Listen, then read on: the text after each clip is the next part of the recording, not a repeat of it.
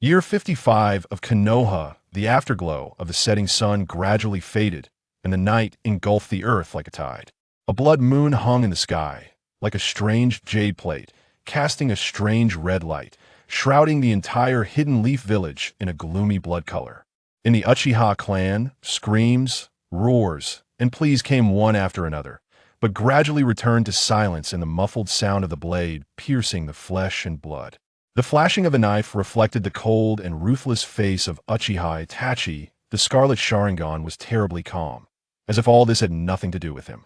When his parents' last words emerged in his mind, his heart seemed to be stabbed by an invisible blade, and it hurt faintly. According to the plan, his younger brother Uchiha Sasuke will be out of school next. He must use the moon reading to stimulate Sasuke's pupil power in the shortest time.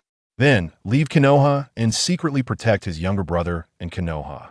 With his thoughts collected, Uchiha Itachi gently wiped the blood off the blade, slowly sheathed the ninja sword, turned around, and jumped onto the top of a nearby electric pole. However, his eyes, slightly condensed chakra, was quietly approaching. The familiar breath softened his eyes for a moment, but the next second his eyes suddenly became cold. In addition to Sasuke's chakra, the summoned beast he released actually found traces of other people. Impossible. He personally destroyed the entire Uchiha clan and confirmed the end of every life. How could there be a fish that slipped through the net? Uchiha Itachi's figure turned into a crow and disappeared. The painful inhalation sound was particularly harsh in the silent night. The boy suddenly opened his eyes, his pupils shrank slightly, and the violent panting sound was particularly clear in the silent night. He tried desperately to get up, but his limbs seemed to have been drained of strength, and even lifting a finger seemed extremely difficult. The pain, like a prairie fire, gnawed at his nerves. Warm blood continued to flow from the two through wounds in his abdomen, soaking the black ninja uniform. He stretched out his hands tremblingly, trying to cover the wound, but the blood still slid down his fingers, and the hope of life was slipping away bit by bit. Fatal injuries ruptured internal organs. He knew very well that it was almost impossible for him to survive. Hokage, Uchiha, the Knight of Extermination, the traitor with a ninja sword. I was forced to talk to him a few heartfelt words. Is it reasonable to die just after crossing over?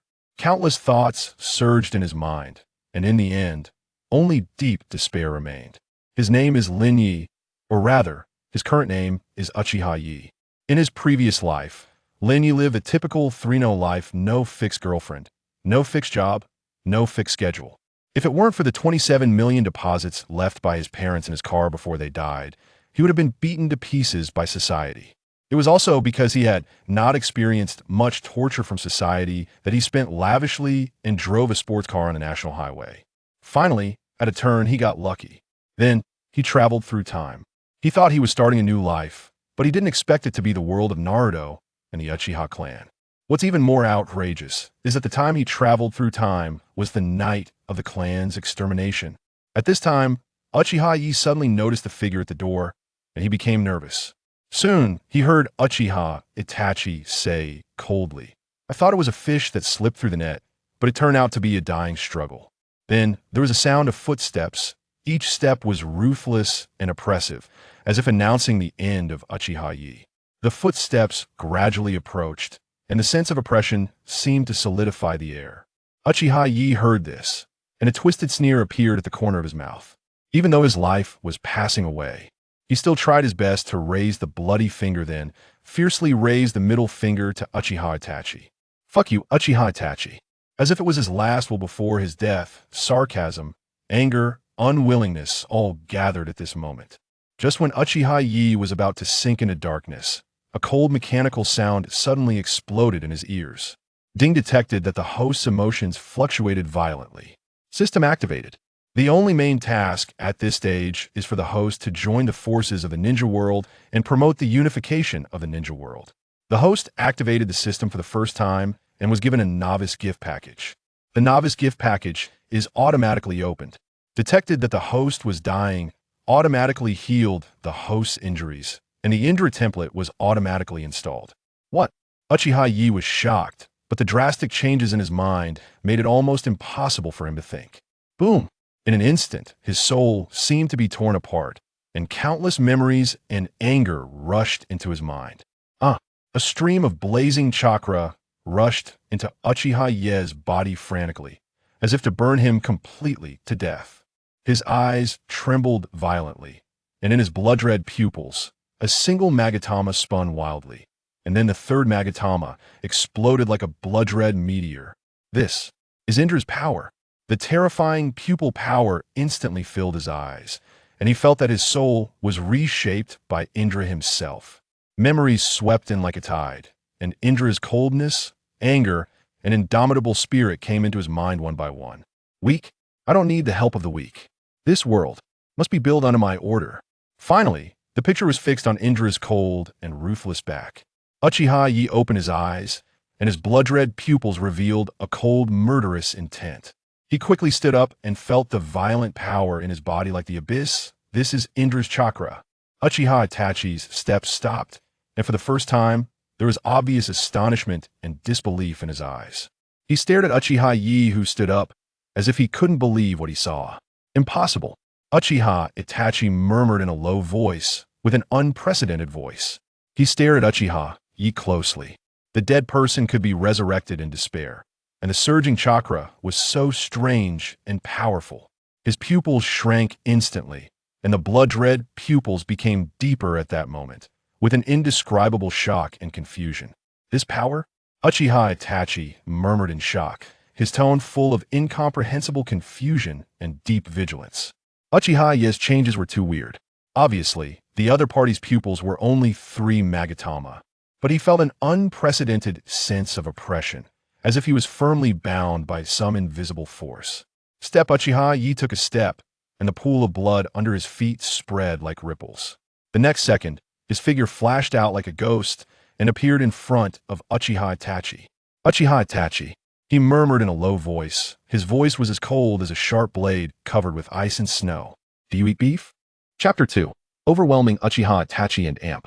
Appo's brow furrowed imperceptibly. He had not anticipated that Uchiha Yoru, who had just been on the brink of death, would suddenly exhibit such astonishing transformation. However, what bewildered him even more was Uchiha Yoru and Amp. Appo's query. Do you eat beef? Itachi and Amp. Appo's pupils constricted slightly as he swiftly analyzed the intent behind those words. Beef? A code? An illusionary inducement? Or merely a disruption of the battle and Amp. Appo's rhythm?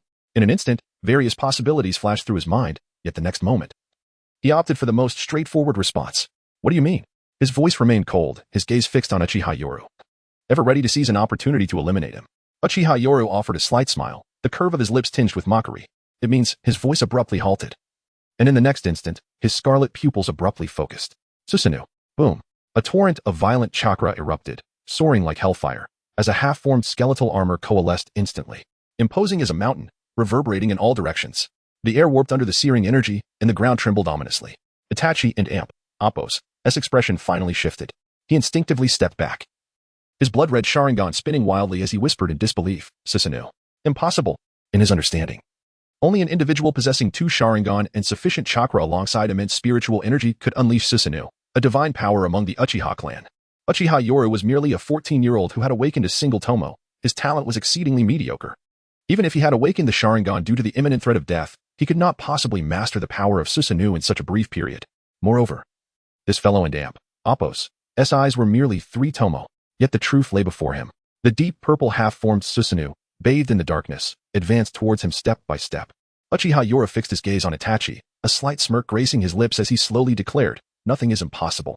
After all, I do not eat beef. Boom. The massive hand of Susanoo, engulfed in raging chakra, descended upon Uchiha Itachi like a collapsing mountain. In that instant, the air was utterly torn apart. Violent winds surged, the ground caved in, and debris was launched into the air like countless blades racing through the night. However, in the next moment, swish, just as the giant hand fell, Itachi's figure transformed into a flock of soaring crows, black feathers swirling in the wind, dissipating into the air. As expected, Uchiha Yoru scoffed, his scarlet pupils narrowing slightly. With a sudden sweep of Susanoo and Amp. Appo's left arm, an astonishing gust of wind shattered the surrounding ruins.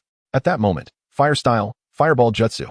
From a distance, Uchiha Itachi formed a single-handed seal and unleashed a blazing fireball that erupted in the night, akin to the sun plummeting, sweeping towards Susanoo. In his mind, The threat posed by Uchiha Yoro had surpassed that of the mysterious figure with a tiger-striped mask who called himself Madara. For the sake of his brother and Konoha, he would exert every ounce of strength to vanquish the opponent.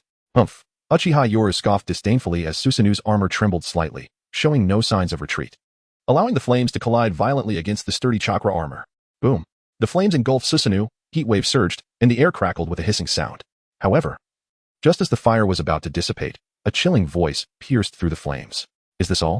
The flames shattered, and a colossal blade coalesced between Susanoo's arms, radiating a terrifying chakra surge, slicing through the blazing fire, aiming directly at Uchiha Itachi. Clang! The edge of Susanoo and Amp, Appo's blade tore through the air, closing in on Itachi's figure. Yet, just as the blade was about to descend, Itachi's form transformed once more into a multitude of crows, dispersing amid the fluttering black feathers. As his voice echoed softly, "Your power is formidable." A pitch-black shadow materialized upon Susanoo and Amp, Appo's shoulder, the crimson Sharingan coldly gazing at Uchiha Yoro. But it is too cumbersome. Tsukuyami. Buzz. Uchiha Yoru's pupils contracted sharply as the surrounding space warped abruptly, transforming everything into a blood-red world. His consciousness felt as if it were being torn apart, the scene before him becoming distorted, while the Susanoo behind him suddenly shattered, disintegrating into countless fractured light and shadow. Genjutsu, Tsukuyami. Time was utterly seized. Uchiha Itachi stood quietly in the crimson world, coldly observing the bound Uchiha Yoro. Next, you shall endure endless torment within my illusion. Yet, at that moment, Uchiha Yoro smiled, whether to say you are naive or excessively arrogant. His eyes suddenly sharpened. The cross that restrained Uchiha Yoro shattered instantaneously. The remnants of Susanoo reformed within the illusion. In your world, my power still exists. With that, the potent ocular power surged from Uchiha Yoro and Amp, Appo's eyes like a tidal wave, engulfing the entire Tsukuyami realm. Crack!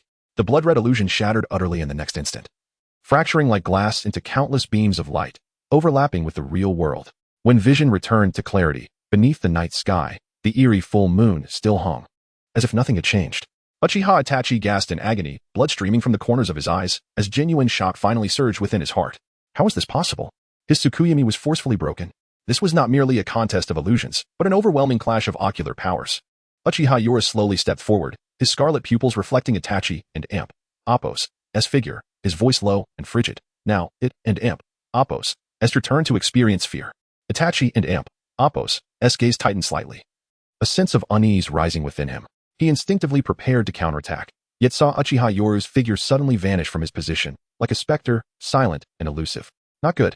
He spun around sharply, urgency flashing in his eyes, yet it was too late. In the next moment, Uchiha Yoro and Amp, Appo's figure had already appeared before Uchiha Sasuke. Itachi and Amp, Appo's pupils dilated suddenly, his heart gripped as if by an invisible hand. Sasuke remained in a daze, seemingly oblivious to the impending horror, unaware that he had become the target of death. Blood splattered as Uchiha Yoro and Amp, Appo's hand pierced directly through Sasuke and Amp, Appo's chest. The young boy and Amp, Appo's pupils dilated, his face bearing an expression of shock and pain, as life rapidly ebbed away. No. Chapter 3. Your will of fire is not pure enough. Uchiha Yoro and Amp, Appo's hand ruthlessly pierced through Uchiha Sasuke and Amp, Appo's chest, blood gushing forth like a fountain, saturating the night with a haunting crimson hue. Sasuke and Amp, Appo's pupils flickered with disbelief and agony, his body hanging limply under Yoro and Amp, Appo's control, akin to a bird with broken wings, unable to soar again. The scent of death quietly enveloped this shattered battlefield. Uchiha Itachi's pupils abruptly constricted, his gaze turning hollow and bewildered. He had never imagined that one day, the younger brother he had devoted everything to protect would be mercilessly robbed of his life before his very eyes. Itachi felt an overwhelming regret. Not for the massacre of their clan, but for not having checked once more after the slaughter.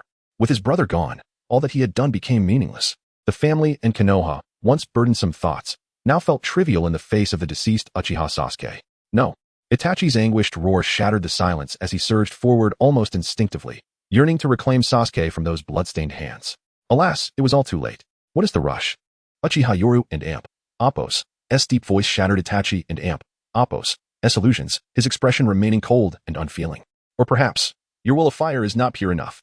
A mocking smile curled at the corners of his lips, his gaze as profound as the abyss, chilling and unyielding. For your so-called will of fire, you can slaughter the Uchiha clan. Kill my parents. You even took your own parents and Amp, Appo's lives. Yet I, for my and Amp, Appo's will of fire, and Amp, Appo's have killed your brother. What is the issue with that? Itachi and Amp, Appo's body trembled slightly.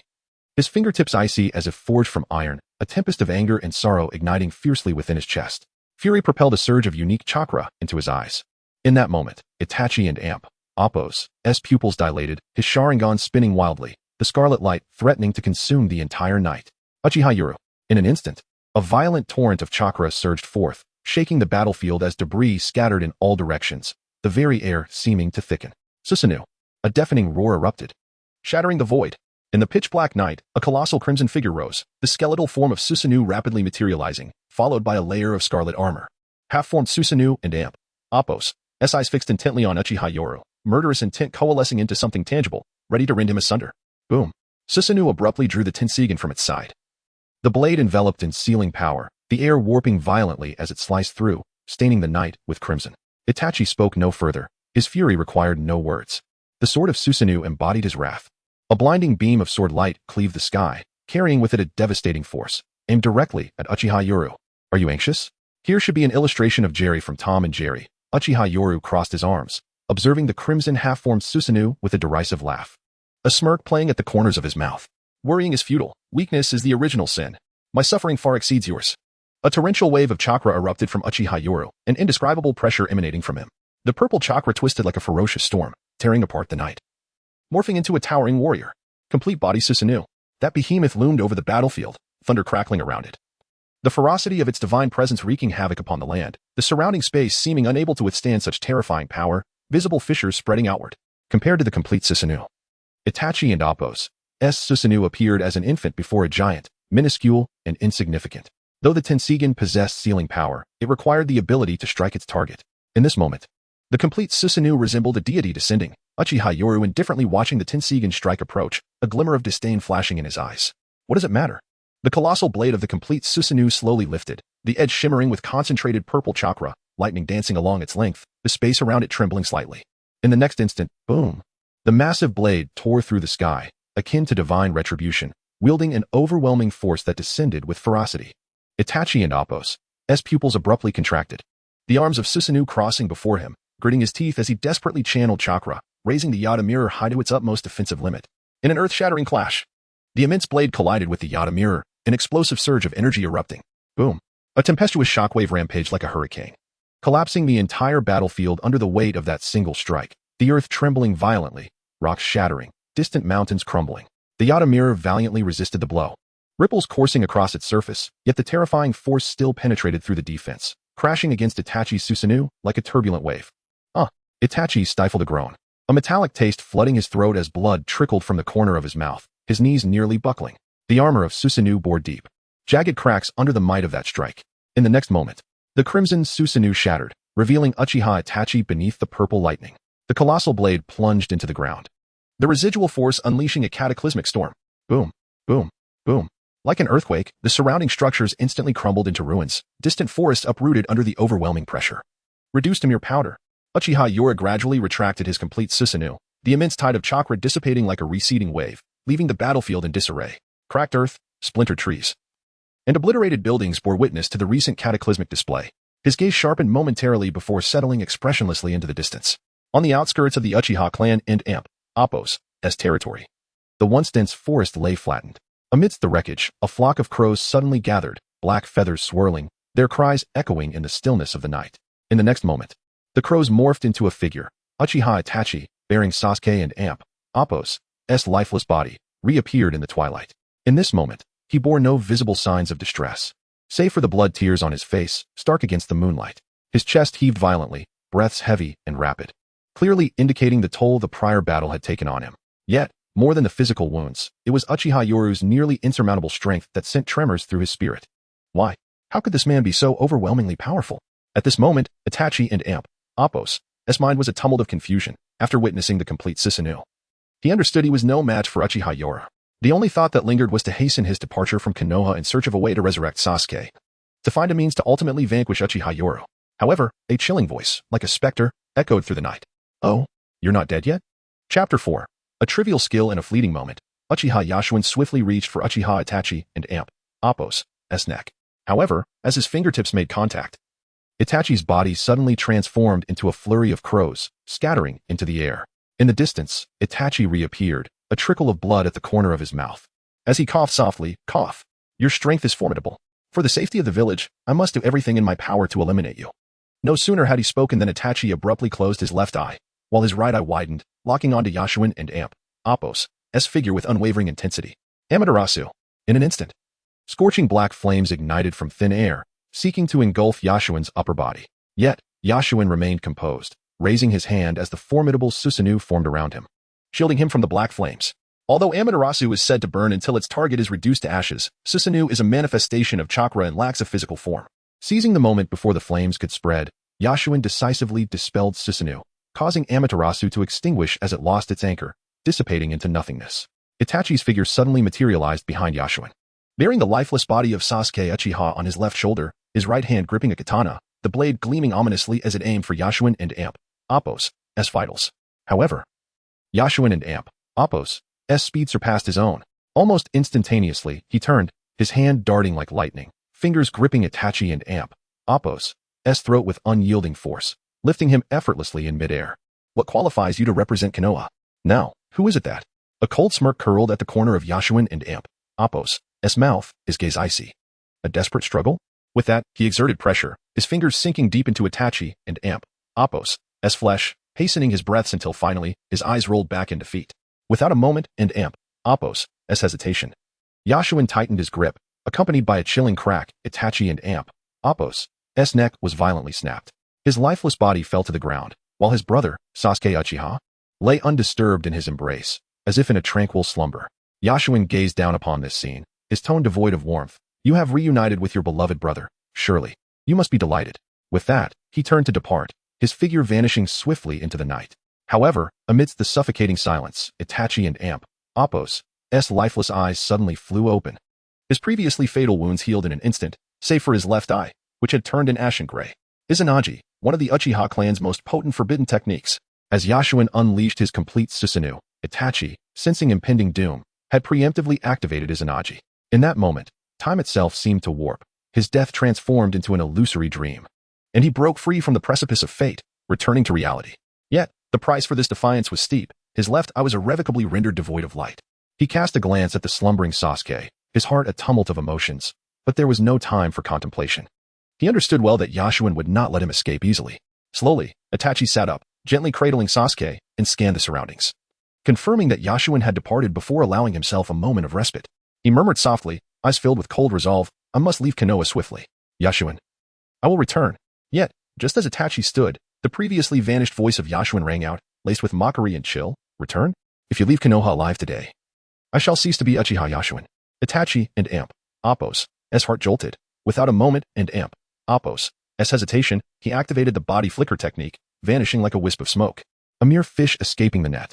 Yashuin scoffed, forming a hand seal with one hand. Shadow clone technique.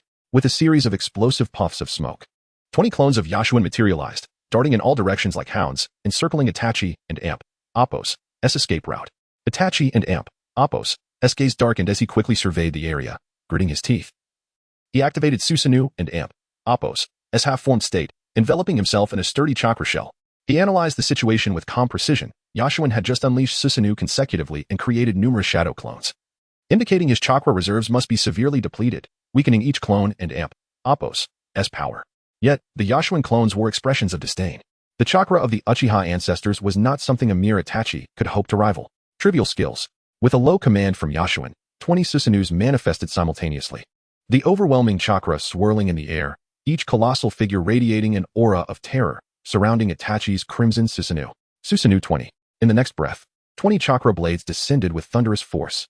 The blades fell like a torrential downpour, forcing Itachi and Appo's Susanoo into a full defensive posture, its vast chakra reserves rapidly depleting. As blood tears streamed from his eyes once more, his breath grew increasingly labored, the crimson Susanoo teetering on the brink of collapse, eventually shattering under the relentless assault. No. At this rate, I will perish. Itachi recognized he had fallen into a dire predicament, his chakra nearly exhausted, but he still possessed one final gambit. If and Appo's, Tsukuyomi and Appo's would not suffice. Despite the excruciating pain in his eyes, Itachi swiftly formed hand seals, and a crow burst forth, spiraling into the night sky. The crow and Appo's lone eye glowed with an eerie crimson light. Uchiha Shursui and Appo's Koto Amatsukami. Destiny and Appo's curse. The formidable illusionary power surged forth, aimed directly at Yashuin and Amp, Apos, eyes. Itachi fixated on his opponent. Witnessing a brief pause in Yashuin and Amp, Apos' movement, a flicker of hope igniting within him had he succeeded. Yet in the next heartbeat, a violent tremor shook his chest. The backlash of his ocular technique surged within him, a metallic tang flooding his throat as blood spilled forth. Yashuin remained steadfast, a sardonic smirk gracing his lips. Your ocular power still falls woefully short. His three-tomo Sharingan began to spin slowly, the overwhelming ocular technique pressing back against Itachi's.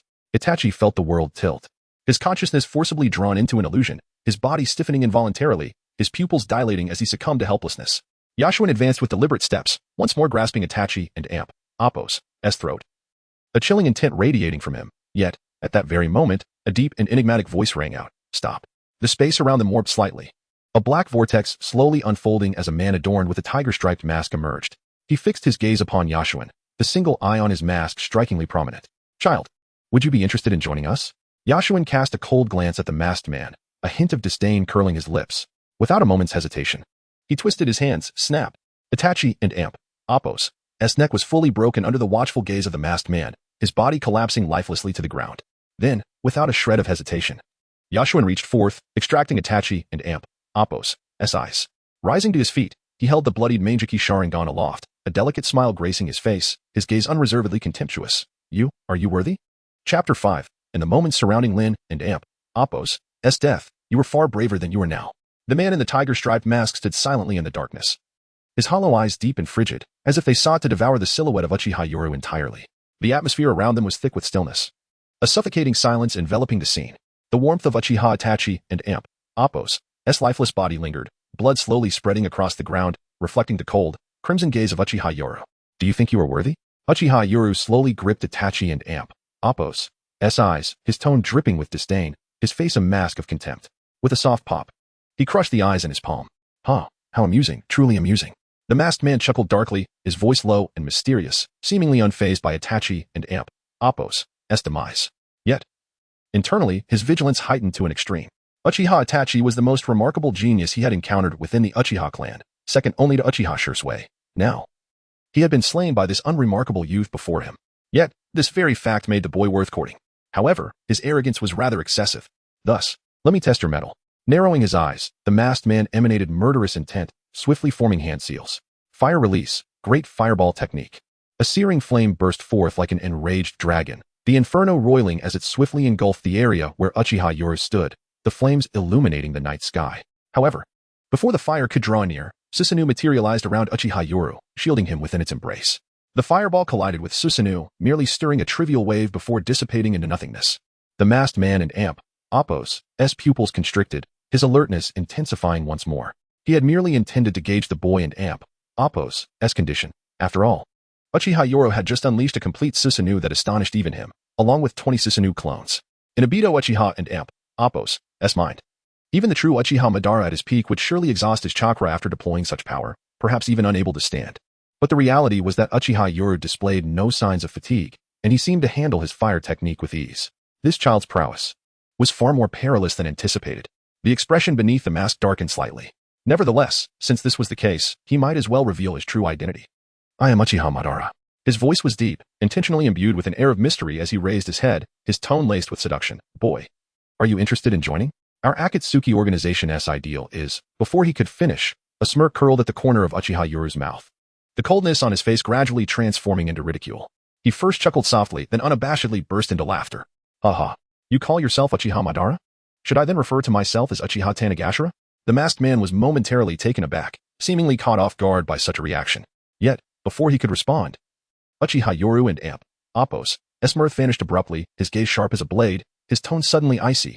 Obito Uchiha, are you pretending to be someone you are not? The masked man and Amp, Apos' pupils dilated in shock. When had his identity been exposed? Before he could process this, a chilling intent emerged from behind. It's your turn. Uchiha Yoru and Amp, Apos' figure appeared like a phantom behind the masked man, his scarlet Sharingan locking onto his form. Uchiha Yoru and Amp, Apos' arm pierced through Obito and Amp, Apos' body without resistance.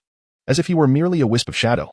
Seizing the opportunity, Obito leaped back several paces, quickly widening the distance while cautiously observing Uchiha Yoru.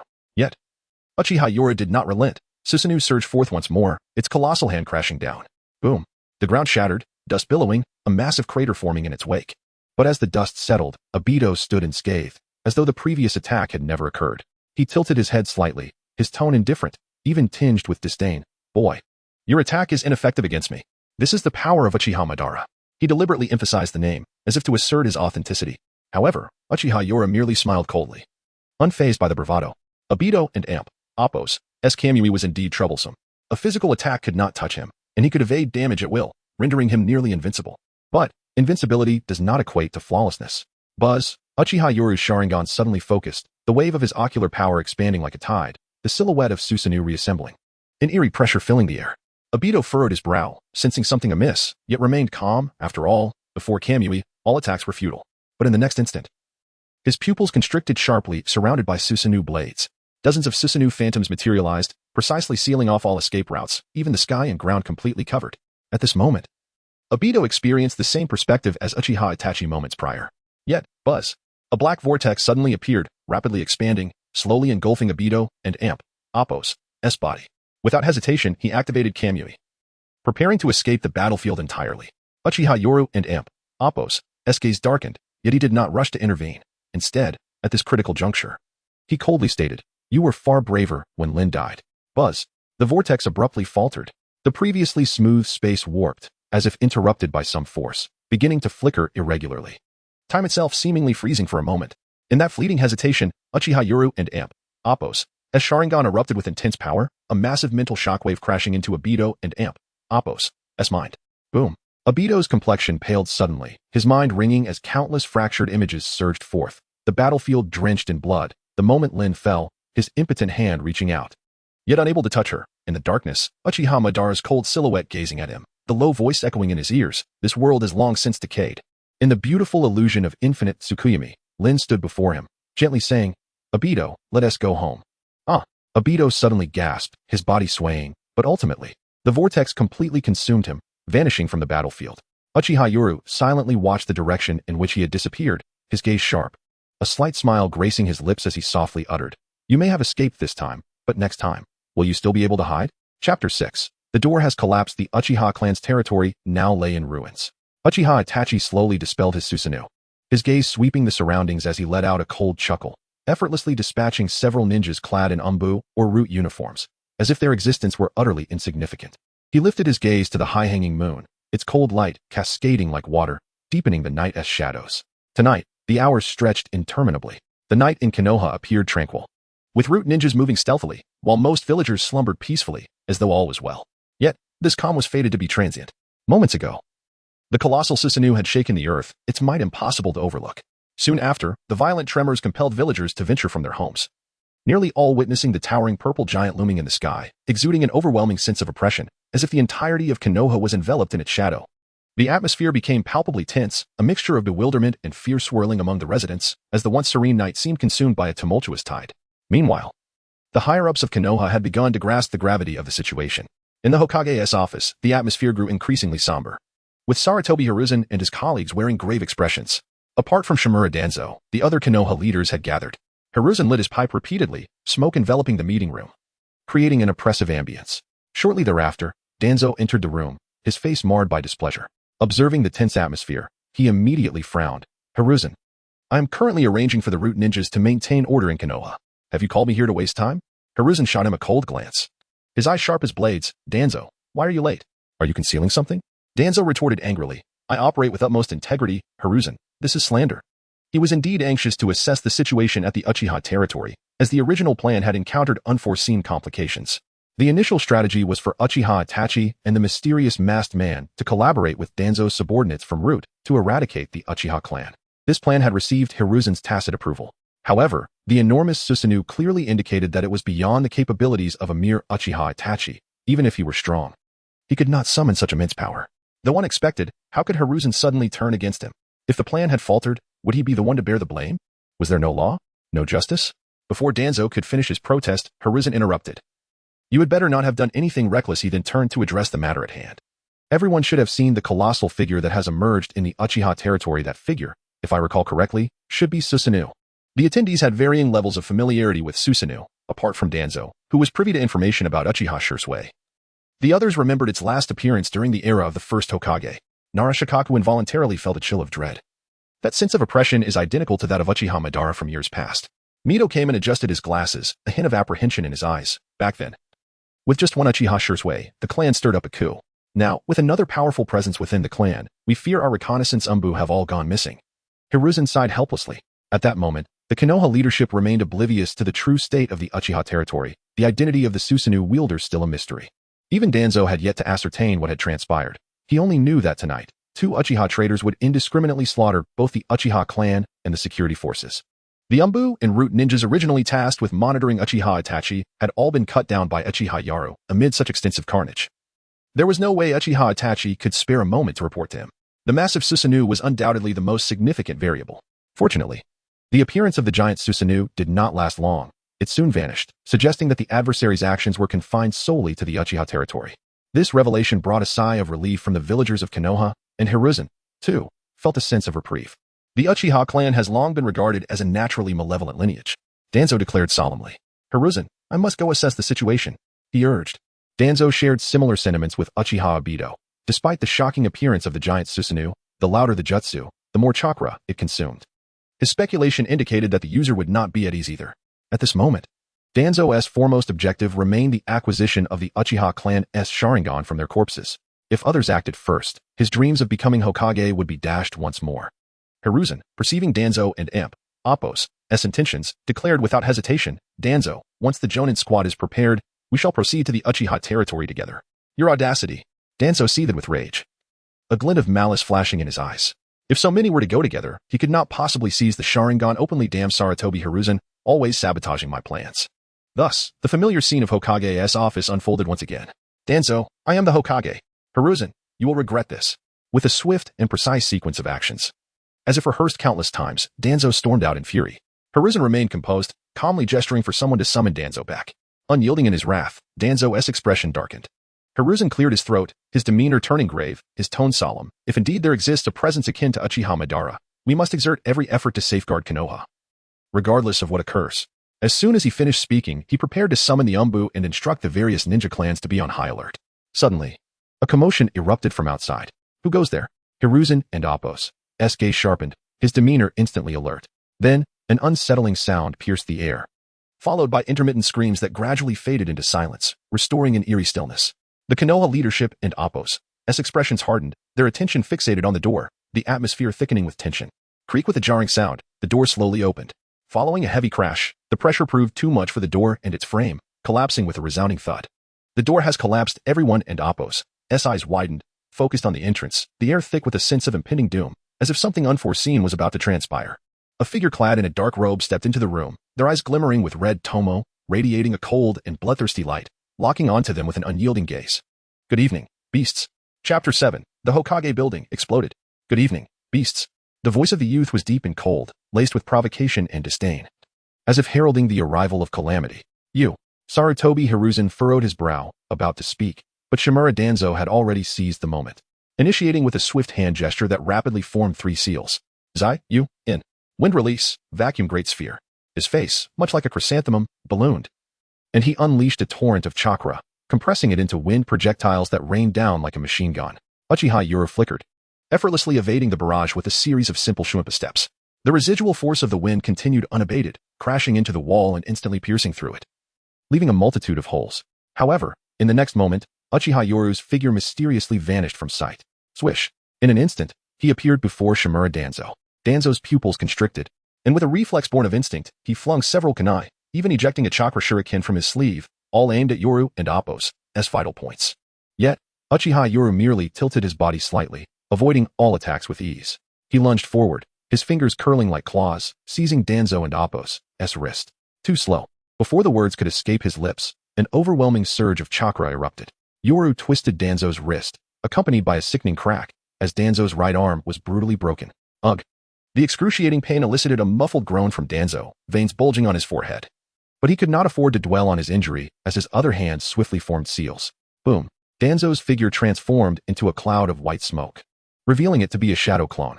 His true self had already appeared at the doorway, staring intently at Yoru's crimson 3-tomo Sharingan, his expression darkening. Uchiha. I knew it. All of this transpired in a flash, and by the time Saratobi Hiruzen and the others reacted, they felt the weight of impending doom. An unfamiliar Uchiha had suddenly appeared here, presenting only two possibilities. One, this individual had defeated Uchiha Itachi and that masked man, now seeking vengeance. The other, Uchiha Itachi and the masked man were in league with this peculiar Uchiha, and they had all been played for fools. Hiruzen and Appo's expression darkened, and disregarding further contemplation, he made the first move, executing a sweeping kick aimed at Uchiha Yoru's lower body. Yet, Uchiha Yoru simply leaped slightly, planting one foot on Hiruzen's incoming leg. The intense pain radiated from Hiruzen and Appo's calf, causing him to stifle a groan, beads of cold sweat trickling down his forehead. Uchiha Yoru then gracefully leaped up, landing lightly on Hiruzen and Appo's desk, looking down at them with a gaze as cold as ice. Hiruzen, Tsunade and Mito Minion gasped in horror, their eyes wide with shock.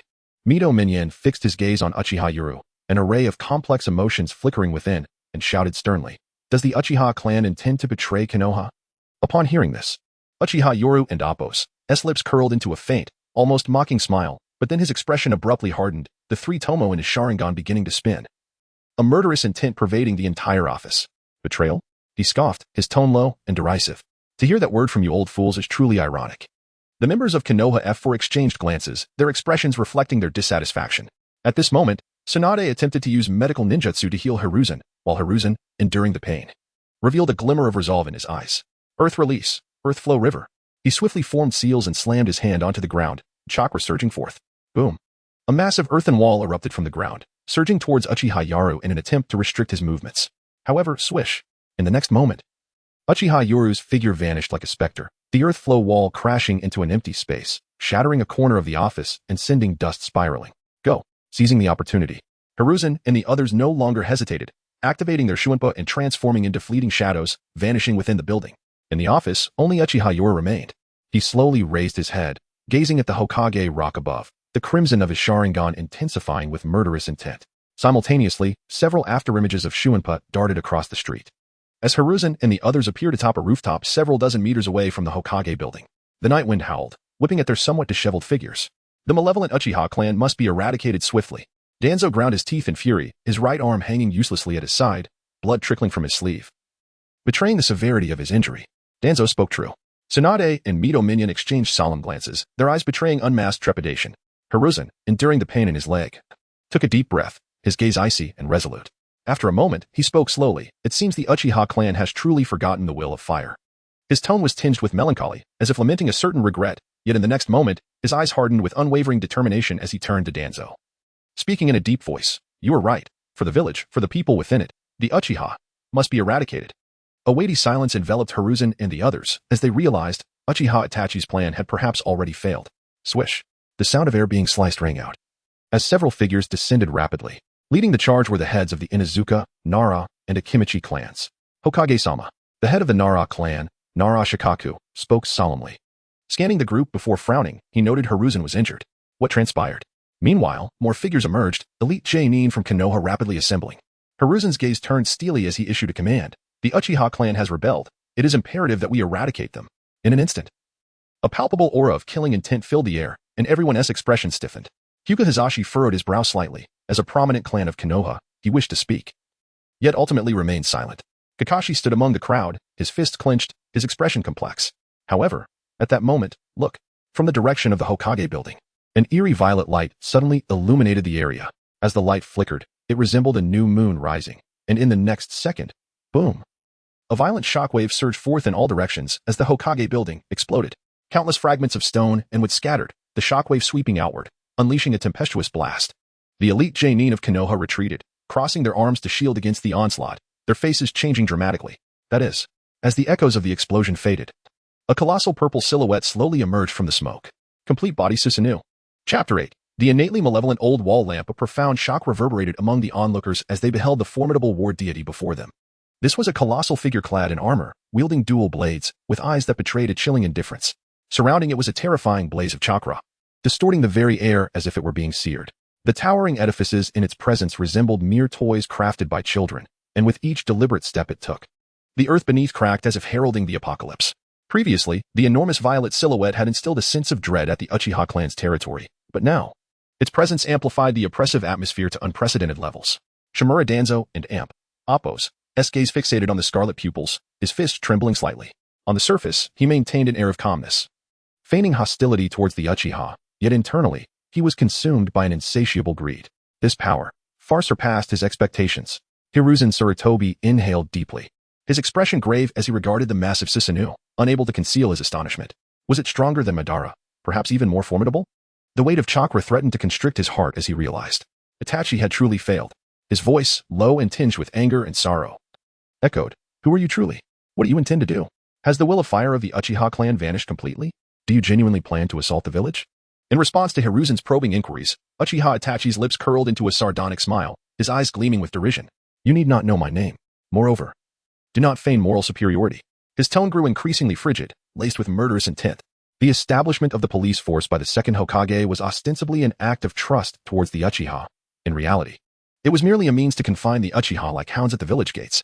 On the night of the Nine-Tails incident, all Uchiha were forbidden from participating in the battle. Had you not long regarded the Sharingan as the harbinger of calamity? When power was required to suppress the Cloud Village, the Uchiha were hailed as heroes. Yet, upon discovering that Shursui could alter others' wills, they became a threat that must be eradicated. The three Tomo in Uchiha Itachi's eyes spun rapidly, their crimson light resembling two blazing fires against the night sky. "Danzo, you have stolen Shursui and Appo's eyes, and now you plot to seize more Uchiha eyes. Hiruzen, you have tacitly allowed Root to surveil the Uchiha for 2 decades, and now you even record the chakra fluctuations of 3-year-old children. Subsequently, driven by fear of the Uchiha's power, you conspired with Itachi and Obito to annihilate the entire clan." His voice surged, brimming with fury and murderous intent that seemed to manifest physically, engulfing the surroundings. "You, old fools, are the true embodiment of innate malevolence." In an instant, the eyes of Susanoo erupted with a scarlet radiance. Boom. The massive blade swept across, striking towards the territories of the 4 great clans of Konoha. The faces of Hiruzen and the others paled in alarm. This was disastrous. Several directions were precisely their clan territories. Due to the overwhelming speed, they could do naught but watch helplessly as their lands were rent asunder by a colossal wave of chakra. In the dark of night, flames soared skyward, and Konoha trembled violently. Upon learning from Uchiha Itachi that the Uchiha clan had been exterminated, Hiruzen and Danzo should have felt elation. Yet, at this moment, joy eluded them. The Jonin observed Uchiha Itachi and Appo's words with shocked expressions, many contemplating the true nature of Konoha and Appo's leadership. As Susanoo and Appo's dual blades swept through, the terrifying chakra shockwave cascaded outward, reducing structures to ruins in an instant. The Konoha ninjas cried out in terror, hastily retreating. Hiruzen, Danzo, and Hinata Hayashi swiftly formed hand seals, attempting to withstand this sudden calamity. Earth release, earth flow wall. Water release, water barrier. 8 trigrams palm, heavenly spin. Earthen walls erupted, water surged tumultuously, and spirals of white chakra scattered. Yet, these defenses crumbled effortlessly before Susanoo and Appo's might. Bang, bang, bang. Susanoo and Appo's dual blades effortlessly shredded through the earthen barrier, shattered the water curtain, and even sent Hinata Hayashi and Appo's heavenly spin careening backward, blood spilling from his mouth. Cough. Hinata Hayashi crashed heavily to the ground, looking up to see Uchiha Itachi standing at the center of Susanoo, towering above, the chilling light in his scarlet Sharingan piercing through the night. A flicker of dread surged within him. If Uchiha Itachi and Appo's words held truth, then the tragic fate of the Uchiha clan could very well be the destiny that awaited the Hyuga. Still wishing to struggle? Uchiha Itachi sneered, raising a hand slightly as the chakra blade of Susanoo coalesced once more. Tonight, Konoha and Appo's history will be irrevocably rewritten. Hiruzen and Appo's face turned ashen, forming a summoning seal. He conjured a monkey, the Monkey King, transforming it into the Rui Jingu Bang. Roar. A deafening roar echoed as the Monkey King manifested, its form rapidly shifting into a hefty black staff. Gripping the golden staff tightly, Hiruzen leaped into the air, swinging the staff forcefully towards Susanoo. Boom! A thunderous crash resounded as the golden staff struck Susanoo, momentarily stalling its massive figure. However, a mere moment later, Hiruzen's brow furrowed in concern as he leapt again, swinging the staff once more, yet it bore no effect. Uchiha Itachi and Appo's lips curled into a cold smile. "You think this feeble power can shake my Susanoo?" The armor of Susanoo shimmered with faint ripples, restoring itself to its former state. With a casual flick of the chakra blade, Hiruzen and Appo's expression changed drastically, prompting him to leap back. At this moment, the injury on his leg, inflicted by Uchiha Itachi and Appo's earlier stomp, throbbed painfully, leaving him gasping for breath. Nearby, Danzo, witnessing this, felt as though his severed arm had miraculously healed. A glimmer of excitement flashed in his eyes. Hiruzen had grown old. He would likely falter in this battle. Yet, in the next moment, Uchiha Itachi suddenly lifted his gaze, his eyes locking onto Danzo, a cold smile gracing his lips. Did you think I would spare you? Before his words could fade, Susanoo surged forward, its figure vanishing in an instant. Danzo and Appo's heart raced in terror, disregarding everything else. The bandages on his arm tore apart, revealing several Sharingan, which he activated instantaneously. Izanagi. Bang! The chakra blade of Susanoo descended with ferocity. Danzo's form disintegrated, dissolving into nothingness. However, in another shadow, his figure re-emerged, cold sweat beading on his forehead. Humph. As expected, before he could regain his footing, he saw Susanoo and Appo's scarlet gaze locking onto him once more. Uchiha Itachi and Appo's voice resonating slowly. I shall see how many times your Izanagi can be used. With that, the colossal Susanoo and Appo's blade once again targeted the area of Danzo and Appo's resurrection, the chakra blade raining down as densely as if it were cooking. Soon, Danzo, in despair, realized that he had but one resurrection remaining, and it was the most crucial one. Chapter 9, not only avoiding beef, but also green onions. The several Sharingan on Shimura Danzo and Appo's arm had all turned a ghastly white. Just now, was that the Sharingan? Shocked gasps erupted among the crowd. Several Jonin inhaled sharply, their pupils constricting, their faces instantly darkening. Initially, some had been skeptical of Uchiha Yoru and Appo's words, but the scene before them compelled them to hold their breath. Shimura Danzo was indeed plundering the eyes of the Uchiha clan. You scoundrel! Danzo, how could you? Sarutobi Hiruzen and Appo's expression instantly soured, his voice deep and complex. He was not unaware of Danzo and Appo's ongoing research into the Uchiha and Appo's power. But when everything was laid bare before the public, he realized he had underestimated his former comrade. The most terrifying aspect was not Danzo and Appo's ambition, but his brazen use of the Uchiha clan and Appo's forbidden techniques in broad daylight. This undoubtedly sent a dangerous signal to all the bloodline clans of Konoha. Would the fate of the Uchihas today become their own tomorrow? Amidst the crowd, Hyuga Hizashi and Appo's expression grew frigid, his vigilant gaze fixed on Danzo, and then he turned to Sarutobi Hiruzen, his eyes betraying dissatisfaction and questions. Did Konoha truly deserve their unconditional trust? Despite the current situation causing many Konoha ninjas to waver, the major clans were clearly unwilling to easily alter their stances. For instance, the Inuzuka, Nara, and Akimichi clans. The leaders of the three clans exchanged knowing glances, silently agreeing before plunging into battle without hesitation. Super enlargement technique. Akimichi Choza and Appo's body suddenly swelled, transforming him into a giant within mere seconds. Meatball assault. Boom. The massive figure spun with astonishing speed, becoming a ferocious giant spiked ball. Charging straight at the complete Susanoo. Uchiha Yoru, positioned within the Susanoo, furrowed his brow and clicked his tongue. Has he always been this brave? Clang. The dual blades of Susanoo crossed before him, and in the next instant, the blades glimmered with a chilling light, poised to shatter this humanoid meatball on the spot. Now and Appo's, the time. Nara Shikaka seized the opportunity and swiftly formed Seal's shadow binding technique. Dark shadow spread forth, attempting to restrain the movements of Susanoo, but it failed. Such a colossal chakra entity was beyond Nara Shikaku and Appo's capacity to entirely seal. Despite his utmost effort, he only managed to momentarily hinder Susanoo and Appo's advance. Nara Shikaku and Appo's heart sank. Cold sweat beading on his forehead as he urgently shouted, "Hurry!" Almost simultaneously, Yamanaka and Noichi formed Seal's mind disturbance technique. A powerful mental shock surged toward Uchiha Yoru and Appo's soul. However, in an instant, a pair of crimson, gigantic Sharingan abruptly opened. Uffed. Yamanaka and Noichi and Appo's complexion shifted dramatically, and he spat out a mouthful of blood, collapsing to the ground. Unconscious. Before Nara Shikaku could react, Susanoo had already shattered the bindings, its crimson gaze locking onto its target, the enormous blade raised high. Shikaku. Uffed. Before the shadows could retract, blood had already splattered onto the ground. Nara Shikaku and Appo's form utterly crushed. The fate of Akimichi Choza was even more tragic. Two chakra blades cleaved down like lightning, the violent strikes shredding the giant ball into a mushy pulp. Blood sprayed, staining half of Konoha village. Such power? Can we truly resist it? Amidst a suffocating silence, some ninjas were overcome with deep despair. Nevertheless, Uchiha Yoru and Appo's assault did not cease. He casually waved, and the chakra blade of Susanoo sliced through the air the next moment. The two advisors of the Hokage did not even have time to scream before turning to ashes, utterly evaporating. After completing this, Uchiha Yoru expressionlessly lifted his gaze towards Sarutobi Hiruzen. The movements of Susanoo suddenly halted. Sarutobi Hiruzen sensed this change. His heart stirred slightly, realizing that the other party might intend to negotiate.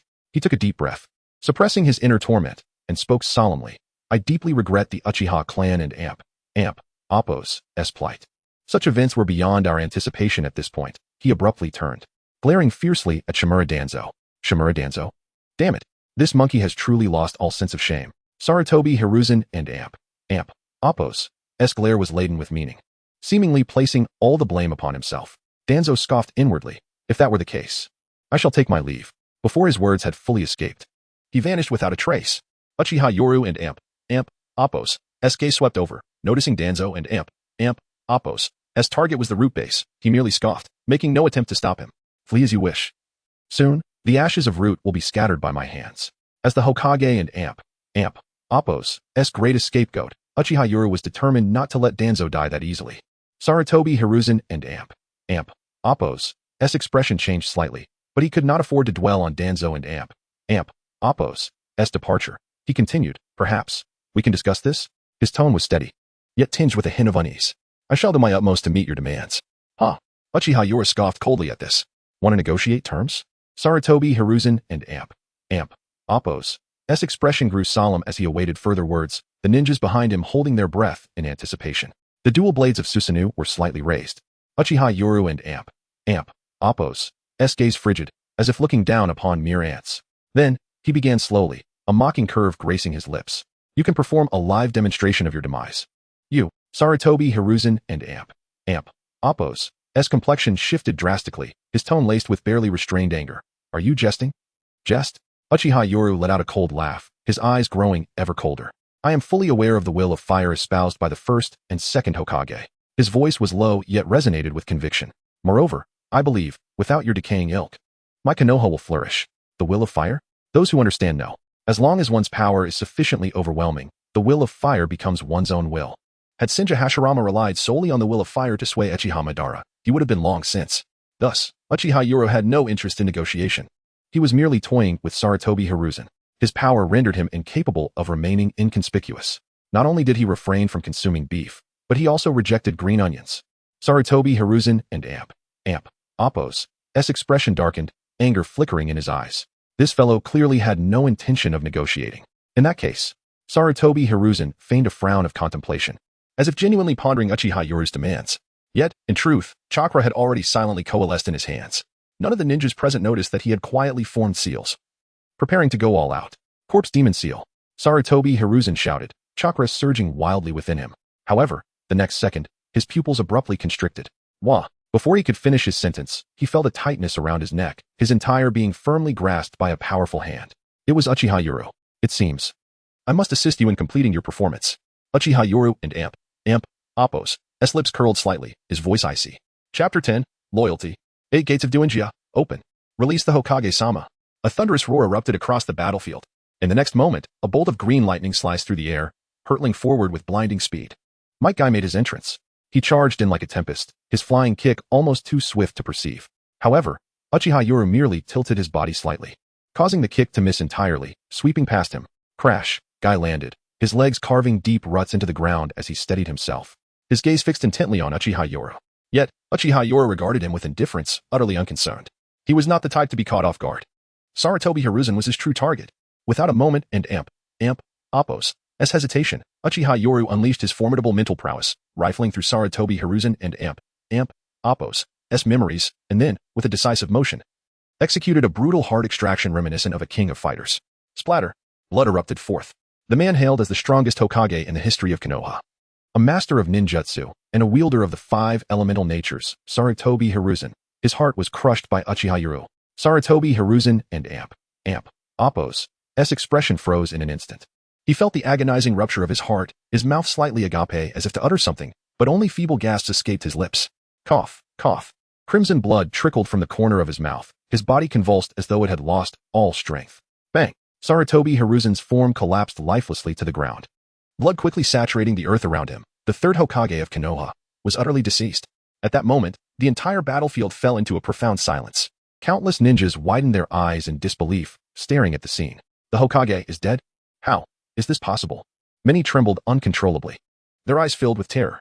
Uchiha Yura slowly retracted his hand, casually flicking away the blood, his gaze cutting through the gathered crowd like a blade. The era of Konoha was ripe for change. Boom. The chakra of Susanoo erupted violently, a tempest of energy engulfing the surroundings, nearly suffocating those nearby. Might Guy clenched his fists tightly, his body trembling slightly, his eyes ablaze with furious determination. You scoundrel. With a firm step, Might Guy unleashed a powerful chakra explosion. The seventh gate, open. A maelstrom of violent wind swirled around him, his muscles bulging, blood boiling. He stood as if a god of war had descended. Day Tiger, Might Guy and Appo's palms crashed together, compressing the air at high speed, forming a roaring white tiger that charged towards Uchiha Yoru with an intent to rend all.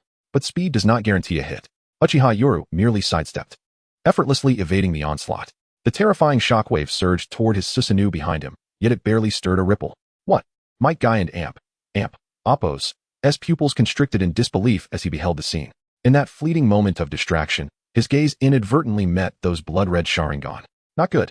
An alarm blared in Might Guy and Appo's mind as he attempted to bite his tongue to shake off the influence. But it was too late. Indra and Appo's illusion had silently etched itself into the depths of his psyche.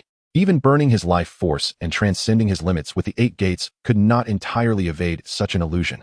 In the next moment, Might Guy and Appo's body abruptly froze, the aura of the 7th gate gradually dissipating. Then, he swayed and collapsed to the ground with a thud, kicking up a cloud of dust.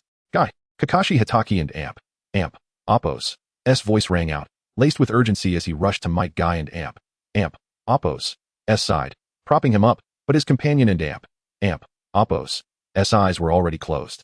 Ensnared in the depths of illusion. Gritting his teeth, Kakashi felt a growing dread within. This man is unfathomably powerful. Indeed, ordinary strength cannot contend with him. Slowly, he raised his hand, removing his forehead protector to reveal the blood-red Mangeki Sharingan. Boom. A tremendous surge of chakra erupted instantly. Kamui. Kakashi and Appo's gaze sharpened, his Sharingan spinning rapidly, distorting space in an attempt to draw a portion of Uchiha Yoru and Appo's body into another dimension. Yet Uchiha Yoru merely smiled lightly, vanishing from sight. Kakashi and Appo's pupils dilated. Was he caught in an illusion? No. That can end Appo's TB. Kakashi abruptly turned, only to find Uchiha Yoru standing right behind him. Your eyes, it and Appo's time to return them. Before he could finish his words, Uchiha Yoru and Appo's hand shot forth like lightning, reaching for Kakashi and Appo's eye socket. With a sickening sound, Uchiha Yoru mercilessly ripped Kakashi and Appo's Sharingan from its very socket. Kakashi let out a heart-wrenching scream as blood streamed from the corner of his eye. He clasped his hands over his face, his body shaking violently from the excruciating pain.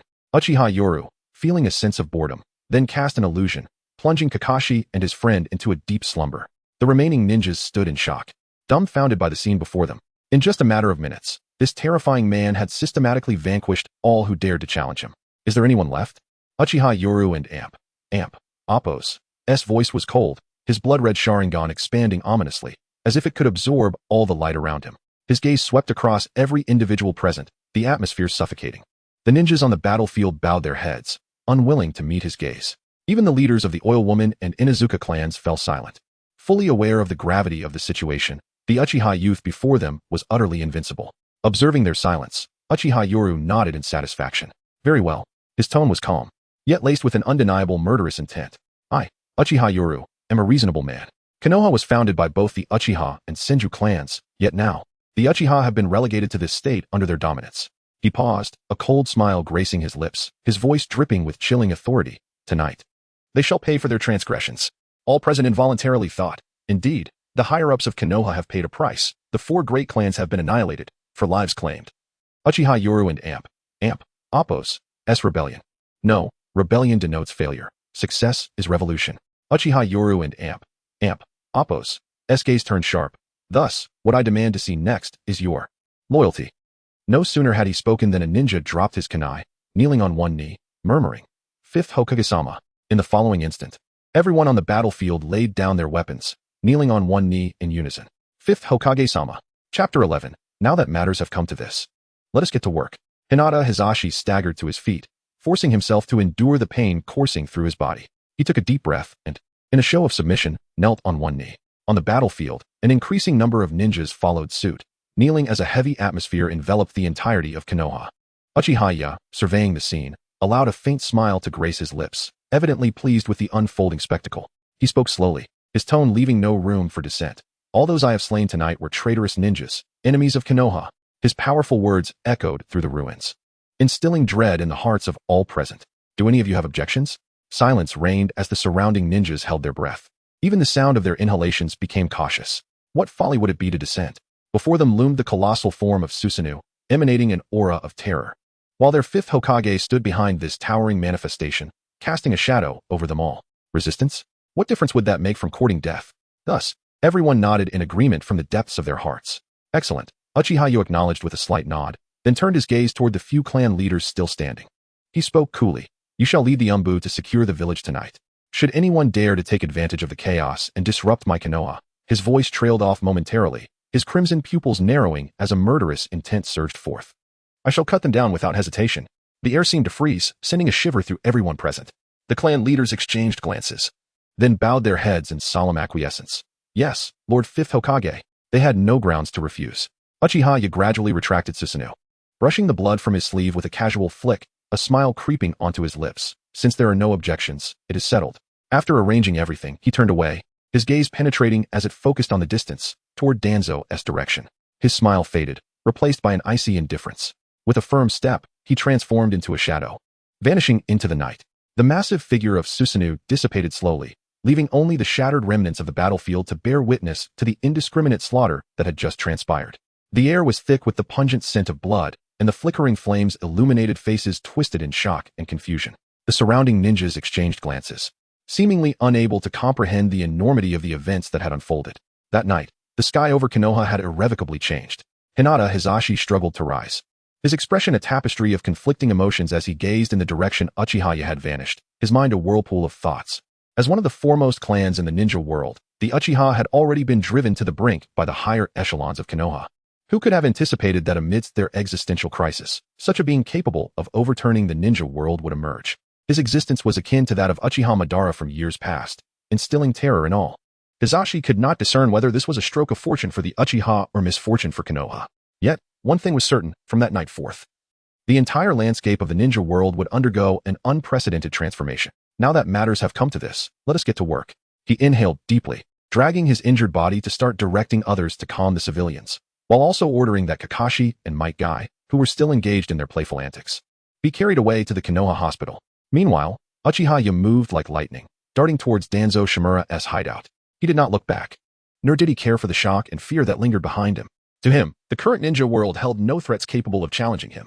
Intrigue and subterfuge were merely tactics for the weak. Strength dictated all. There was no need for pretenses. Standing atop the pinnacle of the ninja world, he had no need for the machinations of power. The most effective approach to dealing with these insignificant insects was sheer, overwhelming force. The system's goal was the unification of the ninja world, yet it did not stipulate the means.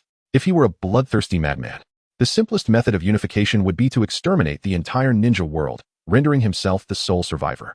However, he was not a cold-hearted butcher. At least, so far. Those he had slain were those who had stood against him and deserved their fate. Simultaneously, Danzo Shimura hurriedly returned to the root base, ordering all personnel to enter a state of utmost alertness while he began packing his belongings. Indeed, while he might have been somewhat unhinged, he was not foolish enough to confront Uchiha head-on. The priority now was to find a safe exit. However, he did not intend to flee immediately. He was waiting for an opportunity, a chance to turn the tide completely in his favor. Monkey, do not disappoint me, Danzo thought grimly, a flicker of excitement flashing in his eyes. He was acutely aware that Sarutobi Hiruzen, as a professor of ninjutsu, wielded numerous formidable forbidden techniques. If Hiruzen were driven to desperation, utilizing certain forbidden arts in a fight to the death, or even perishing, that would be splendid. Should both Sarutobi Hiruzen and that damned Uchiha brat meet their end, Konoha would descend into chaos, allowing Danzo to seize the moment to consolidate the power of Root and the Umbu, gaining control of the situation. At that time, under the pretense of quelling the Uchiha rebellion, he would ascend to the position of Hokage. This had been his long-cherished aspiration for over a decade. The position of Hokage. This time, no one shall stop me. Danzo clenched his fists, his heart racing.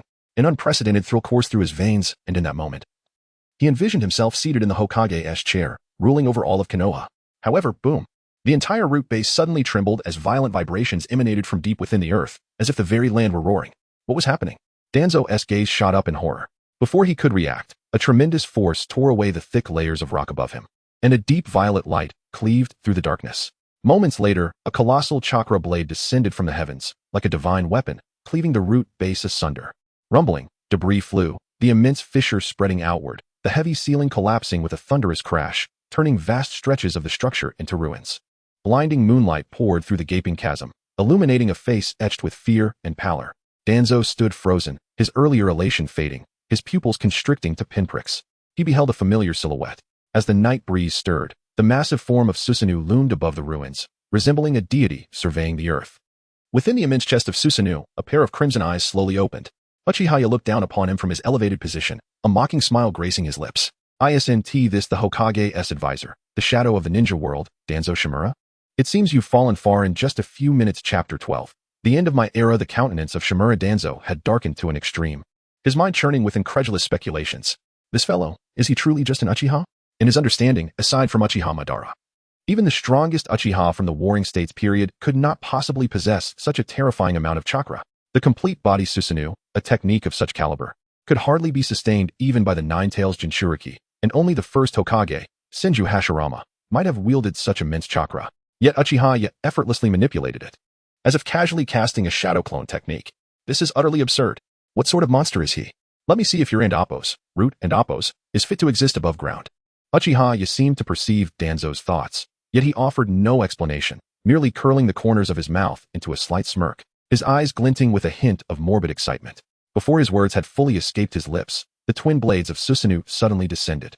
Like a divine axe wielded by a deity, the entire root base was instantly turned upside down. Boom!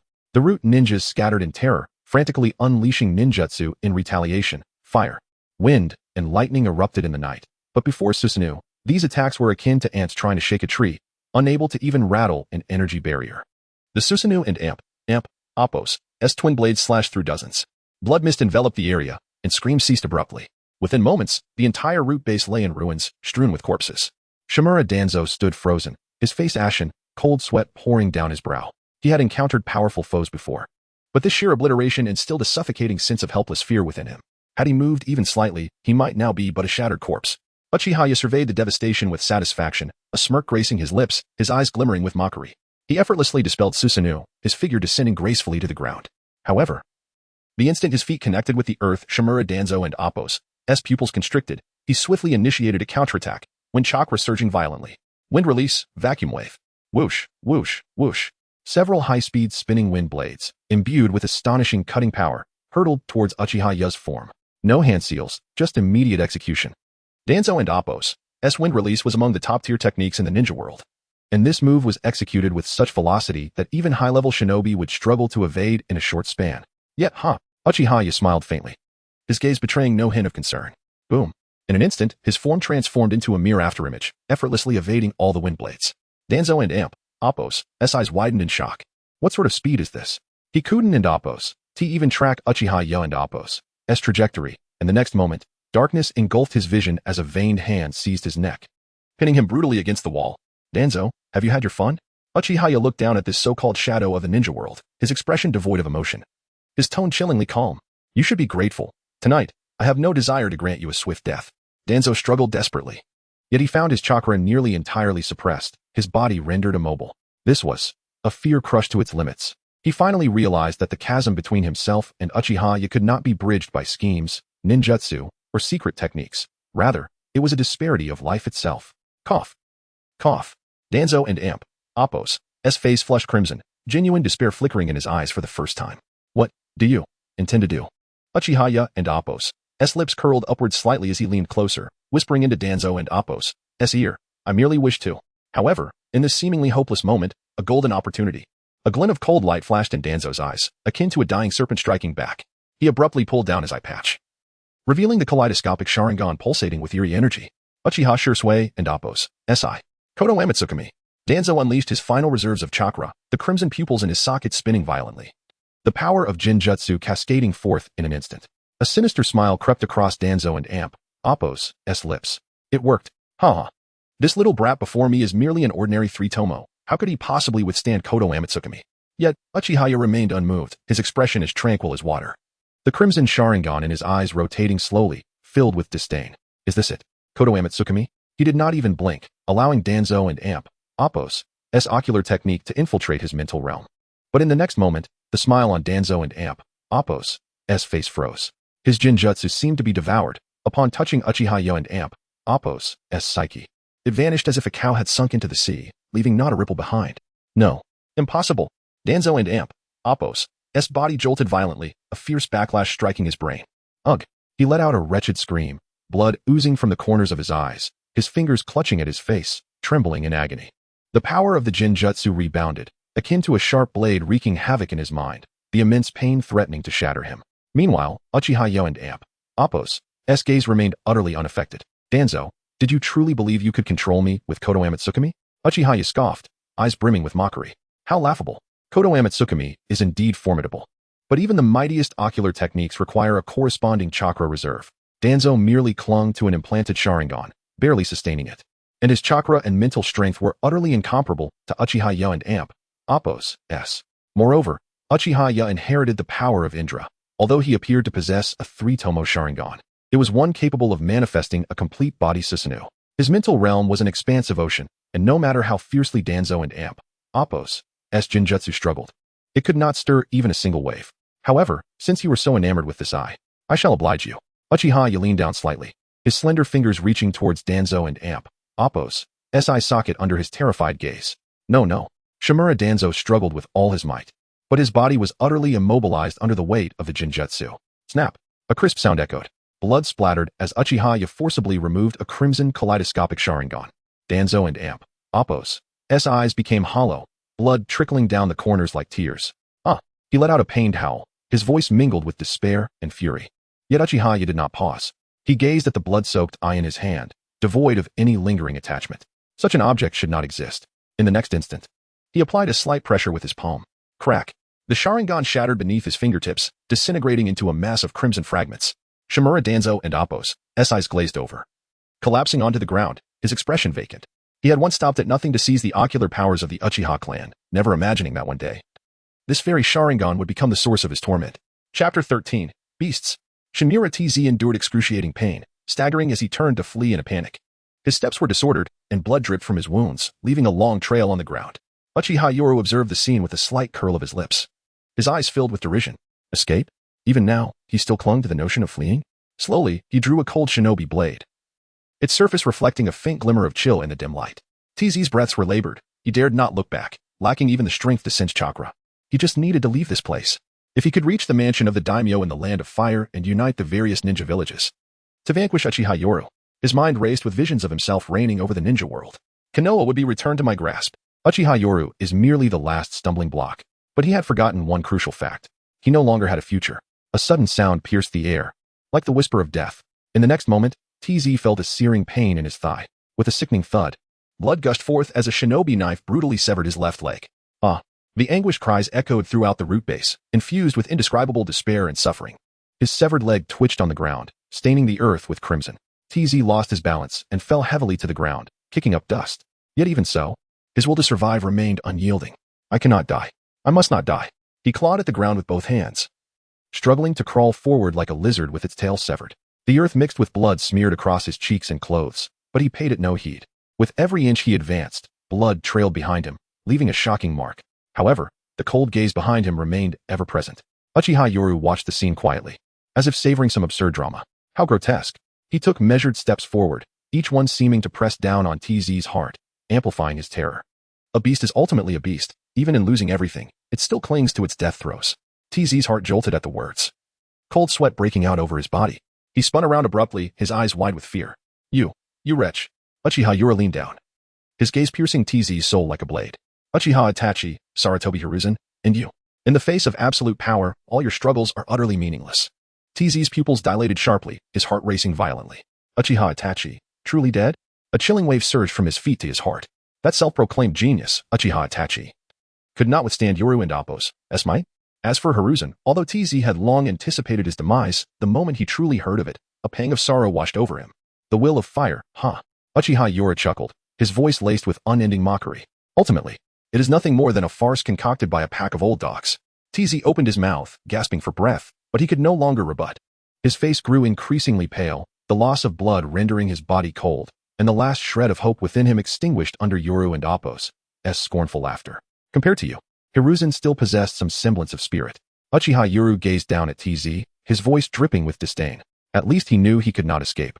Thinking of making a grand gesture in his final moments. And you? What else can you do aside from clinging to life? It seems the second Hokage and Appo's choice not to select you was indeed a wise decision. These words struck TZ and Appo's heart like a dagger. His pupils constricted, rage boiling within him. You little brat. What do you know? TZ felt a profound humiliation wash over him, his body trembling violently as the remaining chakra surged restlessly within him.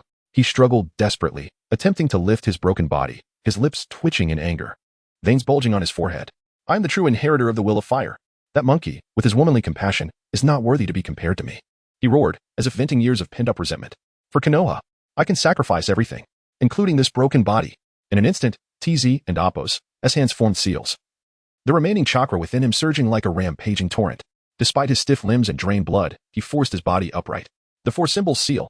The runes of the sealing technique spread rapidly across his body, the dark curse marks resembling blazing flames, enveloping him at an astonishing speed.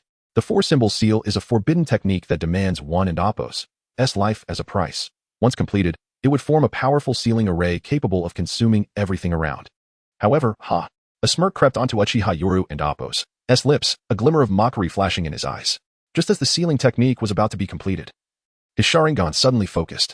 In an instant, TZ and Appo's expression froze. Those eyes, filled with resentment and madness, lost their focus, the sealing runes halting mid-air before dissipating into wisps of black smoke. His mind felt shackled by an invisible force, an irresistible genjutsu invading his mental realm. No, it cannot be.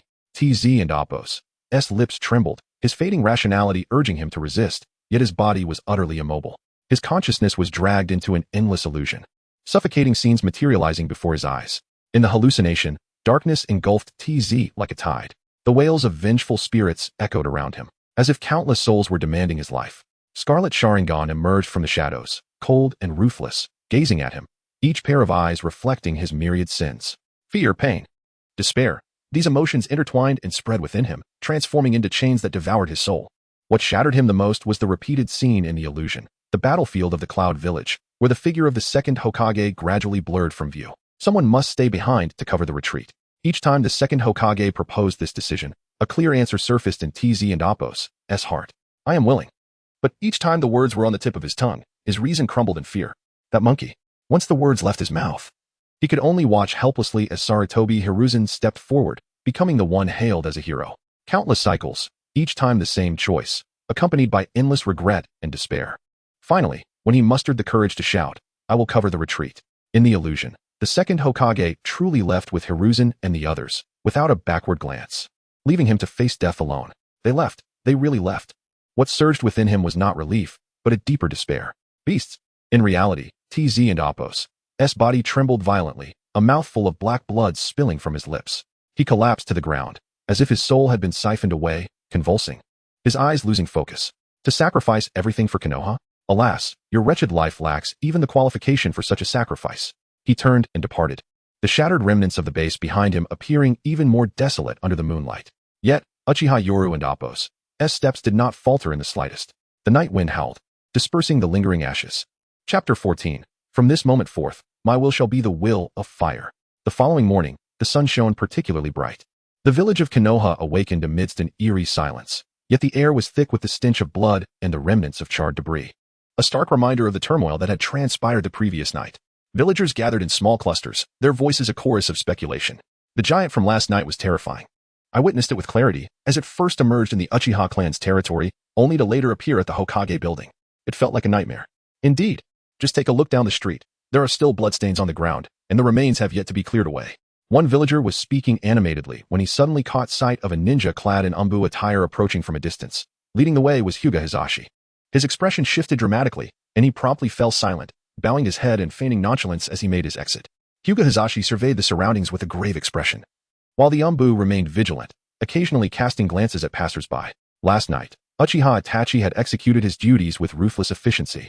Yet the aftermath of chaos now rested squarely on their shoulders. Hyuga Hizashi sighed inwardly. Although Uchiha Itachi had issued orders for them to maintain order within the village, no further instructions had been given. He had anticipated that Uchiha Itachi would take measures to control public sentiment, perhaps even order a news blackout. Yet, nothing of the sort occurred. The villagers continued their fervent discussions, fear and conjecture spreading like wildfire, showing no signs of abating. With no directive from Uchiha Itachi, he could only lead his team in continued patrols, preventing any opportunistic mischief amid the disorder. As for the whispering villagers, they had not disrupted Konoha's order. Merely exchanging a few words hardly constituted a crime. Hyuga Hizashi felt a wave of helplessness wash over him. At that moment, a shadow flickered past, and a ninja in Umbu attire quietly appeared beside him, kneeling on one knee. Hyuga clan leader, the 5th Hokage summons you. Hyuga Hizashi was momentarily taken aback, a complex emotion flickering in his gaze. Was it finally time to implement the new policies? The carnage wrought by Uchiha Itachi had sent shockwaves through Konoha, rewriting the narrative of the village overnight.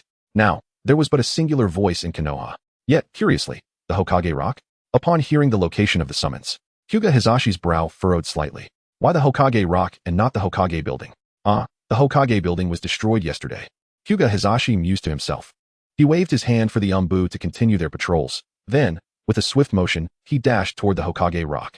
Atop the Hokage Rock, the iconic statues of Konoha stood silently in the morning light, yet the atmosphere was more oppressive than ever. The statues of past Hokages glimmered softly in the sunlight, as if gazing upon the future of the village. High-ranking members of various ninja clans had already gathered at the Hokage Rock. Their expressions varied. The representatives of the Inuzuka, Nara, and Akimichi clans stood amidst the crowd, their heads bowed. Last night, the clan leaders had perished in battle, yet in the face of Uchiha Itachi and Appo's overwhelming strength, they had no recourse for resistance. To protect their clansmen, they had been compelled to acquiesce, hastily appointing new representatives to heed the summons. The leaders of the Yamanaka and Inuzuka clans bore complex expressions, although they had not actively engaged in the conflict. They understood that the balance of power within Konoha had irrevocably shifted. All eyes turned toward the pinnacle of the Hokage Rock. There stood Uchiha Itachi, quietly positioned atop the statue of the 2nd Hokage, Senju Tobarama. He surveyed the village below with a penetrating gaze, as if scrutinizing the very essence of Konoha. Sunlight cascaded upon him, his raven hair billowing gently in the breeze, the crimson hue of his Sharingan gleaming ominously in the light. His angular features were sharply defined, high cheekbones and deep-set eyes creating a striking visage, his straight nose and well-defined jawline merging youthful vigor with an air of maturity. He was an entity both fearsome and impossible to overlook. Yet, had it not been for the slaughter of the previous night, few could fathom that this mere teenager could be a remorseless killer, one who would not hesitate to obliterate his victims. Yet now, standing atop the Hokage Rock, a faint smile graced his lips. What is the true essence of dreams? Uchiha Itachi murmured softly, as if engaging in a soliloquy, or perhaps questioning himself. Just then, he sensed movement behind him, turning his head slightly, his smile growing more pronounced. Hyuga Hizashi and the other high-ranking clan members arrived in succession, all halting a respectful distance from him. They exchanged no superfluous words, posed no questions, nor dared cast even a glance of dissent. As Uchiha Itachi turned to face the assembled individuals, they instinctively lowered their heads. Hokage-sama. In unison, they bowed, their voices unified. At that moment, a subtle smile played at Uchiha Itachi's lips, a hint of amusement evident. Indeed, it seems you are all quite obedient. Standing with his hands clasped behind his back, his gaze was as cold as one surveying mere insects, yet his voice resonated with a captivating authority. Following the events of last night, the order of Konoha had been irrevocably reshaped. I want you to understand. The Hokage is no longer merely a symbol, nor the so-called will of fire spoken of by you old-timers. From this moment forth, my will shall be the will of fire. As he spoke, Uchiha Itachi's Sharingan began to revolve slowly, the blood-red light flickering, instilling an indescribable sense of pressure upon all present. Firstly, Uchiha Itachi raised his hand slightly, his tone calm, yet unwavering. From this day forth, the Umbu will be directly controlled by the Hokage. The former Hokage's Umbu will be officially disbanded, and all members will be restructured. As for dissenters, they shall be deemed rogue ninjas, to be dealt with without mercy. A collective shudder rippled through the crowd, none daring to voice any objections. Secondly, Uchiha Itachi surveyed the assembly, his gaze lingering momentarily on Hyuga Hizashi. The Hyuga clan shall, from now on, assist in maintaining order within Konoha. Hyuga Hizashi inhaled deeply, bowing in response. I shall obey your command, Hokage-sama. Thirdly, Uchiha Itachi's gaze swept over the representatives of the Inuzuka, Nara, and Akimichi clans, his voice as cold as steel.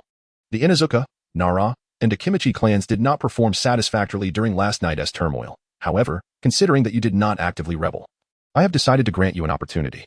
Henceforth, the three clans must unconditionally provide elite members to assist the Umbu until I deem your sins redeemed. The Nara clan leader will serve as an advisor to the Hokage. The representatives of the Inuzuka, Nara, and Akimichi clans dared not voice any dissent, merely nodding in acknowledgement. Finally, Uchiha Itachi's lips curled into a knowing smile. regarding the future development of Konoha. He gestured toward the distant Hokage building, his gaze piercing. Those decaying institutions are no longer applicable. I intend to construct a truly formidable Konoha. No longer shall we be bound by the so-called Elder Council. No longer shall we allow self-styled champions of justice to manipulate the hearts of the people. Only strength shall hold sway. Uchiha Itachi's voice echoed across the Hokage rock, reverberating within the hearts of all present. The assembly bowed their heads in silence, an unyielding aura of dominance enveloping them. Chapter 15. They do not deserve to be here. The declaration made by Uchiha left no room for dissent. Oppose? Certainly. Take it up with my Susanoo. At this moment, Nara stepped slightly forward. He was no fool. On the contrary, as the newly appointed representative of the Nara clan, he was renowned for his meticulous reasoning and composed demeanor. Even in the presence of the resolute fifth Hokage, he maintained his characteristic calmness. Hokage-sama, his voice was steady, laced with a hint of caution, according to Konoha's customs. Personnel appointments and significant decisions generally require reporting to the feudal lord of the Land of Fire for formal approval. Nara Shikaku's tone bore no hint of challenge. He was merely fulfilling his duty as an advisor, offering a reasonable reminder. Uchiha let out a cold chuckle, his Sharingan subtly spinning as if he could see through everything. Approval? He slowly paced, his gaze sweeping over those present, his voice deep and commanding. Is my strength insufficient to earn their recognition? The air instantly thickened, as if even the wind had come to a standstill.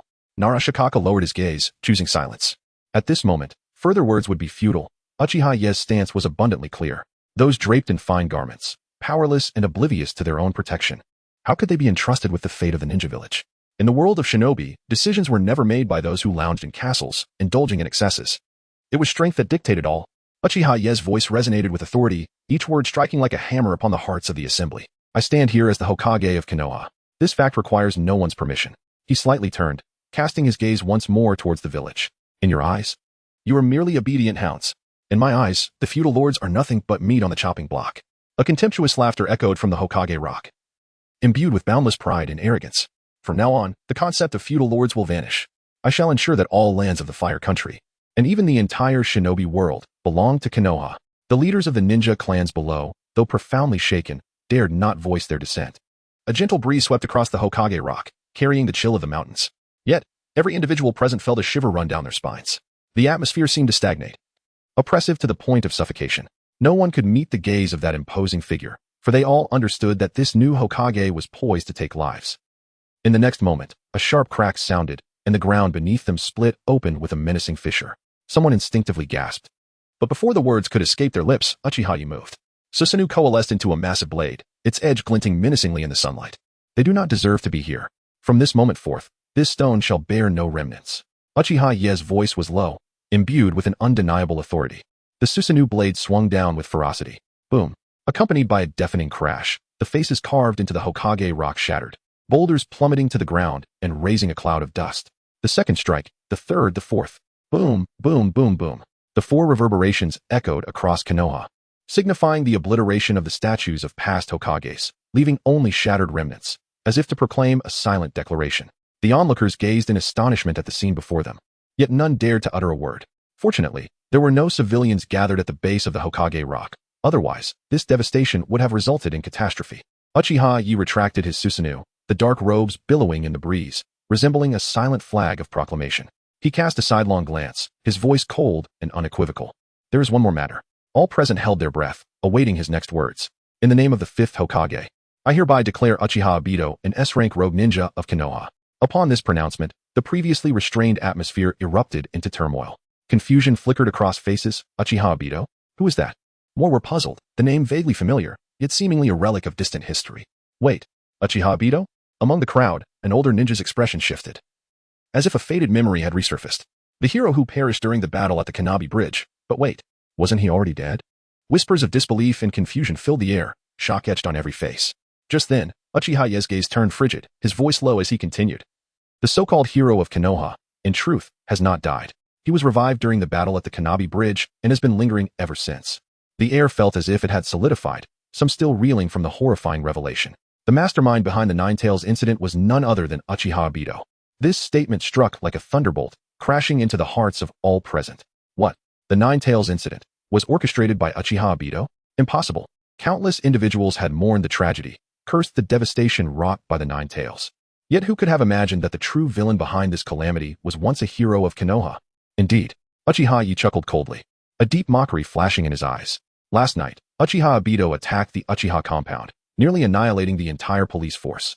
Uchiha Ye's voice was thunderous, brimming with uncontainable fury. He and Itachi Uchiha are both irredeemable beasts. It is due to this beast and that old fool Shimura Danzo that the innocent Uchiha clan has suffered even greater prejudice following the Nine-Tails incident. As his words fell, the air grew exceptionally heavy. Annihilated. The Uchiha police force, once a symbol of order in Konoha, tasked with safeguarding the villagers, had transformed from protectors into silent remains.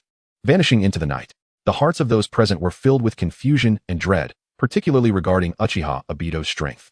Reflecting on the events of the Nine-Tails night and this massacre of the police force, it was evident that he had grown immensely powerful. From this day forth, the Uchiha police force shall cease to exist. Uchiha Ye slowly surveyed the crowd, his crimson Sharingan seemingly penetrating their very souls. Hinata Hizashi. Among the throng, Hinata Hizashi slightly bowed his head. Hokage-sama. Henceforth, the new police force shall be led by the Hyuga clan, in conjunction with other ninja clans, restructured in a mixed assembly. At this declaration, the crowd was left speechless. Yes, though Hinata Hizashi was astounded, he still responded with respect. Get to work. After concluding his announcement, Uchiha Ye turned, his gaze overlooking the direction of Konoha. Before his words had fully dissipated, the assembly departed, their hearts heavy with shock and doubt, swiftly vanishing into the shadows of the Hokage Rock. Only Kakashi remained behind. Chapter 16. The Prime Minister of Konoha Kakashi, still donning his mask, retained a tranquil gaze, undeterred by the loss of one eye.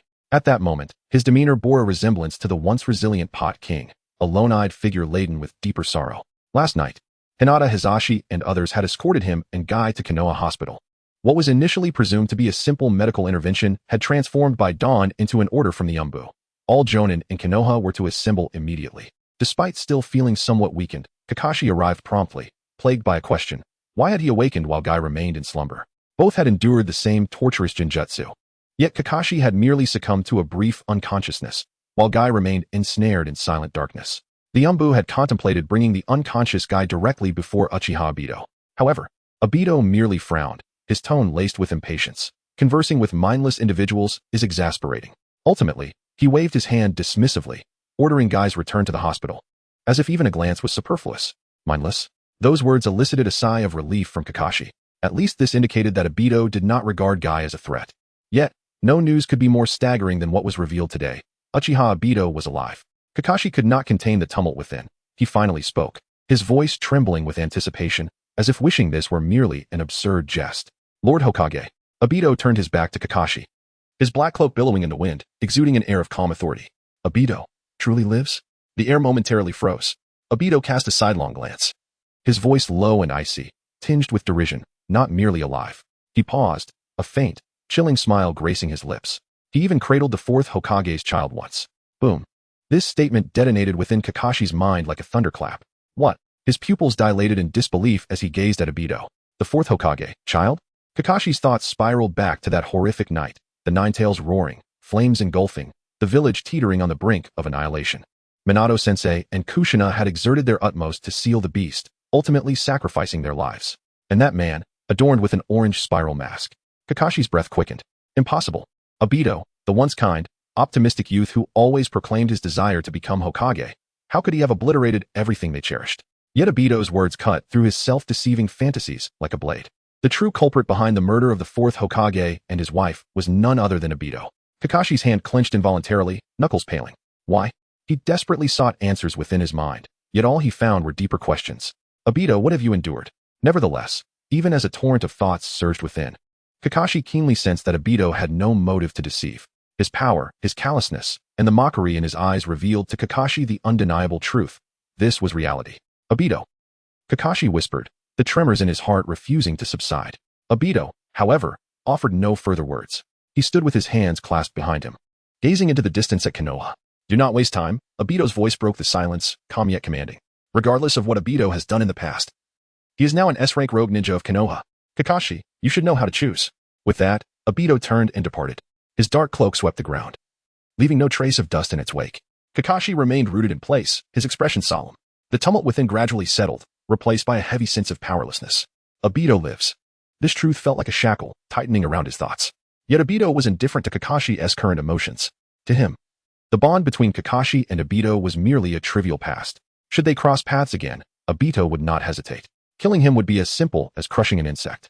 As time flowed on, under the Umbu's guidance, Konoha slowly regained its former visage, particularly due to the efforts of Umbu's Yamato. The structures ravaged and battle began to rise anew. The streets of Konoha were bustling with workers and ninjas toiling diligently. Despite their exhaustion, a sense of relief was etched on their faces. After teetering on the brink of destruction, the village finally welcomed a breath of respite. Yet Yamato's frequent use of wood release left him increasingly weakened, his complexion as pale as parchment. Nevertheless, he persisted at the forefront of the reconstruction, his efforts accelerating Konoha's revival beyond expectations. As for the reason, the Umbu were more perceptive than Obito had anticipated. They were obedient. The former Hokage building lay in ruins. However, a seemingly modest, yet characteristically wood release style building had emerged. This was the temporary Hokage building crafted by Yamato himself. Simple as it was, it still exuded an air of solemnity. In the top floor office of the Hokage building, a spacious room housed a massive wooden desk, cluttered with various documents and scrolls. Gazing out the window, the entirety of Konoha spread before him, the throngs of people heralding the village's resurgence. Obito leaned casually against the back of his chair, perusing an ancient, hefty scroll, the Book of Seals. His fingers traced the intricate, arcane symbols, a glimmer of mockery and intrigue flickering in his eyes. Senju Tobarama, he murmured, a faint smile curling his lips. Truly, the nemesis of the Uchiha. The Book of Seals detailed numerous jutsu, many aimed specifically at the Uchiha clan. Flying Thunder God Technique, Dark Walking Technique, Water Release Enhancement System. Each forbidden technique leapt from the pages. Every word encapsulated Senju Tobarama's profound understanding of combat, particularly the sealing techniques targeting the Sharingan and the Uchiha, evoking awe. One could not help but acknowledge this man's brilliance in devising methods to eliminate the Uchiha. Obito chuckled softly, his eyes filled with scorn. Yet, these techniques now belong to me. With Indra's innate talent for ninjutsu, Obito merely needed to glance over the complex techniques to etch them firmly in his mind. Analyze, dissect, dominate. Tobarama's endeavors ultimately became the stepping stones for Obito's self-enhancement. However, even as the Hokage, Obito's days were far from hectic. He casually closed the Book of Seals, reclining languidly in his chair, gazing out the window. Why was he able to be so leisurely? One needed only to glance at the adjacent room to find the answer. Nara Shikaku, Konoha's Hokage advisor, a member of the Nara clan, appeared utterly beleaguered, seated before a mountain of paperwork. He diligently reviewed documents, his eyes betraying boundless fatigue. Since Obito's appointment, the majority of administrative affairs had been thrust upon him. Shikaku's desk overflowed with papers, some concerning the village's reconstruction, others involving diplomatic relations, and still more regarding the resettlement of villagers and resource distribution. Originally merely an advisor, his authority now encompassed a significant portion of Konoha's administrative power. Consultant? Uchiha you could not help but let out a derisive snicker. This title was far less fitting than directly referring to him as the Prime Minister of Konoha. The presence of Nara Shikaku spared Uchiha Yi from countless trivialities. All he needed to do was raise his hand at the appropriate moments to make the final decisions. Such was the authority of the Hokage. A smile graced Uchiha's lips as he joyfully reopened the Book of Seals. Since he had this leisure, he might as well take the opportunity to thoroughly absorb the legacies of the Senju. Chapter 17. The Ninja World's Abyss. Since the fateful night of the clan's annihilation, the atmosphere in Konoha village has remained tumultuous. It was only after Uchiha declared various appointments and identified the rogue ninjas that this turmoil reached a crescendo. Many villagers struggled to accept the changes. The third Hokage had always been a symbol of compassion and kindness in their eyes. The upper echelons of Konoha, save for the ill-reputed Danzo, were generally perceived as upright and trustworthy figures. However, with the revelation of the Umbu's announcements, this facade was violently torn asunder. Those who were once regarded as the pillars of the village had conspired to eradicate the Uchiha clan for the sake of power, only to be brought to justice by the fifth Hokage. This political tempest struck Konoha like a powerful bomb, sending ripples throughout the village. The night of the massacre, once a haunting brand carried by the Uchiha clan, had transformed. It was no longer theirs alone to bear. Instead, it became a symbol of Konoha's dark history, dragging countless families who had been devoured in the struggle for power into the abyss. Whispers of shock and anger permeated the village.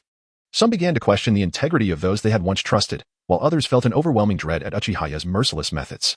Indifferent to the external opinions about him, Uchiha remained focused on studying the forbidden techniques contained within the Book of Seals. Undeniably, as an ancestor of the Uchiha clan, Indra's understanding and mastery of jutsu was unparalleled, rendering him almost omnipotent. Particularly in his pursuit of the Flying Thunder God technique, Uchiha exhibited remarkable talent. Benefiting from Indra's perceptive abilities, he swiftly grasped the nuances of sensing spatial coordinates.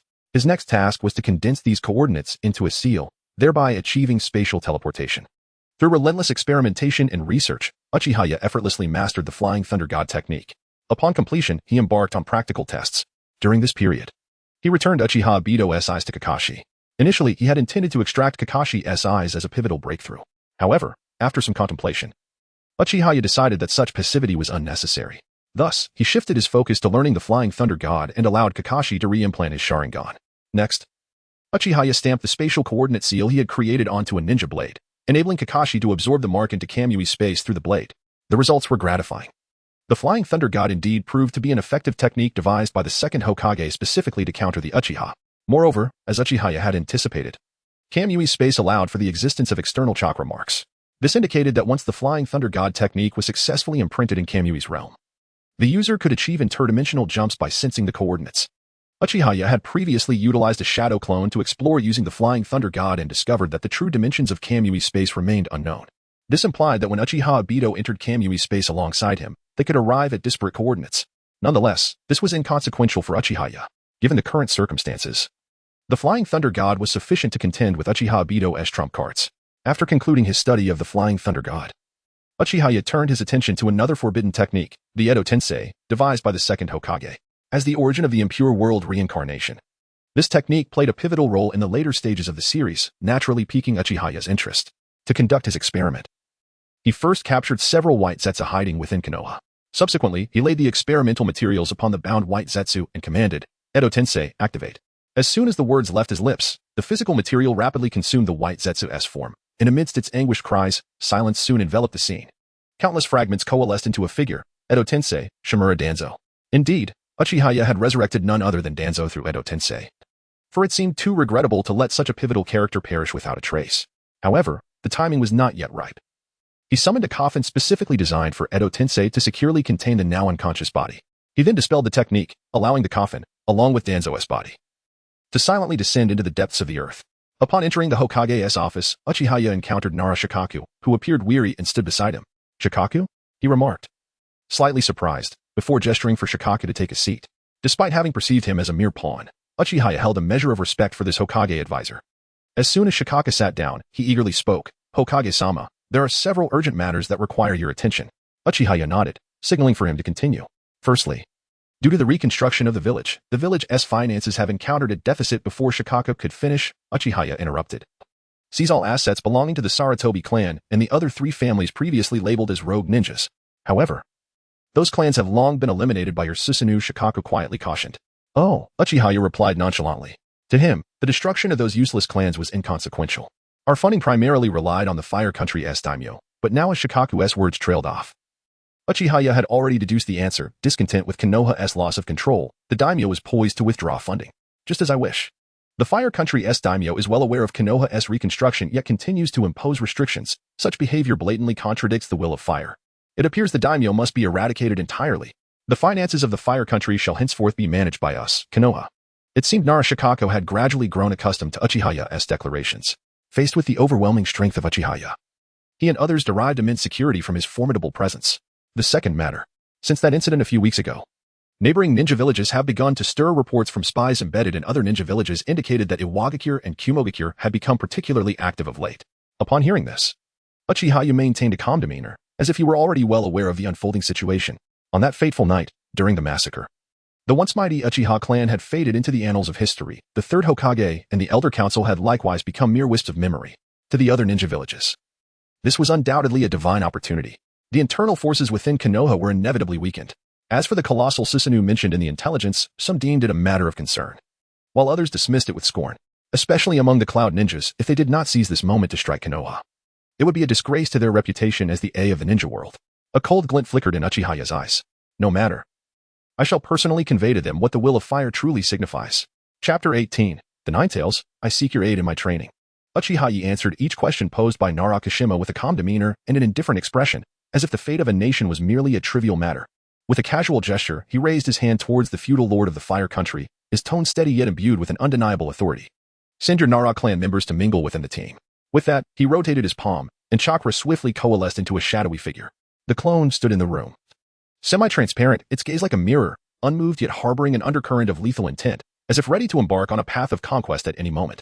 Uchiha tilted his head slightly, his Sharingan rotating slowly, the 3 tomo tracing a heart-stopping crimson arc. Kashima, he called softly, his voice low yet tightening Kashima's expression. Upon the death of the feudal lord of the Fire Country, seize control of the affairs without leaving any gaps. He paused, a slight smirk curving his lips, revealing a mix of mockery and cruelty, his eyes glinting coldly. Should there be any resistance, eliminate them without mercy.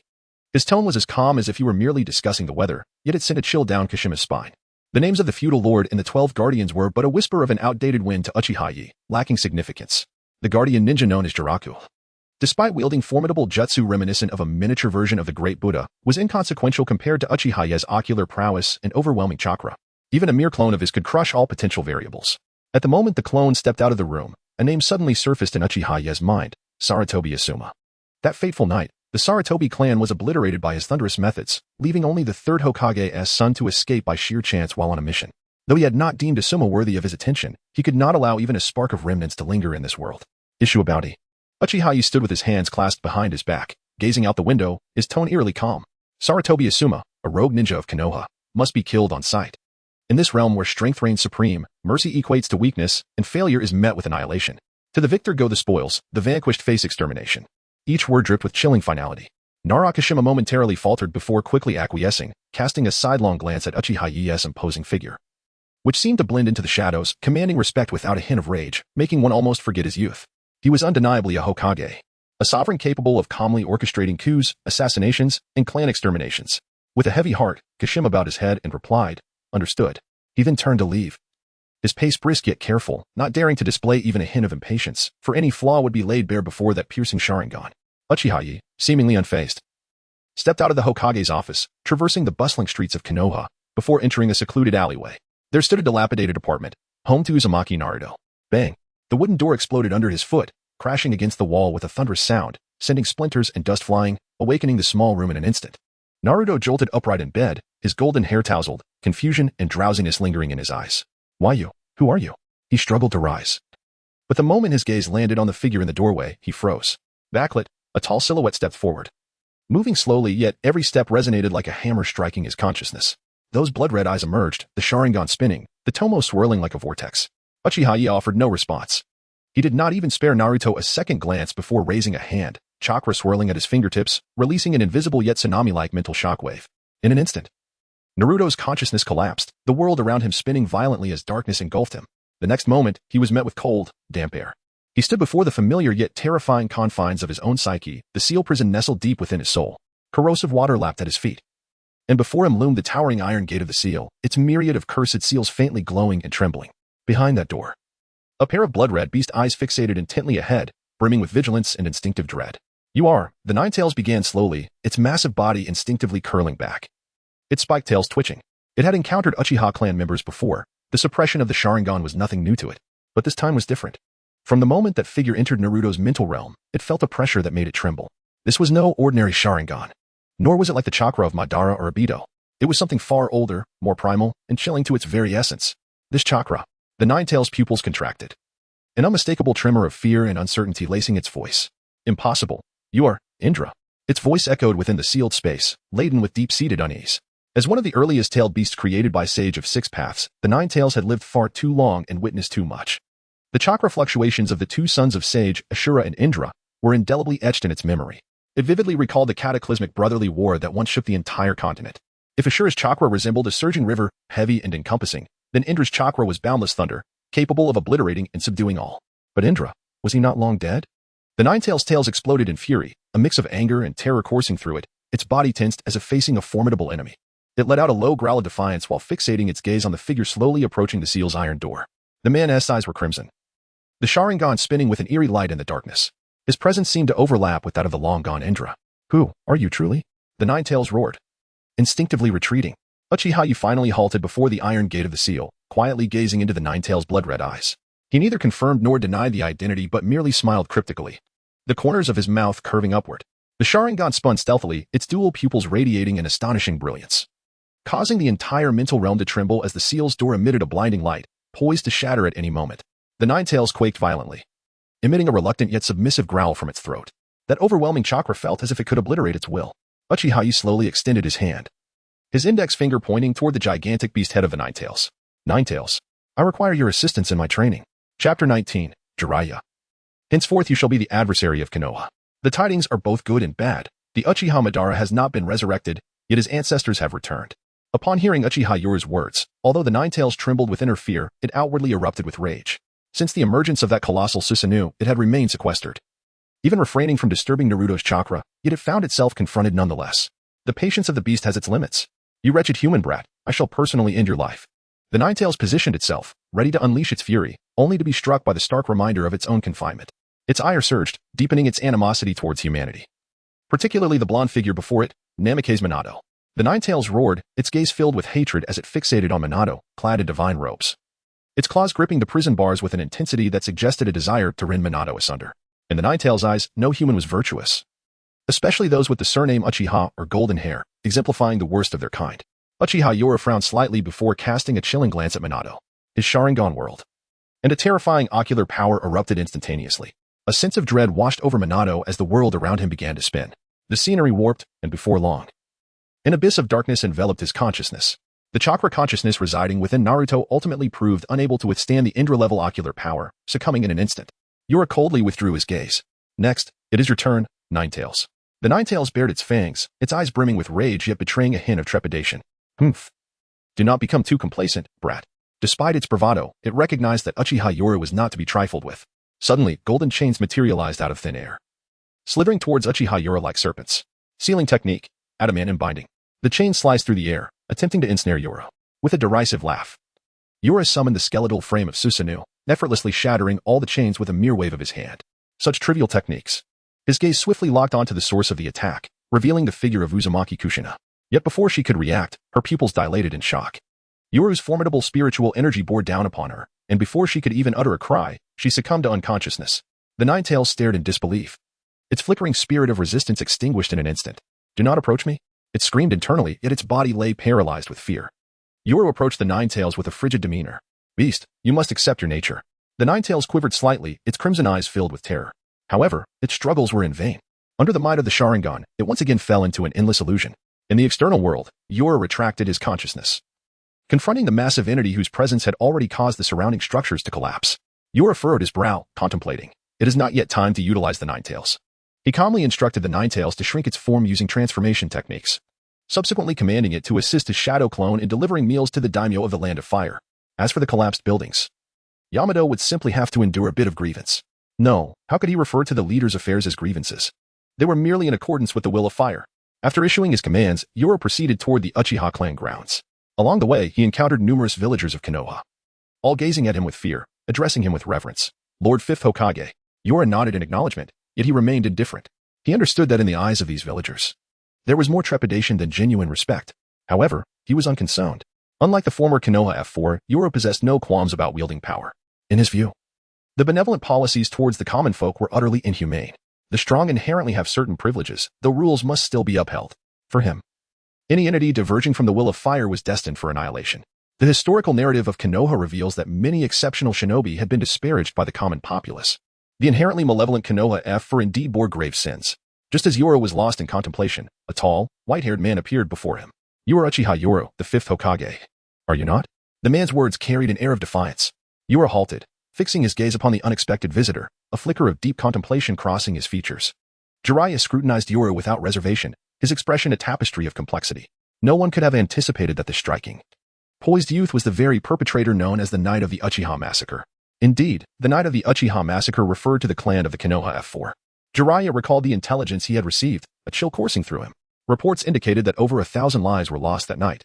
He had only chosen to return to the village after learning of Konoha's upheaval. During this time, he had intended to summon Tsunade to accompany him back. But she had her own channels of information.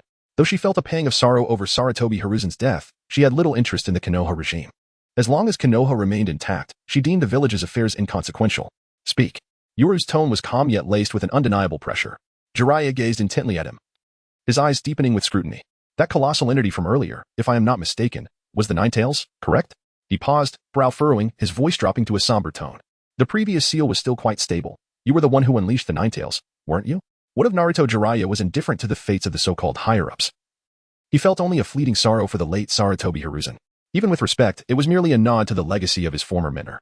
However, his purpose for returning to the village extended far beyond mere remembrance. Through his observations over the past few days, he noted that Konoha's order was remarkably stable, even more so than during the tenure of the third Hokage. Moreover, apart from those who had perished in the massacre, this reputedly ruthless fifth Hokage seemed not to target others. Nevertheless, what weighed most heavily on Jiraiya's mind was the fate of his student-esque child, Uzumaki Naruto. Yet, before he could fully express his concern, Yoro interjected coldly. What of Naruto? What business do you have here? Do you possess the right to speak so freely? Yoro's gaze was frigid, his tone saturated with authority. Have you cared for him? Have you seen him with your own eyes? As the 5th Hokage of Konoha, I hold the right to manage the tailed beasts within the village. You, as a shinobi of Konoha, have used your hollow excuses to wander the ninja world without returning. Now that I am Hokage and you have returned, I see not loyalty in your eyes, but skepticism. Jiraiya, from this moment forth, you are the enemy of Konoha. Chapter 20. Truly free to do as one pleases. Jiraiya's mind was a blank slate. He never anticipated that upon his arrival in Konoha, he would be branded a rogue ninja by Uchiha Yoro, transforming from one of the revered Sannin into a despised traitor. Was this not a touch absurd? He let out a low chuckle, his eyes betraying a complex array of emotions. Jiraiya was an idealistic ninja, firmly believing in the legend of the prophesied child. Yet, idealism often lacks rationality. Perhaps it was this unwavering faith that endowed him with a unique charisma as a hero of the ninja world. However, Uchiha Yoro was different. He understood all too well that in the shinobi realm, weakness is the original sin. The law of the jungle applies here as well. To Yoro, Jiraiya's persistence seemed particularly ludicrous. His quest for the prophesied child had led him to wander the world for years, never returning to Konoha.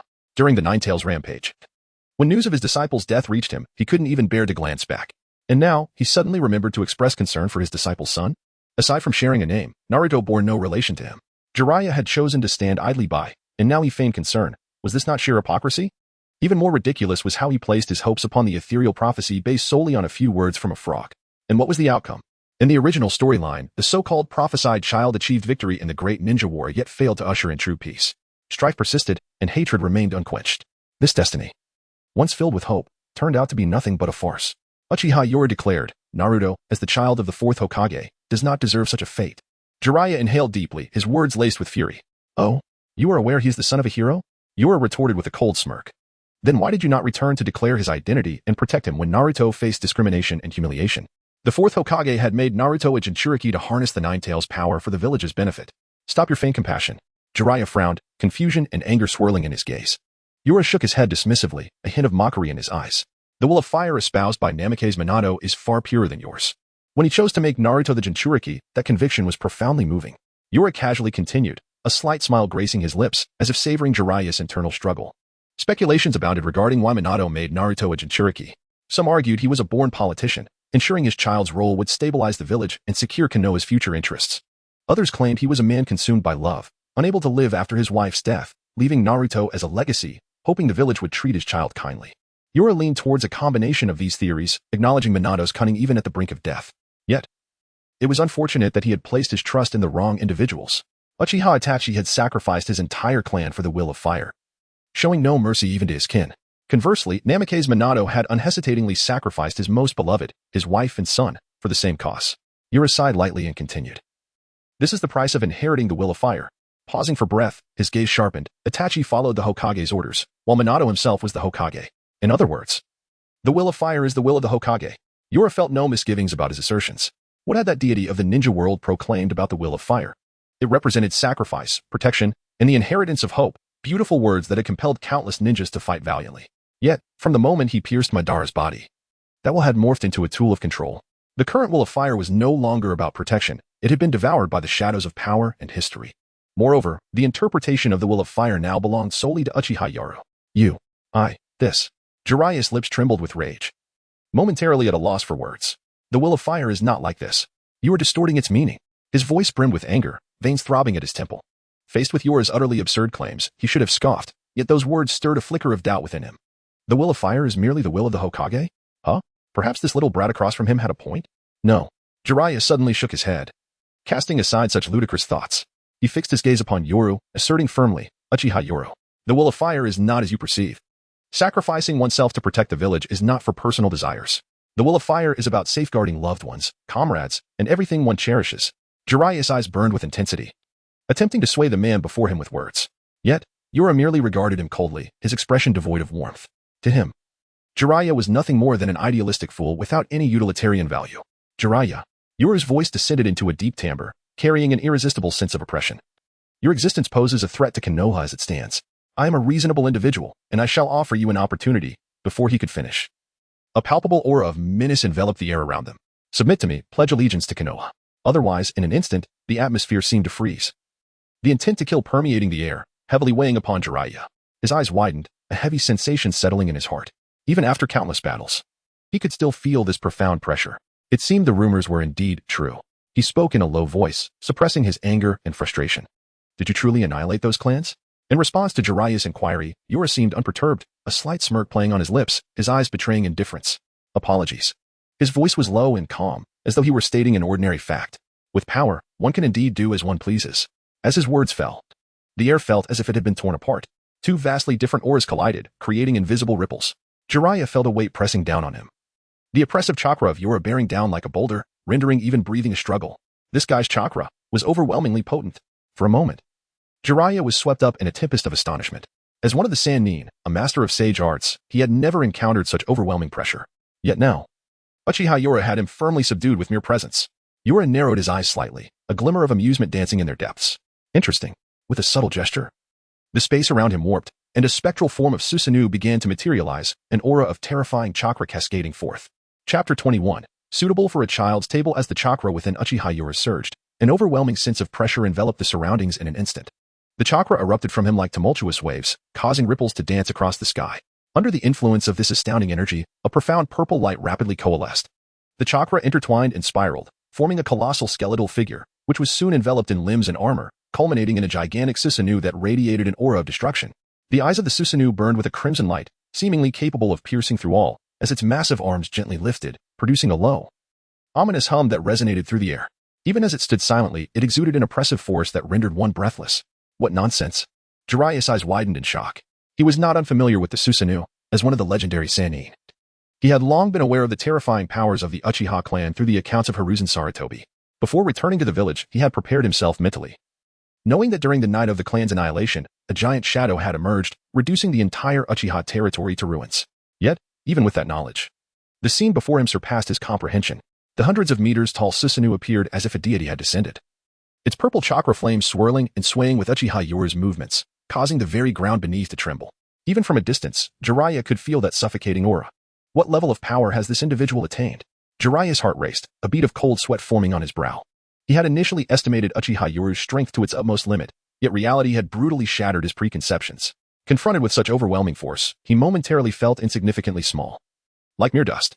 However, Jiraiya did not falter. Humph. He clenched his teeth, his astonishment replaced by resolute determination. No matter how strong you become, I shall not allow you to act with impunity. As he formed hand seals, Jiraiya swiftly summoned his chakra, a light mist pervading the air. Summoning technique. With a deafening roar, thick smoke billowed forth. A gigantic orange toad leaped from the haze, a pipe clamped in its mouth, its eyes reflecting a mix of seasoned disdain. Hey, Jiraiya, you didn't call me out just to face this monster, did you? The toad, named Fukasaku, squinted at the towering Susanoo. The immense purple chakra giant seemed to tear the very sky asunder, its tempestuous chakra sweeping outwards like a storm. Even Fukasaku, a veteran of countless battles, could not help but gasp in awe. Let us not even mention the rest. In terms of sheer size, it was akin to the Susanoo of the long-deceased Uchiha Itachi. Fit to serve as a child's table, this giant was even more colossal than the Ninetales. Fukasaku was reminded of a scene from years past, Minato Namikaze standing above him, calm and resolute in the face of the Ninetales. This creature's size was even more exaggerated than that of the Ninetales back then.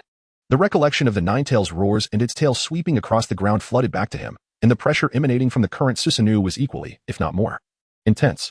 Jiraiya's expression dimmed momentarily upon hearing Fukasaku's words. A wave of sorrow washed over him. Minato. But he quickly suppressed his emotions, his gaze sharpening once more. Less chatter. This battle cannot be lost. Fukasaku exhaled a cloud of smoke, his heart racing, yet he nodded firmly. Kid, don't underestimate me. However, Uchiha Yura merely scoffed, a smirk playing upon his lips, his eyes glinting with unabashed mockery. Jiraiya, do you truly believe a mere toad can stand against me? Before his words had fully escaped his lips, the Susanoo's eyes erupted with a chilling brilliance, its purple chakra surging like a colossal tidal wave. In an instant, the massive chakra blade was raised, an oppressive force saturating the air. With a thunderous roar, the Susanoo's blade swept forth with an unstoppable might. Jiraiya's pupils constricted. Fukasaku. Get out of the way. I see it.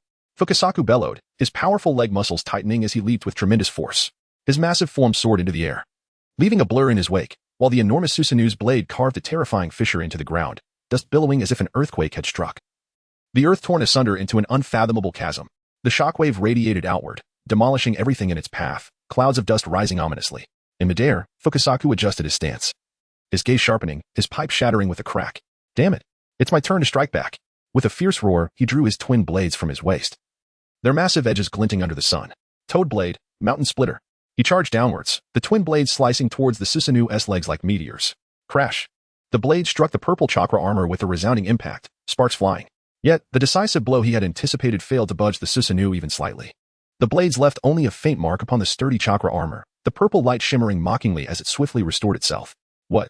Fukasaku's pupils constricted as a powerful recoil surged up through the blades. Ugh. His massive form was sent hurtling backwards by the force. Akin to a meteor streaking through the air, crashing heavily to the ground. The earth shattered instantly, sending dust soaring into the sky. Fukasaku. Jiraiya's eyes widened in alarm. Concern lacing his voice. Cough, you little brat. Fukasaku groaned, shaking his massive head as he slowly rose from the rubble. He brushed off the dust. Rubbing his back with a stout arm, gritting his teeth and cursing, ugh, this guy as hard shell is truly infuriating. No sooner had he spoken. Fukasaku abruptly lifted his head, a fierce glint flashing in his eyes. Chakra rapidly coalesced within him, a deep growl resonating from his throat, the very air trembling in response. Water style, water iron cannon. Fukasaku opened his enormous maw, and in an instant, a massive sphere of water, imbued with tremendous pressure, erupted forth like a cannonball. Hurtling towards the Susanu with a piercing shriek. The colossal water sphere spun through the air, whipping up a tempest that made the surrounding trees sway violently. Yet, faced with such a ferocious assault, Uchiha Yora remained utterly unfazed. Humph. The Susanu stood motionless, its crimson gaze flickering slightly. Boom. The water iron cannon collided forcefully against the Susanu's chakra armor, sending splashes of water flying, akin to tumultuous waves. However, accompanied by a low, rumbling sound. The armor's surface merely rippled lightly before swiftly calming. Fukasaku's attack left not even a trace of a crack. What nonsense. Fukasaku's eyes widened in disbelief as he stared at the spectacle before him. Is this your struggle? Uchiha Yora lifted his gaze slightly, his eyes devoid of emotion. The Susanu seemed to respond to his cold smirk, its colossal chakra swirling around it like a tsunami. In the next moment, violet chakra rapidly coalesced, entwining itself around the colossal blade of Susanu. The edge of the sword quivered slightly, emitting a deep, resonant hum. While the atmosphere was thick with an oppressive sense of foreboding. As Susanu gradually raised its hand, the destructive aura intensified. As if the next strike could rend the very heavens asunder. Chapter 22 are you referring to? This? As the situation grew dire. Jiraiya swiftly leaped atop the head of the colossal creature, Fukasaku, his feet firmly planted on the rough, toad-like skin. Fukasaku. Without the need for further words. Fukasaku instantly comprehended the command. Its enormous mouth opened wide, and a foul, viscous liquid rapidly gathered in its throat. Watch this. Accompanied by a thunderous roar.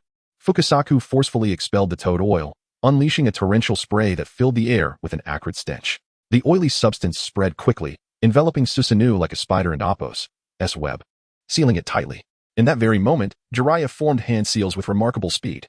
His chakra surging forth as he opened his mouth to unleash a torrent of scorching flames that blazed brilliantly.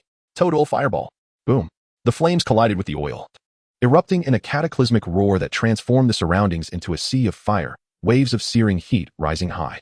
Susanu was on the brink of being engulfed by the inferno, the high temperatures warping the air around it. Yet, in the face of this terrifying blaze, Uchiha Itachi's gaze remained cold, a hint of disdain curling at the corners of his lips. He tilted his head slightly and gazed toward the horizon. His voice calm yet cutting, foolish. The chakra armor of Susanu trembled slightly, its purple brilliance flowing like water, swiftly coalescing into an impenetrable barrier that completely thwarted the flame's assault. The inferno licked hungrily at the surface of the armor but could not penetrate, the oil being effectively isolated by the chakra barrier, unable to cling. As the flames gradually extinguished, the residual waves of heat lingered like an echo, while Susanu stood resolute, resembling a divine warrior gazing down upon mere mortals. Is it still ineffective? Jiraiya, atop Fukasaku, clenched his fists, cold sweat trickling down his brow. He had believed the high temperature and adhesive properties of the toad oil fireball sufficient to breach defenses, yet all felt futile against the might of Susanu. Reality had dealt him a harsh blow, revealing his impotence. Damn it. Uchiha Itachi regarded them with contempt, his crimson Sharingan glinting with a mocking light. His voice cold as steel, treating them as inconsequential prey. You've struggled long enough. Without forming hand seals, his chakra surged violently within. A tempest of power sweeping everything in its path. An overwhelming blaze erupted from within Susanu, transforming into boundless flames that nearly instantaneously consumed the entire expanse. Fire release, great fire annihilation. Boom. The flames surged forth like a rampaging dragon, engulfing the heavens and earth, roaring with an unmatched ferocity, distorting the very air as if the earth itself succumbed to this immense pressure. Compared to other fire techniques, this great fire annihilation, amplified by Uchiha Itachi's colossal chakra reserves, transcended the realm of ordinary ninjutsu. The inferno seemed capable of devouring the very fabric of reality, also coming to its searing breath. Oh no. Fukasaku's pupils constricted, its massive form leaping into the air, narrowly evading the direct onslaught of the flames. Yet, The scorching sea of fire pursued relentlessly, as if endowed with life, unyieldingly chasing after. This fire, it actually tracks? Fukasaku was drenched in cold sweat, the flames drawing nearer, their heat nearly singeing its skin. It could almost feel the searing waves of fire tearing at its body. This is troublesome. Fukasaku gritted its teeth, attempting to remain calm, and retaliated with a water bullet, hoping to divert the flame's attention.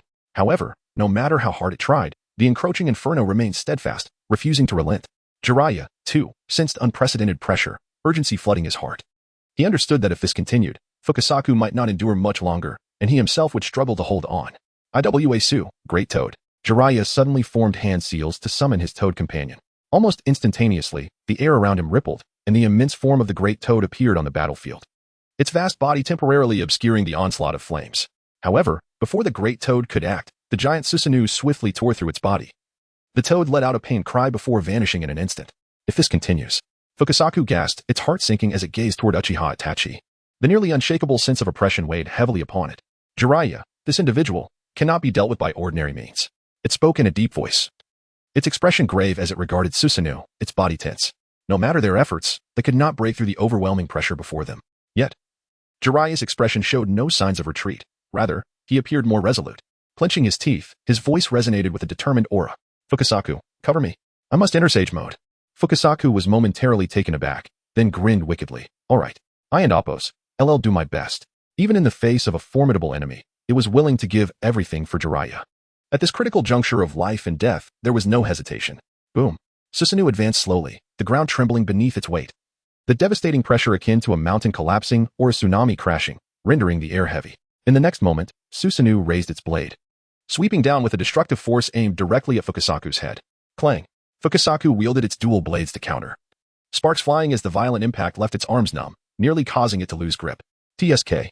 Fukasaku cursed under its breath, hastily retreating while unleashing a water bullet in a desperate attempt to create distance. However, Susanoo merely lifted its blade, effortlessly slicing down. Boom. A terrifying slash swept across the ground, sending dust and debris soaring, boulders shattering as Fukasaku was propelled backward, narrowly avoiding the brunt of the attack. Susanoo relentlessly struck at Fukasaku. It could only leap and dodge, narrowly escaping the onslaught, for any misstep could lead to its demise. The battlefield was in disarray. Just a bit more. Just a bit more. Jiraiya could only let out a helpless roar. His preparation to enter sage mode made him an easy target in Itachi's eyes. Suddenly, Jiraiya's pupils dilated as he turned abruptly. Is that Flying Thunder God? He spotted Uchiha Itachi's clone, the markings beneath its feet still fresh. When did this happen? Before he could gather his thoughts, Itachi's clone acted decisively, its left hand sweeping, and in an instant, the Susanoo blade lunged toward Fukasaku. The blade pierced through, and Fukasaku's massive form froze mid-charge, only to let out a piercing wail moments later. Amidst the cries of despair, the colossal toad dissipated into swirling smoke, vanishing entirely. With Fukasaku's support gone, Jiraiya plummeted to the ground, crashing heavily as the earth beneath him fractured. However, he emerged unscathed. Amidst the swirling dust, Uchiha Itachi approached slowly. Jiraiya gritted his teeth, wanting to voice something. You. Before he could finish, a violent wave of heart palpitations engulfed him. In that instant, Itachi's hand pierced through his chest. He leaned in close to Jiraiya's ear, his tone calm and indifferent. Just a bit more? Is this what you mean? With his other hand, Uchiha Itachi made a gesture akin to a certain national athlete, one that would draw attention. Blood splattered, staining the shattered earth. Chapter 23. Declaring war on the entire ninja world. Uchiha Yoru stood there, blood trickling from his fingertips, creating ripples of crimson in the puddles below. He gazed down at the heart clasped in his hand, and as he gently curled his fingers, the still beating organ erupted, splattering blood and flesh across his hand before it slowly dripped to the ground. Jiraiya's lifeless body collapsed, the dying rays of the setting sun casting a pale glow on his face, evoking a haunting stillness. The wind stirred the shattered forehead protector, which twirled in the air before finally descending, stained with blood.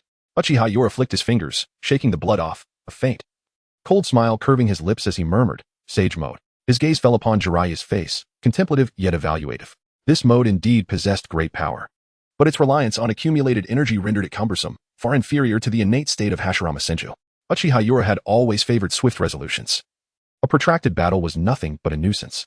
He would never be foolish enough to grant his enemies the chance to gather strength against him. He turned to leave, the blood-red afterglow of the setting sun stretching his shadow long, resembling a dark omen heralding an impending storm over the ninja world.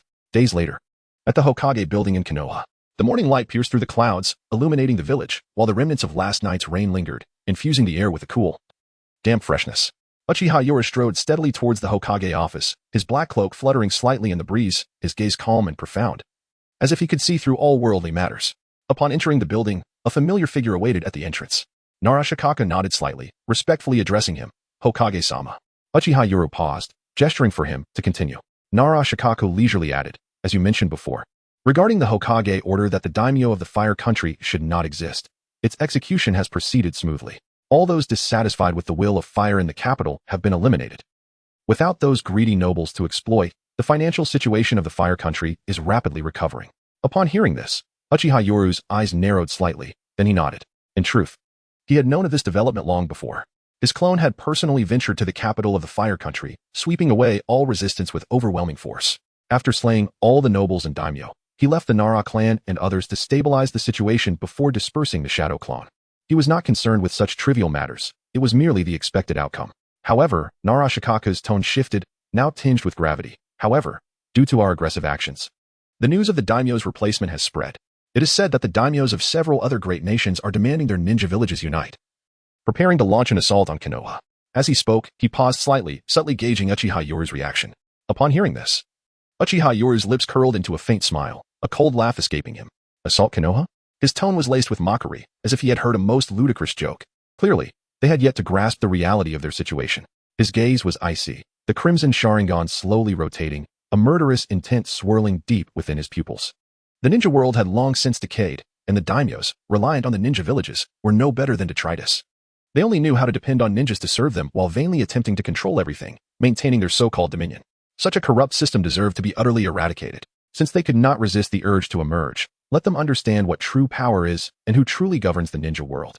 Uchiha Yoru's expression turned chilly, his voice calm yet imbued with an undeniable authority. Shikaku, in the name of Konoha, he slowly uttered those words. As if thunder had struck, we formally declare war on all nations and ninja villages outside of Konoha. War. A declaration against the entire ninja world. The moment those words fell, the air in the office became thick with tension. Narashikaku's pupils constricted, breath caught in his throat, cold sweat trickling down his face. He almost doubted his own hearing. Huh? He blurted out, astonished. But when he beheld Uchiha Yoru's cold and resolute expression, he realized this was no jest. He was utterly serious. Hokage-sama. Narashikaka suppressed his shock, speaking in a low voice. Isn't this a bit unwise? We lack justification for our actions. And the strength of each village remains formidable. Recklessly opposing the entire ninja world could lead to. He did not finish his sentence, but his concerns were palpable. Yet, Uchiha Yura merely regarded him quietly, his eyes as deep as an abyss, showing no signs of wavering, instead revealing a hint of mockery. Are you afraid? His tone was calm, yet it radiated a heavy sense of oppression. Narashikaku inhaled deeply, preparing to speak, only to be interrupted by Uchiha Yura. Fear not. Uchiha Yura slowly rose, moving to the window, overlooking the streets of Konoha, his voice as indifferent as if stating a commonplace fact. The ninja world shall inevitably be unified.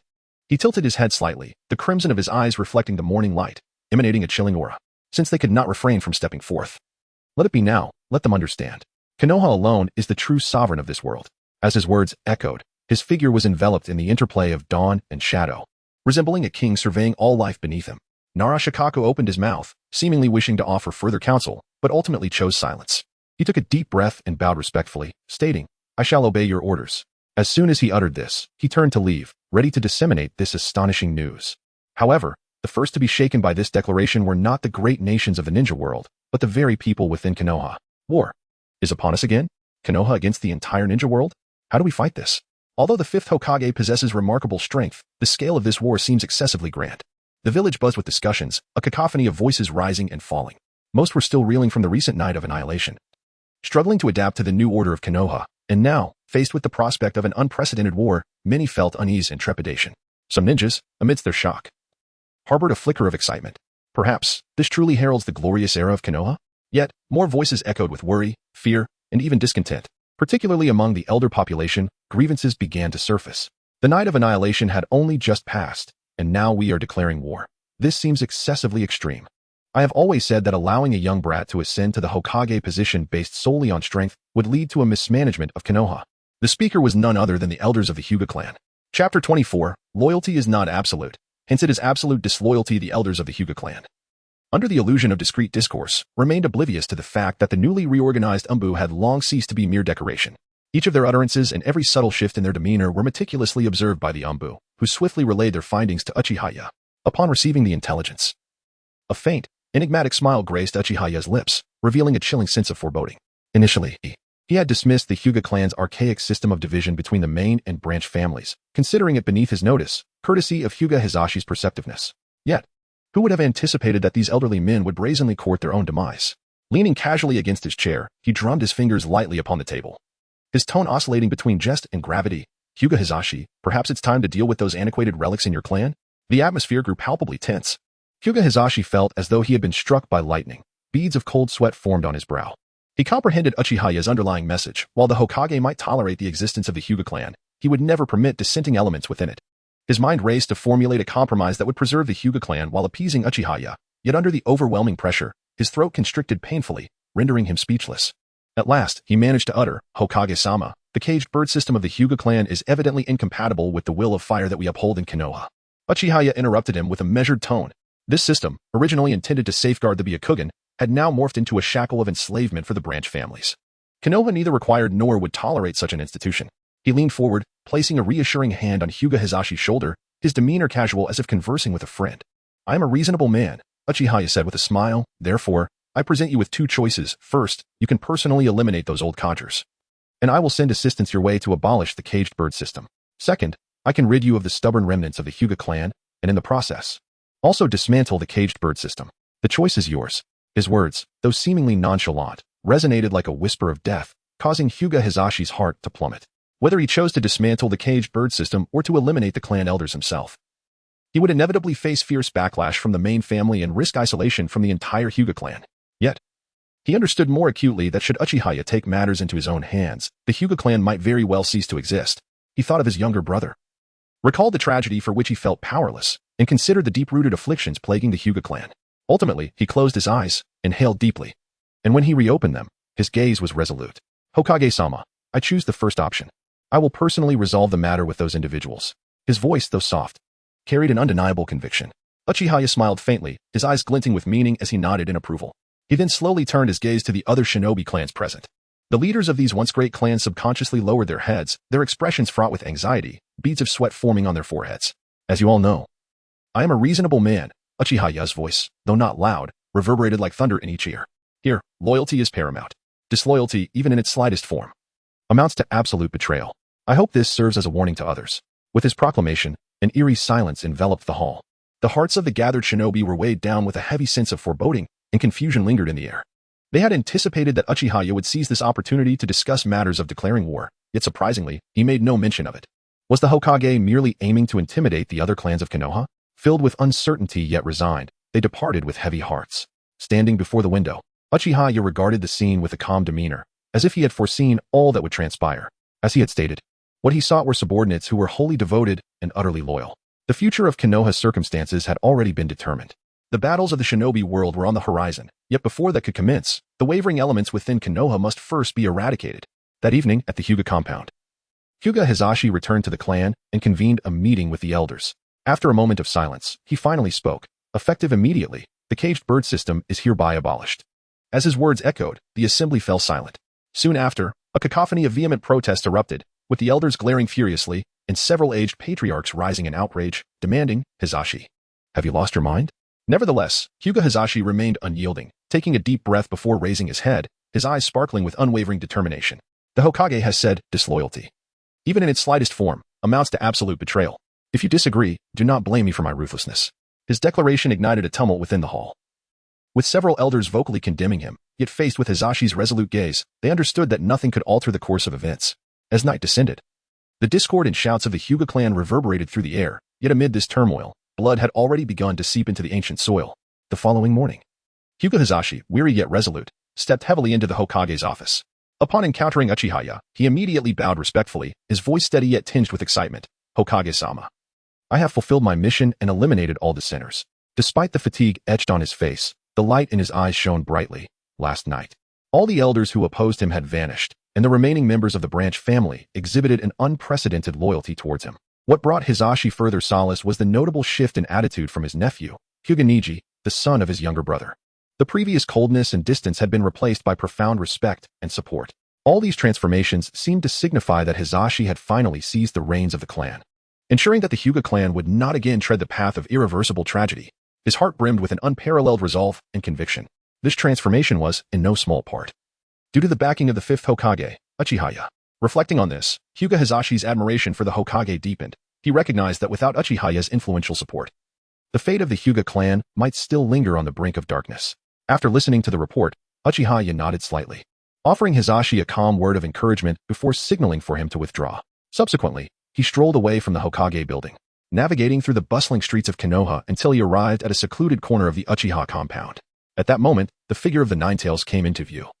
Clearly having awaited his arrival for some time, a smile crept across Uchihaya's lips. If a battle was to ensue, one could hardly do without the power of the tailed beasts. He leapt gracefully, landing atop the Ninetales' head. In the next instant, he noticed a woman appearing before him. Kid, did you kill Jiraiya? Chapter 25. And I shall establish true order. The arrival of the individual was Tsunade. Before coming to Konoha, she had just experienced a streak of victories at the casino in Shorthash Street. Given her notorious luck for losing at gambling, a sense of foreboding began to creep into her heart. As the journey unfolded, her anxiety grew, ultimately prompting her to hastily return to Konoha alongside Shizen. Upon her return to the village, she inquired around and quickly grasped the recent upheavals. Jiraiya had mysteriously vanished after returning to the village, and just days prior, a colossal purple figure, exclusive to the Hokage, had reappeared, with reports of a giant toad sighting circulating among the villagers. A grim possibility began to surface in Tsunade's mind. Jiraiya might be in grave danger. Uchihaya's lips curled into a disdainful smile as he gazed down at her with an indifferent expression. As a Konoha ninja, Jiraiya had failed to fulfill his duties and dared to oppose me, the fifth Hokage. His actions had strayed far from the will of fire. He was a rogue ninja. Such a traitor cannot be allowed to live. Upon hearing these words, Tsunade's expression darkened instantaneously, her fury boiling to the surface. You have slaughtered countless innocents, instilling fear to suppress the populace. She exclaimed vehemently. You seek to obliterate the stable life our ancestors fought to maintain. What a terrorist you are. In response to Tsunade's furious outburst, Uchihaya merely chuckled, a glimmer of contempt sparkling in his eyes. Stability? His voice dripped with derision. The so-called stability you speak of is merely built upon a facade of false peace. He rose slowly, stepping forward, his aura shifting dramatically.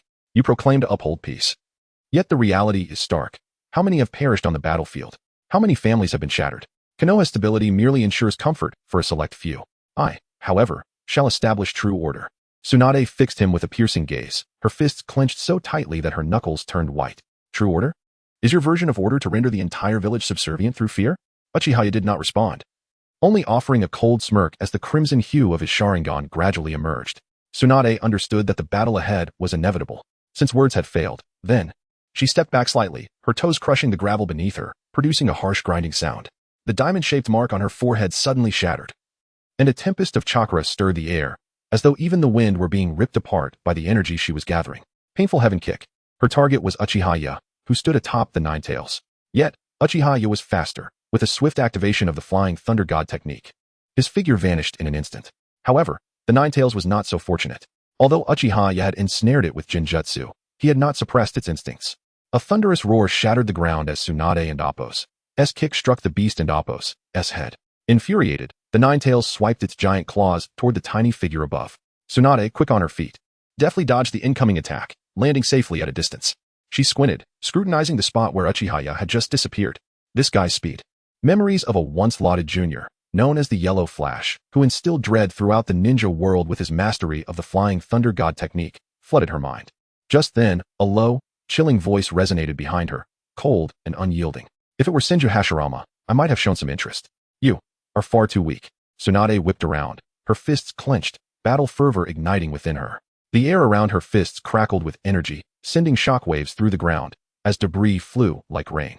Yet, this punch struck nothing but air. Uchihaya's figure had once again vanished. Tsunade raised her gaze, the crimson Sharingan reflecting in her pupils, as Uchihaya reappeared in the distance, a smirk playing on his lips. Such brute force. Indeed, compared to Senju Hashirama, you are merely a failed descendant. Scoundrel! Tsunade roared, her chakra surging forth, shattering the ground beneath her. She propelled herself skyward like a cannonball, hurtling toward Uchihaya. Yet, just as she was about to close the gap, he vanished once more, faster than before.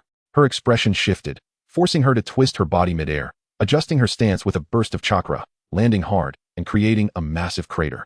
This guy? Tsunade's gaze hardened, a sliver of unease creeping into her heart. Uchihaya stood with one hand in his pocket, regarding her with the air of a cat toying with a mouse. His voice was calm, laced with mockery. No matter how strong your brute strength, it is futile. Taking a deep breath, Tsunade steadied her mind, scanning her surroundings as her thoughts raced to analyze Uchiha and Appo's abilities. Flying Thunder God, Sharingan, Susanoo.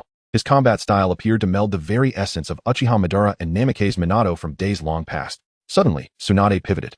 Her fist enveloped in a maelstrom of chakra, aimed at Uchiha behind her.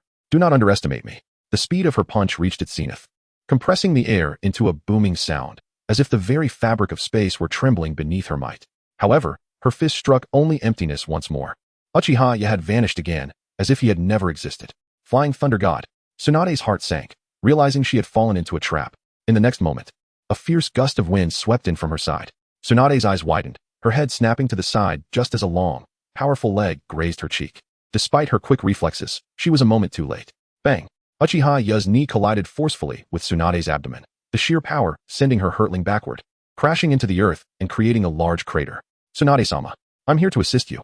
Shizun's voice echoed from afar, her heart racing as she rushed forward, only to suddenly feel the world spinning around her. Her footsteps faltered, her pupils dilating, everything became distorted, and her consciousness slipped into darkness. Uchiha didn't even cast a glance at Shizun, casually walking towards Tsunade with his hands in his pockets. Among the rubble, Tsunade gasped for breath, struggling to rise as pain radiated from her abdomen, causing beads of cold sweat to form on her forehead. Damn it! Just as she managed to prop herself up, a cold hand gripped her throat, lifting her effortlessly. Tsunade's pupils constricted as she fought to break free. But Uchiha's grip was like iron, impervious to her efforts. You are far too weak. His voice was devoid of warmth, the crimson glow of his Sharingan flickering with a malevolent light in the darkness. You lack even the qualification to make me take you seriously. With fierce defiance, Tsunade glared at him, summoning her last reserves of strength to raise her arm, but Uchiha merely smiled slightly. In the next instant, her consciousness faded into darkness. The battle was over. Chapter 26. The Sage's Eye and Sage Body. Uchiha gazed at Tsunade, who stood motionless, lost in consciousness, and shook his head slightly. It was no wonder that in the original narrative, this woman could provoke such a reaction from pain with a single utterance. He murmured thoughtfully, realizing that Senju Hashirama's assessment of his granddaughter was indeed accurate. Just as he prepared to deal with Tsunade, a sudden alert echoed in his mind. Ding! Congratulations, host. On unifying Konoha, you have received a phase reward. Congratulations, host, you have acquired the Azura template, which has been automatically installed. Uchiha's expression momentarily froze, a flicker of unusual emotion crossing his eyes. Subsequently, a spark of surprise glimmered within him. Initially believing the system to operate in a singular thread, he now recognized that it was evidently more complex. In the next instant, a torrent of overwhelming chakra surged into Uchiha's body like a tempestuous sea, fierce and searing, as if it aimed to tear apart his veins and utterly reshape his form. The heat was intense, enveloping him in warmth, yet carrying an indescribable weight. Uchiha clenched his fists tightly, feeling the transformation of the chakra. This power diverged from Indra's sharp and cold chakra, akin to a thunderbolt. The force he now felt was more substantial, encompassing all like the earth, radiant and fervent like the sun. Is this the power of Azura? His pupils constricted suddenly as two starkly different chakras within him began to clash violently, reminiscent of thunder and lightning, making the very space around him tremble. Boom! In the depths of his mind, a grand figure emerged, his gaze gentle yet imbued with unwavering resolve. Memories surged forth like a tidal wave, depicting Azura's perseverance, kindness, and indomitable spirit. As long as one harbors hope, the world will inevitably transform. Even if I must walk alone, I will bear the suffering of all. This world should not be governed by hatred. Indra's chakra was cold and aloof, sharp as a blade, while Azura's chakra was vast and generous, like the blazing sun. At the moment of their convergence, his body felt as though it had become the battlefield of heaven and earth, where thunder and flames intertwined, ice and heat clashed. Every muscle and vein threatened to burst from the ferocity of this conflict. However, just as the chakra was on the verge of spiraling out of control, a flicker of calmness suddenly flashed deep within his pupils. How intriguing. Uchiha chuckled softly, slowly closing his eyes. His will traverse the eye of the storm, mastering the point where these two powers intersected. Indra and Azura, born as rivals, now coexisted within his form. He could feel his body being transformed, his veins becoming more resilient, the flow of chakra accelerating, as if his very soul was being purified, gradually evolving into an entirely new form. So this is it. He slowly opened his eyes, and within them, a new radiance blossomed. His pupils transformed into concentric circles of violet ripples, unmistakably Rinnegan. Uchiha reveled in the immense amplification of his ocular power, a subtle smile gracing his lips. Indeed, considering that his body already possessed Indra's Sage Eye chakra, combined with Azura's Sage Body, the result was a synergy greater than the sum of its parts. He had successfully generated 6 paths chakra. Moreover, As he had acquired the original template, his power surged with unparalleled vigor. Uchiha's thoughts stirred as he recalled Azura's memories. In stark contrast to Indra's cold and solitary recollections, Azura's were filled with warmth and tolerance. The spirit of not consuming beef was leagues ahead of countless other ideologies. In Uchiha's eyes, Azura's notion of using love to enlighten the world seemed utterly naive. After all, love cannot resolve all issues. It often symbolizes weakness. Rather than yielding and compromising, it would be wiser to emulate Indra, standing atop greater power, wielding strength and intellect to command everything. For him, the path of the strong was the only ultimate destination. Uchiha fixed his gaze upon Tsunade, contemplating for a moment before gesturing for her to leave. He leaped once more onto the back of the nine tails, which let out a low growl beneath him. First, we shall proceed to the hidden cloud village, Uchiha murmured, a glint of cold light flashing in his eyes as he gazed toward the distant horizon. Why seek out the Cloud Ninja first? Because they had been the most audacious. In the original narrative, the Cloud Ninja had acted with abandon, and now, according to the latest intelligence within the village, they had gathered a significant number of ninjas, preparing to directly invade the borders of the Land of Fire. Since the assassination of the Fire Country's daimyo and Konoha's declaration of war upon the world, the other ninja nations' daimyos had issued orders for a united assault on Konoha. Each ninja village was eager, preparing for a grand battle. However, among these villages, the Cloud Ninja were undoubtedly the most proactive. The fourth Raikage's thoughts aligned perfectly with the daimyo's orders, leading him to promptly agree to the daimyo's request, rapidly assembling troops and entering a state of readiness. In contrast, the attitudes of the other ninja villages appeared more cautious. Inoki, the Tsuchikage, was a cunning and astute individual, especially having personally witnessed the terrifying power of Uchiha Madara, instilling within him a profound fear of Susanu's might. Although he vocally proclaimed the need for a united front against Konoha, his strategy leaned more toward waiting for the Cloud Village's actions, assessing the situation before making a decision. The fourth Kazekage, Raza of the Sand Village, was perpetually troubled by the village's poverty. Resource scarcity hindered his ability to cultivate skilled ninjas, and the daimyo's funding was perpetually delayed. Raza even found himself scouring for sand gold to exchange for resources. Upon hearing the daimyo's willingness to increase funding, he swiftly agreed and began to slowly gather a force. Raza was acutely aware that, given the current strength of the Sand Village, they could not gain substantial benefits from Konoha. Rather than launching a blind assault, it would be wiser to first digest this additional funding and observe the actions of the other ninja villages before making a decision. As for the Mist Village, the situation was even more chaotic. The fourth Mizukage had fallen under the Jinjutsu of Uchiha Obito, and Obito himself, since the night of the clan's extermination, had been influenced by the Jinjutsu cast by Uchiha, remaining out of sight. The leader of the Mist, a puppet, was in a state of complete control. Unable to effectively command the village's actions, still executing the Blood Mist policy, which infuriated the daimyo of the Water Country, leading to a direct reduction in funding support for the Mist Village. Meanwhile, the fourth Raikage personally led a team, preparing to charge toward Konoha with lightning speed. Determined to seize the initiative in this war, he believed that this time, they would surely take a significant piece from Konoha. Chapter 27. The border of the Land of Fire. The night was as dark as ink, with countless stars scattered across the boundless sky. A cold wind whistled through the forest, carrying a sense of foreboding. A tall, muscular man of ebony skin stood at the forefront of the group, his gaze sharp as an eagle's. He commanded in a deep voice, "Faster." His words reverberated like thunder in the stillness of the night, sending a shiver through the hearts of those who heard. Yes, the group of Cloud Village ninjas responded in unison, quickening their pace. Draped in the distinctive black cloaks of their village, they transformed into swift shadows under the moonlight, darting through the mountains and forests, their sights firmly set ahead. The leader was none other than the current Raikage of the Cloud Village, the fourth Raikage. A was endowed with extraordinary strength, his body enveloped in lightning chakra, granting him speed and defense comparable to that of a mythical beast.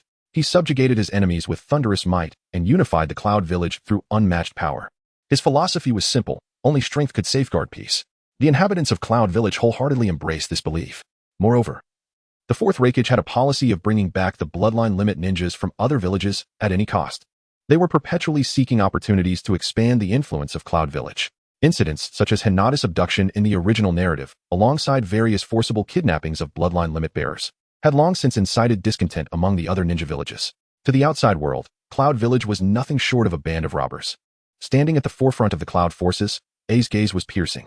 "Has the reconnaissance team uncovered anything?" he inquired in a low tone. In this operation, he not only brought along the two-tails Jinchuriki, Yujito, but also his brother, Killer Bee, clearly determined to succeed. A Cloud ninja wearing goggles leaped forward, kneeling on one knee, his tone grave. "Raikage-sama, there are no abnormalities from the direction of Kanagakur.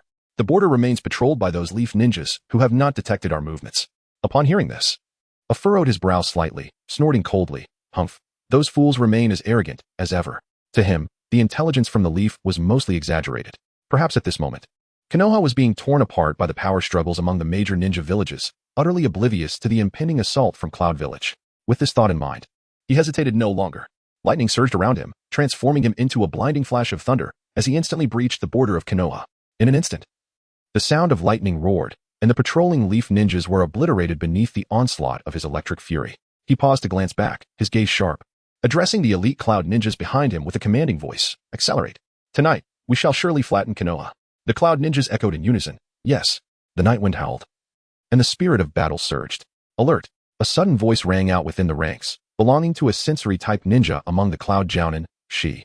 A turn to Shi. Frowning. Shi, what is it? Shi's face was ashen. Beads of cold sweat trickled down his forehead, his expression one of sheer terror, as if he had sensed an exceedingly dreadful presence. Reikage-sama, from the direction of Konoha. Shi's voice trembled. A's frown deepened as he urged, speak clearly. Taking a deep breath, she reported gravely, we have detected 2 extraordinarily powerful chakra signatures from the direction of Konoha. A's expression darkened slightly. Chakra strength far surpassing that of ordinary ninjas? A sudden suspicion flickered in his mind. Could it be the Nine Tails? But what of it? He had already subdued the Eight Tails. What could the Nine Tails do against him? However, why were there 2 signatures? To his knowledge, Konoha should not have many with immense chakra. Could it be Jiraiya? One of the legendary 3? No. Something even more terrifying. Shi's voice quivered, revealing an unprecedented horror. A's pupils constricted, and the cloud ninjas halted. An oppressive atmosphere enveloping them. In the darkness, a vague figure quietly emerged, its outline gradually becoming clear under the moonlight.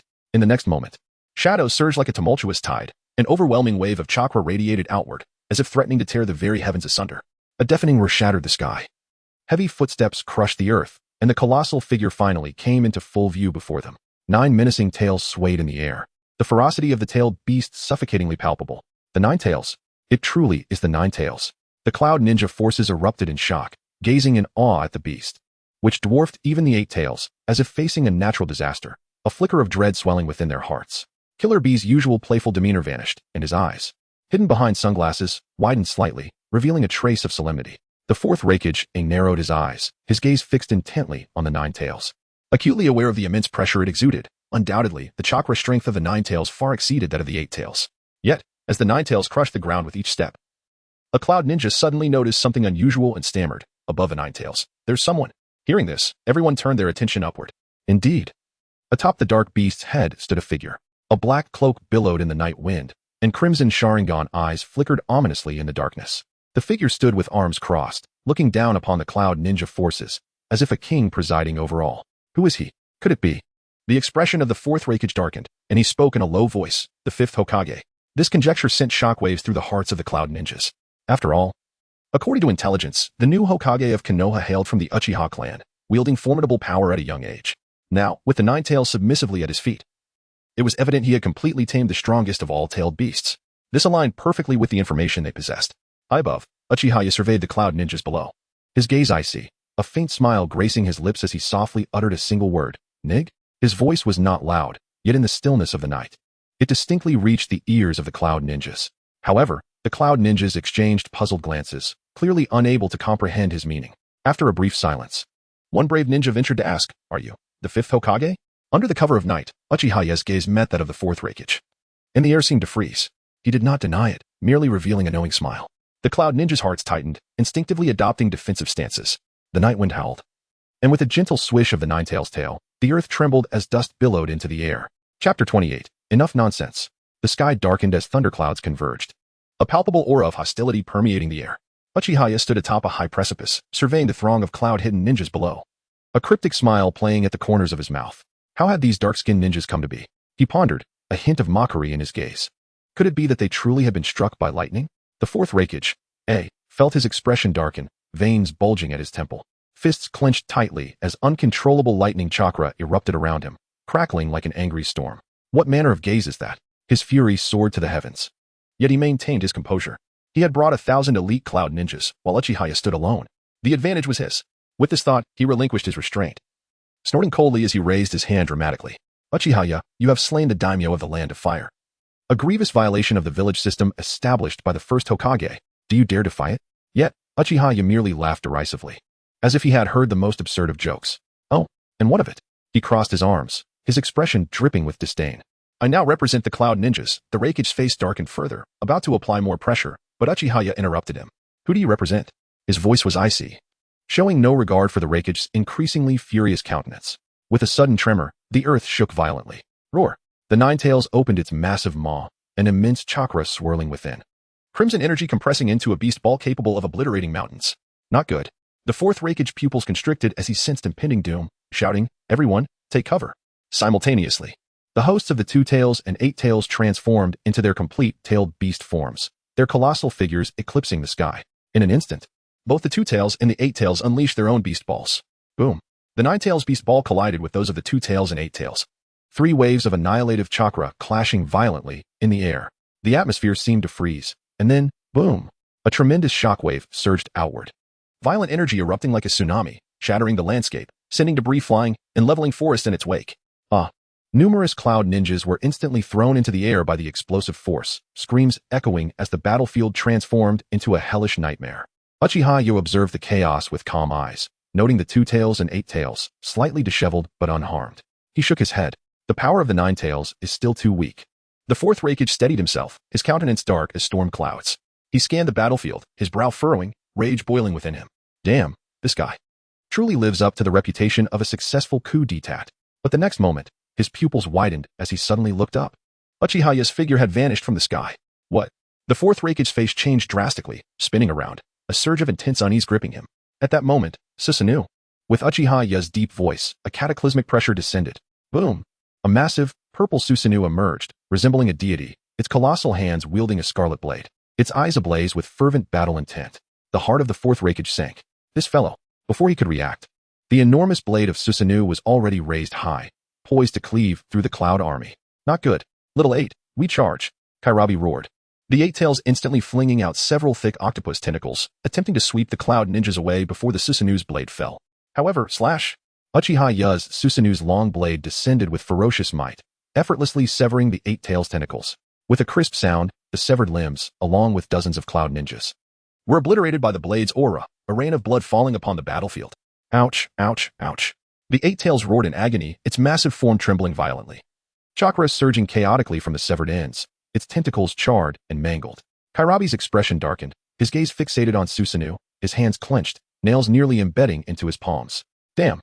This guy is more troublesome than I imagined. Meanwhile, the fourth Rakige was consumed by rage, lightning chakra swirling wildly. His body enveloped in a radiant armor of lightning, charging towards Uchihaya. Uchihaya die. His fingers clenched into a fist, lightning coiling around him.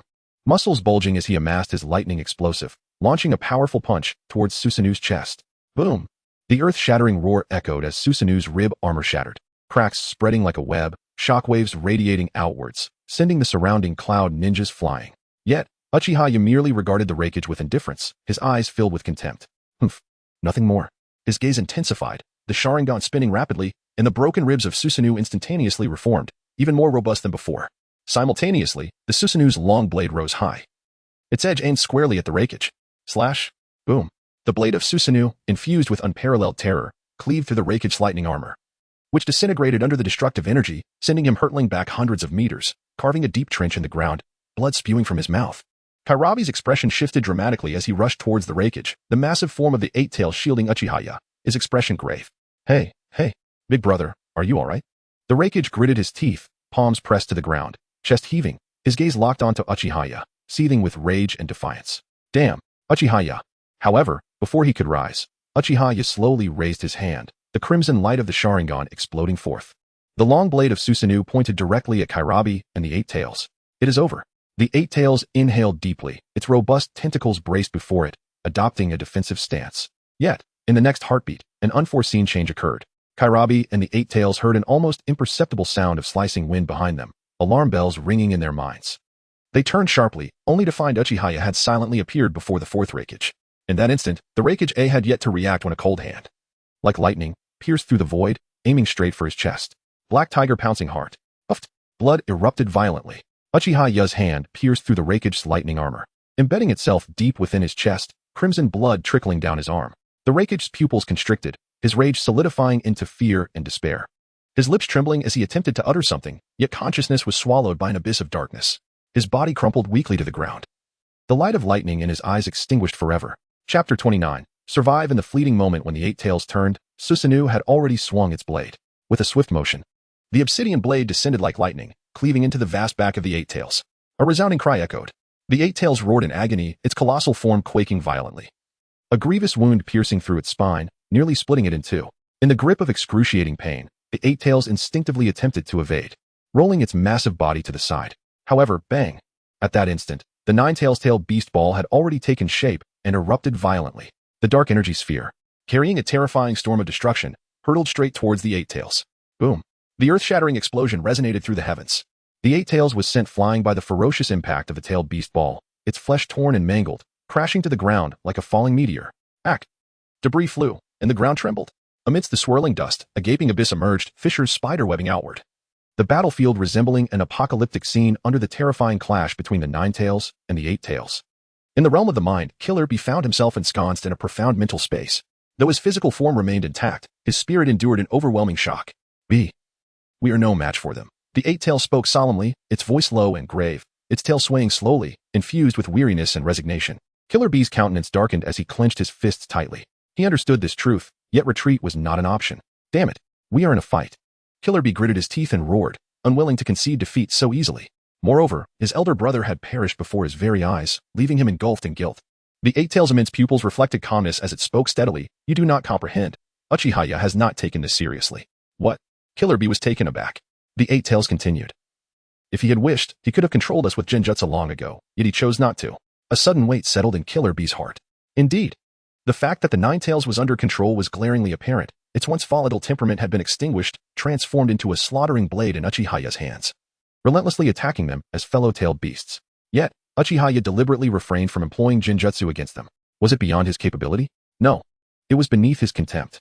An unprecedented chill crept up Killer Bee's spine as he finally recognized that they were utterly insignificant in Uchiha's eyes. "B, we must retreat, or else we will perish." The eight tails' voice carried a note of urgency. On the battlefield of reality, the two tails witnessed the eight tails being felled by a single stroke. Its heart instantly filled with dread. Damn it! Its pupils constricted sharply, tailed beast chakra surging wildly, flames of blue igniting on its tail. Tailed beast ball. The searing chakra compressed rapidly, forming a black-blue energy sphere that shot fiercely towards the nine tails. However, roar. The nine tails bared its fearsome fangs, also condensing a tailed beast ball several times larger than that of the two tails. The pitch-black energy sphere spun like a black hole, bearing the power to annihilate all. Hurtling headlong into the two tails' assault. Boom. A terrifying explosion engulfed the battlefield in an instant. The shockwaves roared, the ground fractured once more. And the two tails was blasted backward, tumbling several times before burrowing deeply into the earth, utterly disheveled. Gasping for breath, it gazed at the distant, unyielding figures of the nine tails and Uchiha, fear dawning in its eyes. How is this possible? My tailed beast ball cannot even shake the nine tails' attack. At that moment, the two tails finally realized it was no match. Retreat. If we do not withdraw, we will die. This was also the advice given by the wooden man within. The eight tails strained to rise, its gaze resolute, aligning with the two tails' thoughts. They, the Cloud Village, had already sealed their fate for today. Under the night sky, the battlefield resembled a hellish purgatory. At this moment, Uchiha, standing beside the corpse of the fourth Raikage, returned to the pinnacle of Susanoo, surveying the world from above. Beside him, the nine tails roared, while beneath his feet, Susanoo stood immovable, like an invincible deity of war, gazing down upon the beleaguered forms of the eight tails and the two tails. The corpse of the fourth Raikage lay cold, sprawled upon the earth, his eyes forever closed. The ninjas of the Cloud Village beheld this scene, hearts shattering with terror and despair. Their Raikage, the once mighty man, was dead. No. Impossible. How could Lord Raikage be killed like this? Uchiha, this monster. The spirits of the Cloud Ninjas were utterly shattered, their souls trembling as their legs quaked uncontrollably. Flee. We must escape.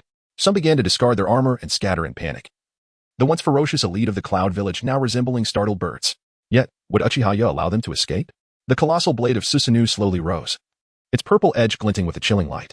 In the next moment, the blade swept across. Boom. The earth was torn apart, dust swirling. A massive gash deeply embedding itself in the battlefield. Wherever it passed, blood mist enveloped the air, and corpses lay strewn about. Dozens of Cloud Ninjas, caught in the fleeting moment of the blade's passage, were severed in two before they could even utter a cry, blood raining down. The figure of Susanoo loomed like a king of death, casting a shadow over the battlefield, heralding the demise of the Cloud Village. Killer Bee and the Eight Tails silently observed all of this, an overwhelming bitterness swelling within their hearts. They had lost. Not just them, but the entire Cloud Village had lost. The Eight Tails spoke heavily. "Bee, this is not an ordinary battle. It is a massacre." Killer Bee clenched his teeth. His pride shattered in that instant. We must retreat. The Eight Tails continued. Uchiha, you did not employ Jinjutsu. Our survival is merely luck. But now, our luck has run out. Killer Bee's fist tightened, nails digging into his palms, blood seeping forth. Retreat? Allow the warriors of the cloud to die in vain. Let my elder brother perish needlessly, allow Uchiha to trample upon their dignity? But, if they did not retreat, they would all perish. B. Only by surviving can we have a chance. The Eight Tails urged. Killer Bee trembled all over. Yes, only by surviving could he avenge his elder brother. They must survive. Let us go. The Eight Tails' massive form suddenly quivered, its shape shrinking in an instant. Its once cumbersome body had nearly recovered from the injury sustained. The two tails followed suit. They were retreating. Uchiha's gaze swept over the two-tailed beasts, a sneer of disdain curling at the corners of his mouth. Now you wish to flee? It is too late. The three tomo of Uchiha's Sharingan shifted, transforming into the pale purple of the Rinnegan. Summoning technique. Outer Path. Geto Mazo. Chapter 30. What on earth is that colossal Outer Path Golem? The art of summoning. The Outer Path Golem. Boom. In the next moment, it seemed as though the heavens and the earth were rent asunder by an invisible force, and a pitch-black fissure spread across the ground like the harbinger of doom, shaking the entire battlefield. The atmosphere was thick with an oppressive sense of dread, as if the world itself trembled in response. A withered giant claw tore through the darkness, accompanied by a sharp tearing sound, as the jagged wooden spikes glimmered like phantoms, radiating a chilling light. The claw, with its desiccated skin, appeared as pale as an ancient corpse, and the twisted wooden spikes within its creases exuded an eerie aura, resembling a demon clawing its way out of the depths of hell. Then, the creature's head emerged, its massive skull loomed like a sheer cliff, crisscrossed with cracks that bore the marks of time. 9 eyes coldly embedded within, each sealed with coarse stitches, revealed only the ghastly scars that emanated a potent aura of death. The Eight Tails and Two Tails sensed a familiar presence almost simultaneously, their gazes freezing in astonishment as they turned. Killer Bee noticed the Eight Tails' unease, his brow furrowing as he murmured, "What's wrong, Eight?" The monster before him did not seem sufficiently alarming. The pressure it exerted far less intense than that of the earlier Susanoo. However, within the hearts of the Eight Tails and Two Tails, a tempest of dread surged. It's impossible. This aura. An astonishing thought surged simultaneously in the minds of the two-tailed beasts. This cannot be. The voice of the Two Tails trembled slightly, struggling to suppress the rising tide of fear. The Ten Tails. The Eight Tails furrowed its brow deeper, disbelief flickering in its eyes. How could this possibly be the Ten Tails? The Ten Tails had been sealed long ago. A wave of unease washed over the Eight Tails, for it was acutely aware of its origins being closely tied to the Ten Tails. As one of the 9 portions of chakra separated from the Ten Tails by the Sage of Six Paths, its instinctive understanding was that the Ten Tails had long since vanished. All-tailed beasts inherited the memories of the Sage of Six Paths, fully aware of their lineage stemming from the Ten Tails division. Yet now, it recognized that this aura was certainly not that of an ordinary summoning beast. Its source appeared to be connected to the Ten Tails. Run. The voice of the Eight Tails rose in urgency, infused with unprecedented tension and panic. We must leave this place at once. No longer able to contain its anxiety, the Eight Tails understood that although it could not fathom why Uchiha had summoned such a bizarre creature, its instinct screamed that escape was the only way to ensure survival. The Two Tails' gaze flickered uncertainly, acutely sensing the terrifying pressure that indicated imminent danger. Meanwhile, the roar of the Outer Path Golem grew increasingly deafening, its overwhelming presence seeming poised to shatter the very fabric of the world. The air was thick with a crushing weight, rendering the entire battlefield nearly suffocating under this force. Uchiha, standing atop the head of the Outer Path Golem, furrowed his brow, his eyes flickering with profound contemplation. His initial intention had been to seal both tailed beasts in one fell swoop. But he suddenly recalled a crucial detail from the original narrative. The order of sealing the tailed beast was vital. The one-tailed Shikaka must be sealed first, otherwise the Outer Path Golem would collapse and become inoperative, with a resolve forming in his heart. Uchiha allowed a faint smile to grace his lips as he swiftly moved to stand before the Eight Tails and Two Tails. The Eight Tails regarded Uchiha's sudden appearance with a hint of wariness. However, before it could finish its thought, Uchiha's gaze turned frigid.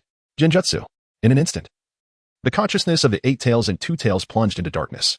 Their bodies became rigid, their eyes vacant, completely devoid of any perception of the world around them. All resistance utterly quelled. The two-tailed beasts had been reduced to mere puppets under Uchiha's control, devoid of any ability to resist. A trace of cold amusement flickered in Uchiha's eyes as he turned and walked toward the Outer Path Golem, the Eight Tails and Two Tails mechanically following under his command. Oh, right, and the Nine Tails. Before the three-tailed beasts, Uchiha coldly commanded, proceed to the hidden cloud village. No sooner had he spoken than he subtly gestured, releasing the summoning of the Outer Path Golem. With a resounding crash, the golem transformed into a plume of azure smoke, vanishing instantaneously into the air. Uchiha stood there, a faint, enigmatic smile playing at the corners of his mouth. In the ninja world, there existed only one Outer Path Golem, and he had just sensed a summoning request from another location emanating from the golem. Intriguing. He chuckled coldly, a glint of mockery flashing in his eyes. As the reincarnation of Indra and Ashura, His priority in summoning the Outer Path Golem surpassed that of anyone else. The summoner of the golem was undoubtedly from Nagato's side. However, Uchiha Yura did not feel rushed to respond. He decided to temporarily store the Outer Path Golem with him, and, after he had subdued the hidden cloud village, he would venture to the land of rain. He leaped and landed firmly upon the shoulder of the Ninetales, his gaze profound, as if he could see into every corner of the future. The massive form of the Ninetales began to move, its heavy footsteps resonating like thunder, shaking the very earth beneath. Under Uchiha Yura's command, it swiftly carried the remaining two-tailed beasts toward the hidden cloud village. After tonight, the hidden cloud village would cease to exist. Meanwhile, in the land of rain, within a collapsed cavern, several figures clad in black robes adorned with crimson cloud symbols stood therein.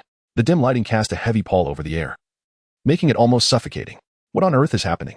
A grotesque creature with a rasping voice inquired, its words laced with palpable anxiety and tension. Kagaya, this ancient being, who had silently manipulated events from the shadows, was evidently now unsettled. Pain's expression remained stern, yet Nagato, who controlled him, was filled with shock and profound doubt. What on earth is that colossal Outer Path Golem? Just moments ago, the formidable summoning beast he had once regarded as his last trump card, the Outer Path Golem, vanished right before his eyes.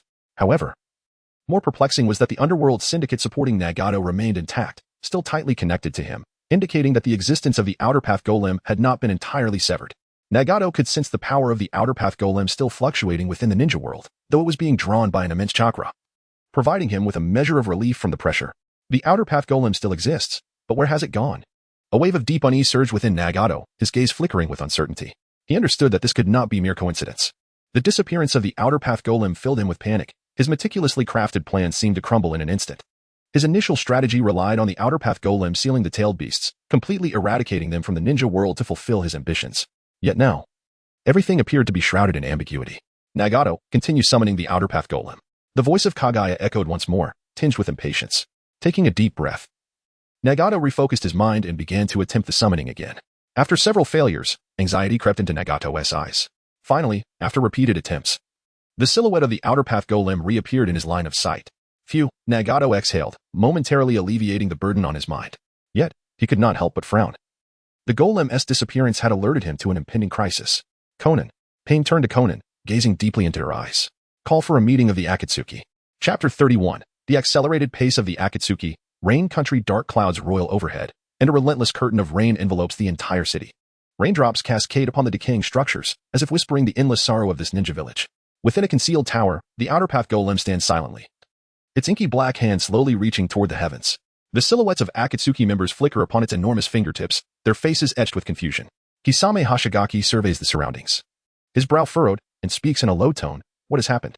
Beside him, Orochimaru's lips curl slightly, his raspy voice tinged with mockery. Is there a pressing need to summon us? Has something unfortunate befallen our leader? His gaze glimmers with a dangerous light. Since joining the Akatsuki, Orochimaru has harbored ulterior motives. The allure of Pain's Rinnegan is irresistible to him. Should anything happen to Pain, it would undoubtedly present a divine opportunity. Ah, how fragile life is. Orochimaru licks his lips, his voice brimming with fervor. Only through attaining immortality can one grasp the true essence of existence. Sasori scoffs audibly, retorting in a resonant tone, immortality? Utterly foolish. Only by mechanizing the flesh can one forge eternal art through the river of time. At this, Orochimaru narrows his eyes, not bothering to conceal his derision. Art? A futile delusion. Do you believe that by encasing yourself within that puppet form, you can evade death? Do you think that residing within another's body can be deemed true immortality? The two men stand at odds, the air thick with palpable tension. However, a commanding voice shatters the taut atmosphere. Enough. Pain's cold voice reverberates within the tower, a glimmer of frost passing through his Rinnegan. If you wish to continue this quarrel, I shall have no qualms about silencing you myself. At this, both Sasori and Orochimaru fall silent. The Akatsuki's initiation does not rely on mere persuasion. Each member has bowed before Pain's absolute power. Even the scheming Orochimaru must momentarily restrain himself. Pain's gaze sweeps over the assembly as he states solemnly, earlier this morning, the Outer Path Golem was summoned away by an unfamiliar force. A wave of shock ripples through the crowd. What? Summoned away? Their eyes fixate on the spot where the golem had once stood. Kagaya, shrouded in shadows, observes impassively. Aside from myself, there are others capable of manipulating the Outer Path Golem. Pain's voice deepens, ripples of danger coursing through his Rinnegan. Even gods can be provoked. At this moment, Nagato feels an overwhelming sense of humiliation. Our plans must be altered, he declares resolutely. We must accelerate our pace and gather the tailed beasts swiftly. The risk of losing the golem renders our time increasingly urgent. From now on, I require you to intensify recruitment. Each operational team must consist of 2 members working in unison to ensure efficiency.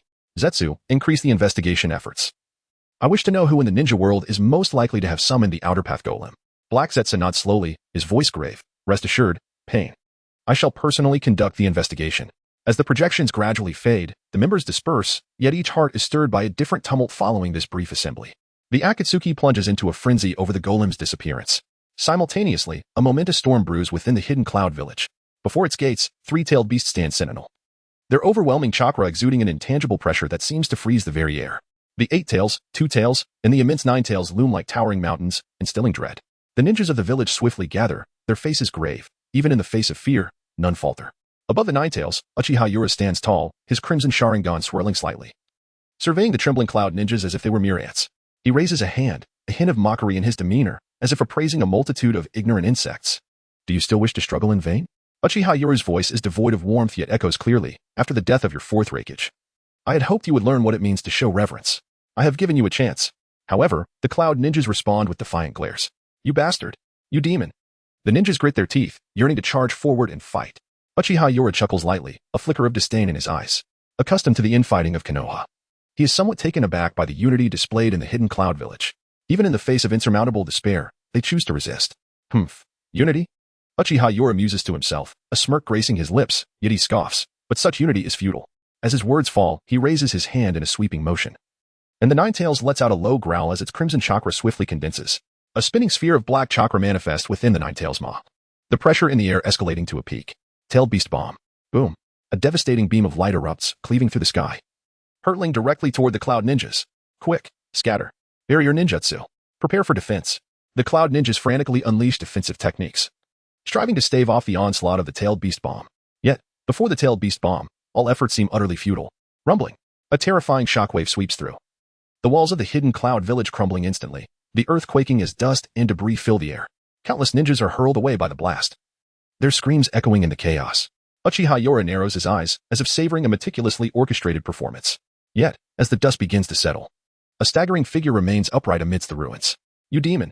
A cloud ninja, bloodied and furious, points accusingly at Uchiha Yura, flames of rage burning in his eyes. Uchiha Yura offers no reply, only the low growl of the 9 tails reverberates in the air. Demon? He smiles faintly, his Sharingan swirling eerily, reflecting a crimson hue. You shall soon understand that true terror has only just begun. In the next moment, the chakra of the 2 tails and 8 tails erupts violently.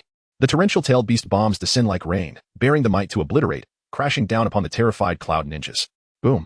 The deafening explosions resonate incessantly, searing flames tearing through the night sky. Those once deemed invincible elite ninjas are rendered as fragile as ants, consumed in an instant by the tailed beast bombs. Their screams echoing in the air. Stop. Please. No more attacks. We surrender. I beg you, spare us. Now you wish to surrender? Uchiha Yura scoffs. The tomo in his Sharingan turning slowly, radiating an unspeakable mockery and indifference. It is too late. Chapter 32, The Fall of Cloud Hidden Village at this moment. The battlefield of Cloud Hidden Village lay in utter disarray. Shattered rock, fragmented weapons, and bloodstained ninja tools were scattered everywhere, the air thick with the metallic scent of blood. The dying sun cast a crimson hue upon the scarred earth, as if drawing the curtain on this calamity. Once a formidable force in the ninja world, Cloud Hidden Village now existed in a haunting silence. The 9 tails lay amidst the ruins, its massive form resembling a mountain that spanned the heavens and the earth. Its blood-red eyes coldly surveyed the ground, crushing any remaining flicker of resistance. Uchiha Yura stood atop the beast, his cloak billowing fiercely in the wind. Was this all that remained of Cloud's pride? His voice, detached and serene, echoed like a decree marking the end of an era. The arrogance of the weak leads only to annihilation. On the ground, the few surviving Cloud ninja trembled in fear. They had once charged fearlessly toward the 9 tails, hoping to defy fate through sheer numbers. Yet, reality had brutally shattered their illusions. The explosion of tail beast balls had devastated the land, scattering their bodies like discarded rags across the ruins. The 4th Reikage is dead. Lord Killer Bee, too. Despair filled the eyes of the Cloud Ninja as they realized their esteemed leader in Jinchuriki had failed to create even a ripple before Uchiha Yura. In this moment, 90% of Cloud's forces lay slain on the battlefield. Please, spare us. The kneeling Cloud Ninja wept openly, their bodies quaking. The instinct for survival impelled them to cast aside their last vestiges of dignity. However, Uchiha Yura merely regarded them with indifference. A cold smirk graced his lips. The tomo in his Sharingan spinning slowly, radiating a sinister crimson light. In an instant, an invisible mental force surged forth. Genjutsu. The pupils of the Cloud Ninja constricted sharply. Their world warped before their eyes, spinning into chaos. Their remaining will crumbled under the weight of the powerful illusion, rendering them incapable of thought. Their bodies stiffened, and their consciousness obliterated. No one struggled any longer. From this moment, their lives and deaths would be entirely at the mercy of Uchiha Yura. Cloud Hidden Village had fallen. During this time, Uchiha Yoro had also ventured to the capital of the Land of Lightning with the Nine Tails and the Three Tails, eradicating the daimyo and those so-called nobles. He then used genjutsu to control a portion of the populace to maintain order before departing. The Land of Lightning, henceforth, vanished. One day later, Konoha Village. When the Konoha Guard entered the ruins of Cloud Hidden Village, they were met with a profound silence. Among the remnants of walls and debris, a few Cloud Ninjas stood in a daze, as if their souls had departed. Their eyes were hollow, devoid of life, as though they had been forsaken by the world. Their movements were mechanical. They were no longer ninjas, merely shells manipulated by commands. All of this was the result of Uchiha Yoro's single thought. From this day forth, the Land of Lightning shall be annexed into Konoha. Uchiha Yoro's voice resonated through the high-level meeting in Konoha, brief yet frigid, imbued with an undeniable authority. Dispatch personnel to Cloud Hidden Village and the capital of the Land of Lightning to restore order. A heavy silence enveloped the room, gradually giving way to a sense of relief as the shock on everyone's faces faded. No one dared to oppose, nor did anyone feel it necessary to do so. In their eyes, Uchiha Yoro had become an unassailable force. His might rendered any dissent superfluous, even ludicrous. Moreover, this was Konoha's first acquisition of enemy territory since its founding. For some radical factions, this sense of fulfillment was akin to a potent stimulant, unleashing their pent-up desires. Since the era of the first Hokage, Konoha had been renowned for its so-called benevolence and peace, much like a turtle hidden within its shell. In the second Hokage's time, while less conservative, the betrayal of Cloud Hidden's rogue ninja led to the second Hokage's demise. A disgrace that lingered in many hearts to this day. By the era of the third Hokage, Konoha was no longer the turtle but a complete underdog. However, today marked a seismic shift in the landscape. The rise of Uchiha Yoro fundamentally altered Konoha's position in the balance of power. From now on, the tides of offense and defense would be reversed. The news of Cloud's destruction swept through the ninja world like a tempest. The major ninja villages were shaken, finally realizing that Konoha's declaration of war was not mere bluster, but a genuine fury of thunder. The once cautious villages quickly dispelled any lingering hopes of safety. Konoha's display of absolute military strength instilled an unprecedented fear throughout the entire ninja realm. Once invincible, Cloud Hidden Village had been reduced to ruins beneath Uchiha Yoro's godlike Susanoo. Tsuchika Jinoki's face darkened, plagued by PTSD from Uchiha Madara. He urgently summoned a meeting of the village leaders. However, to his astonishment, the fourth Mizukage, Kagaya Yagura, upon receiving the invitation, had executed his own envoy. As such, the only potential ally remained Sunagakure, that wretched Kagaya Yagura. Inoki's fury surged, nearly leading him to spew blood. He abruptly stood, only to be struck by a sharp pain in his back from the sudden movement. "Oh, my back." His face flushed red, he gritted his teeth, gasping for breath as veins throbbed on his forehead. Konoha had strayed from the will of fire propagated by the first Hokage. Their self-destruction was merely a matter of time. Yet now, Konoha's power loomed large. Inoki's gaze sharpened, his voice grave. "If we do not unite to resist, we will be the next to fall." The air was thick with an oppressive tension. The absence of Reikage AI served as an unspoken deterrent. After a moment of silence, Raza finally nodded. He understood well that Inoki's words were not mere alarmism. Sunagakure's strength was far from sufficient to withstand Konoha's onslaught alone. Meanwhile, within the Akatsuki organization, Black Zetsu was filled with excitement. The intelligence brought back by White Zetsu, detailing Uchiha Yoro's divine Susanoo and his boundless chakra, further confirmed his suspicions regarding Indra's reincarnation. Indra's reincarnation. Black Zetsu murmured softly, a strange light flickering in the shadows. Regret washed over him. On the night of the massacre, White Zetsu had reported Uchiha Yoro's existence. He had initially planned to approach him, but before he could act, Yoro had ventured to Cloud. Later, the Outer Path Golem's disappearance had further delayed his plans. Had he laid the groundwork sooner, perhaps the Eye of the Moon plan would already be complete, and his mother Kagaya would have been resurrected. Yet now, it was not too late. With a little guidance, a cold smile crept across Black Zetsu's lips, his eyes glinting with cunning. In the past, Uchiha Madara had succumbed to his machinations, spiraling into extremes. Now, Uchiha Yoro, being younger and more enigmatic than Madara, could be led to darkness, becoming the perfect pawn in the Eye of the Moon plan. With this thought, Black Zetsu couldn't help but curse Uchiha Bito. That brat possessed neither Madara's strength nor his vision, yet he prided himself on his cleverness. On the night of the massacre, he had been utterly defeated by Uchiha Yoro's genjutsu, falling unconscious.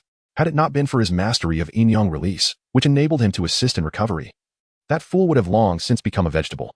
Utterly useless. Uchiha Yoro's heart must be rife with discontent and hatred. Black Zetsu gradually suppressed his smile, his gaze as dark as water. He understood that the power of the Uchiha clan required the stimulation of extreme emotions. The Sharingan did, and so did the Manjiki Sharingan. All he needed was to stoke the flames further. In the darkness, a shadowy figure silently slips into the depths below. Uchiha Yoro is destined to become the finest pawn in the Moon and Appo's SI plan. Chapter 33. The Fall of Yunin Village. The demise of Yunin Village was merely the opening move in the grand chess game. However, Uchiha felt a tinge of disappointment. The system exhibited no response. He had anticipated that the obliteration of a ninja village would yield some form of reward, yet the system remained utterly indifferent, offering not even a hint, which caused him to furrow his brow slightly. It seemed that other ninja villages could never compare to Konoha. After a moment and Appo's reflection, he collected his thoughts and returned to Konoha with a hint of regret. Upon his arrival, he promptly summoned the security team to oversee the handover with the capital of the Land of Lightning and Union Village. After surveying the village's condition and confirming that all was well, Uchiha began to strategize his next move. However, before proceeding, he had to address a matter of greater significance: the three-tailed beasts currently residing deep within the forest outside Konoha. Rather than sealing these colossal beings, Uchiha had opted to forge a compulsory summoning contract with them, using his formidable ocular power. From this moment forward, regardless of their willingness, they were bound to heed his call.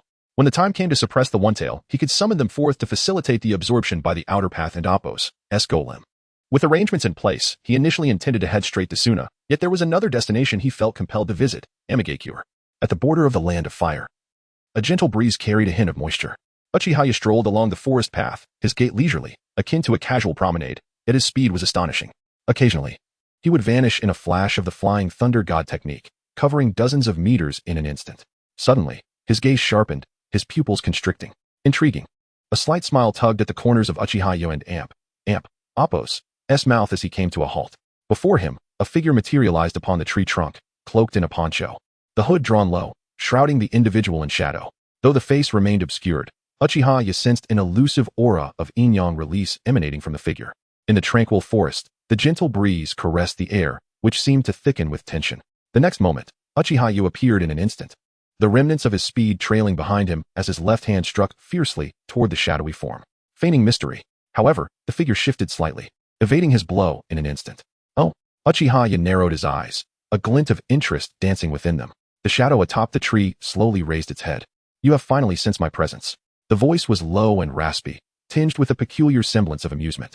Kurizetsu regarded Uchiha with an assessing gaze, as if weighing something. Indeed, a reincarnation of Indra. Kurizetsu's heart swelled with elation. What astonished it, however, was the presence of Ashura's aura emanating from this young individual. Had the matching mechanism it set up encountered a flaw? Yet, that was inconsequential. In Kurizetsu's eyes, Uchiha was more arrogant, more powerful, and even more ambitious than the Indra of a millennium past. Such a person was most suited to be guided. I am aware of your intentions, Kurizetsu began, its tone cryptic. Let me guess, you aspire to create a world of peace, am I correct?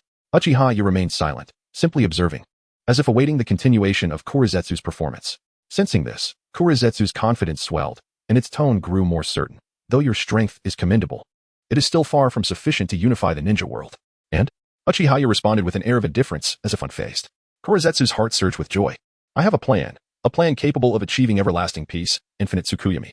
Capture the tailed beasts, utilize the outer path and Appo's golem to absorb them and become the 10 tails Jinchuriki. Then, we shall cast infinite Tsukuyomi. Kurizetsu's voice deepened, laced with seduction. Once infinite Tsukuyomi is unleashed, the entire world will be enveloped in the most exquisite illusion, erasing war, hatred, and suffering entirely. It will be an eternal world of peace, a perfect ninja realm devoid of conflict. Kurizetsu spoke with fervor, as if already envisioning that ideal future. Yet, Uchiha merely regarded him, a faint smile gracing his lips. Is that so? His voice was calm and profound. Kurizetsu and Appo's heart skipped a beat. In the next instant, boom. A tempestuous aura erupted forth, Uchiha and Appo's pupils transforming dramatically, the scarlet of the Sharingan reflecting Kurizetsu and Appo's inky silhouette. Have you underestimated me? Uchiha slowly raised his hand, a smile playing at his lips, but his tone bore an icy indifference. If I continue to grow stronger, what significance does infinite Tsukuyomi hold? Kurizetsu and Appo's heart tightened, a sense of foreboding creeping in. Yet it did not yield to fear. After all, it was a product of yin-yang release, impervious to ordinary ninjutsu. However, in the next moment, its pupils constricted violently. Uchiha and Appo's eyes shifted from Sharingan to Rinnegan. What? Kurizetsu and Appo's mind reeled. In this world, aside from Uchiha Madara, was there truly another who could awaken the Rinnegan through sheer effort? The birth of the Rinnegan required either innate talent or the fusion of Ashura and Indra and Appo's chakra. Just moments ago, it had sensed both energies emanating from Uchiha and thought it a mere illusion. But now, this revelation shattered its understanding. Moreover, even if one collected both chakra types, the awakening of the Rinnegan was a lengthy process. Uchiha Madara spent his entire life achieving this step. Yet this young man before him had accomplished it with such ease. Korezetsu's thoughts raced.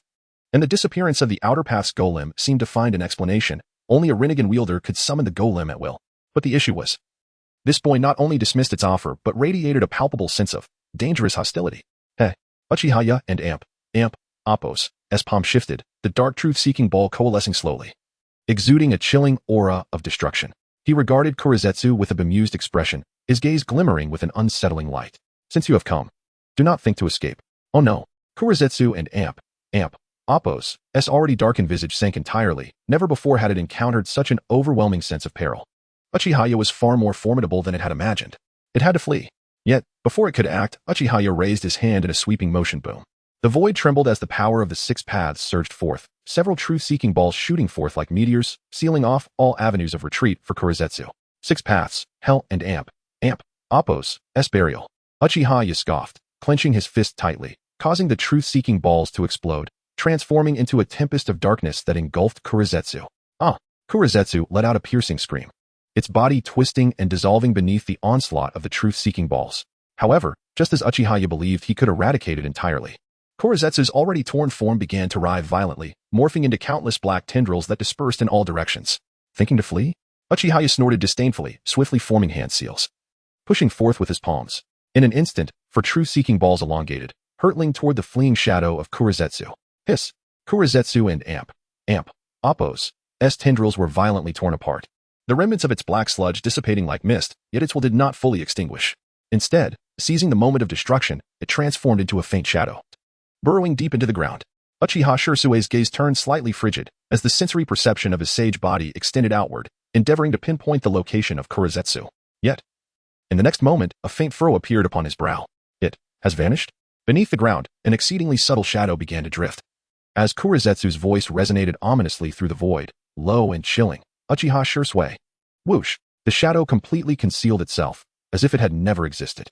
Uchiha Shirsue fixated on the direction from which Korezetsu had disappeared, his gaze profound, while a hint of playful amusement curled at the corners of his lips. Quite swift on your feet, I see. Gradually, he retracted his hand, casting a downward glance at the ground, his Rinnegan subtly rotating, refracting an unfathomable radiance. However, next time, fortune may not favor you so readily. Chapter 34. Making this devouring world a little better. Uchiha found himself in agreement with Kagaya and Amp, Appos' words. At least regarding the first half, becoming the Jinchuriki of the Ten Tails was indeed an enticing goal. However, he scoffed at the latter half concerning the infinite Tsukuyami.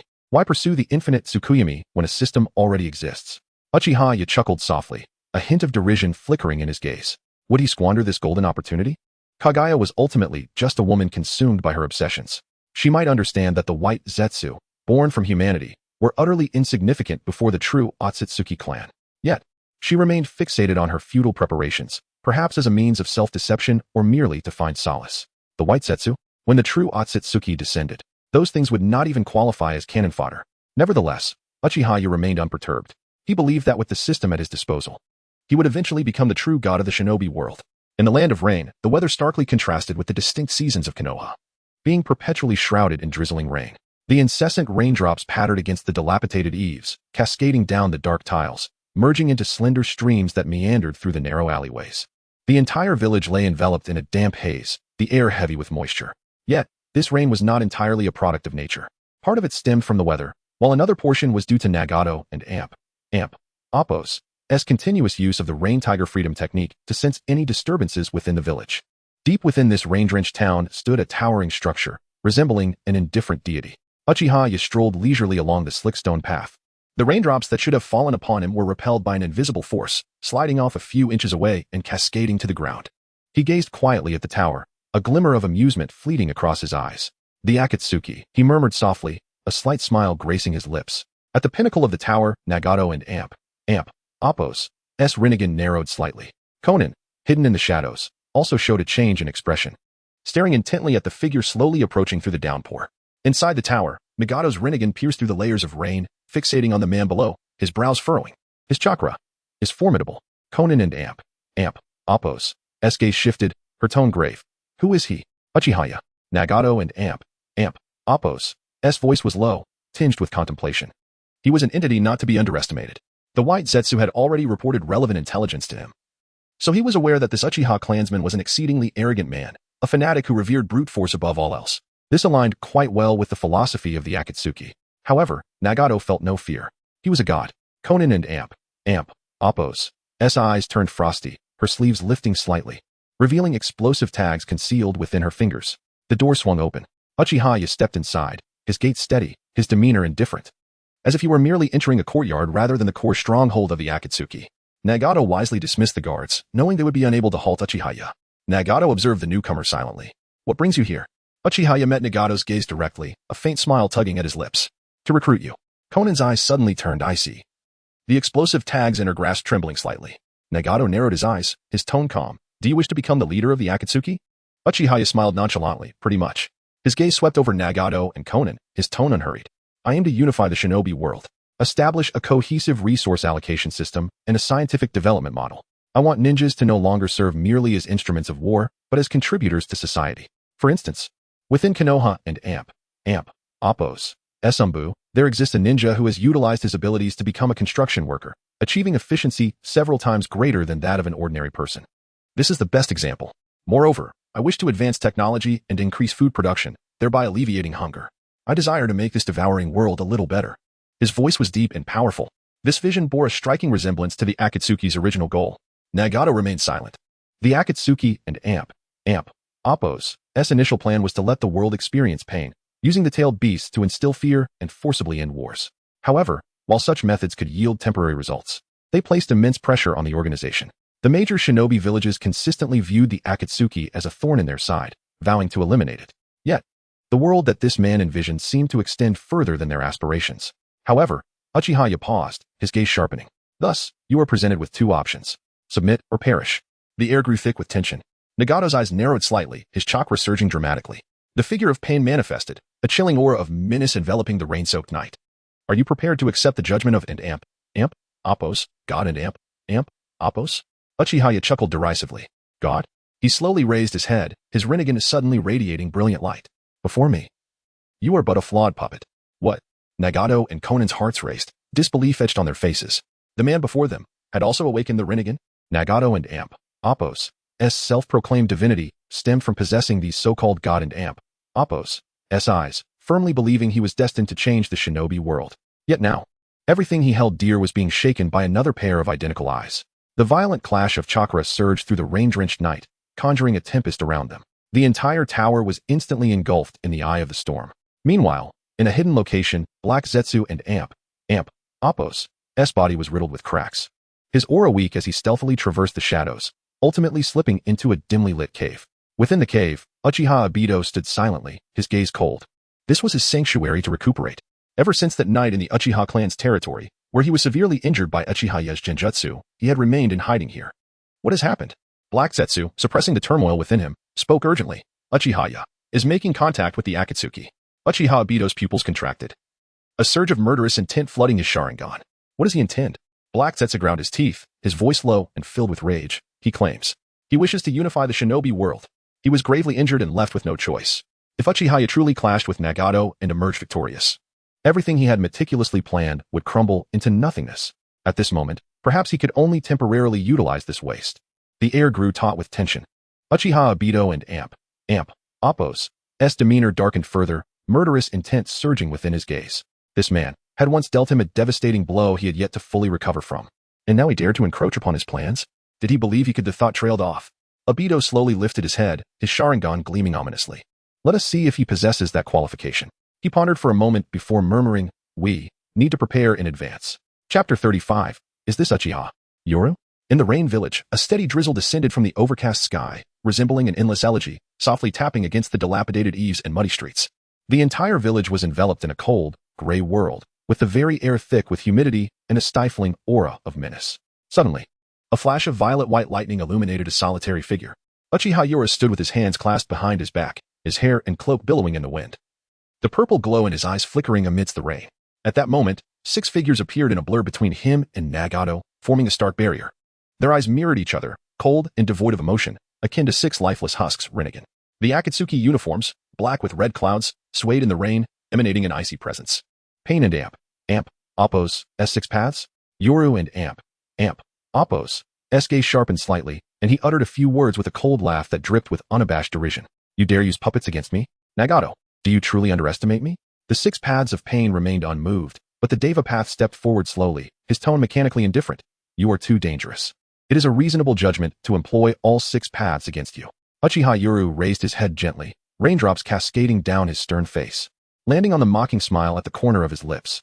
His expression was one of indifference, laced with disdain. Dangerous? He shook his head, the contempt in his smile deepening. No, you are simply afraid. You have played God for far too long, to the point where you believe it yourself. He lifted his gaze, his eyes like frost, his voice low yet resonant like thunder. Unfortunately, you are but a pitiful creature clinging to a machine, struggling to survive. In that instant, the air seemed to freeze. The next moment, complete body, Susanoo. Boom. The sky erupted violently, an invisible force tearing apart the curtain of rain.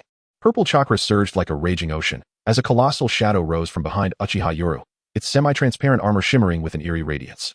A mask resembling a judge looming over the battlefield. Nagato and Konan and Appo's pupils dilated as they felt the oppressive presence of Susanoo, which was far larger and more formidable than they had imagined. The Devapath and Appo's eyes turned cold, and he raised his hand without hesitation. Shinra Tensei. Boom. A shockwave like a mountain surged forth, shaking the very ground of Rain Village, buildings crumbling like paper before the invisible might, the air shrieking like shattering glass. In the face of this overwhelming pressure, Susanoo crossed its arms, shielding Uchiha Yuru. Bang. The force crashed like a tidal wave, yet merely caused Susanoo's form to ripple slightly, leaving it unscathed. The earth cracked open, a deep chasm appearing as smoke billowed upwards, but Uchiha Yuru remained steadfast, exuding an aura of divine authority. Nagato and Appo's pupils constricted in astonishment. Shinra Tensei was just so easily blocked? Before he could regain his composure, Susanoo lunged forward, its blade cutting through the air. Retreat. Konan swiftly unfurled her paper wings and soared into the sky, her figure a streak of light. The 6 paths of pain reacted swiftly, the beast path summoning a massive bird to carry Nagato into the air, while the others scattered rapidly. Boom.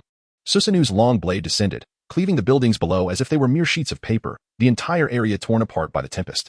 Bensho Tenin. The Devapath shouted in anger, raising his hand abruptly, causing the surrounding remnants to be drawn toward him, forming a massive ball of debris that hurtled like a meteor toward Susanoo.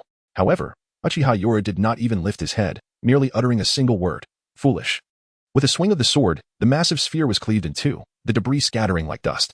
At that moment, Konan in the sky, her face as cold as ice, spread her arms wide, and a storm of paper flew down like thousands of sharp blades, overwhelming the battlefield.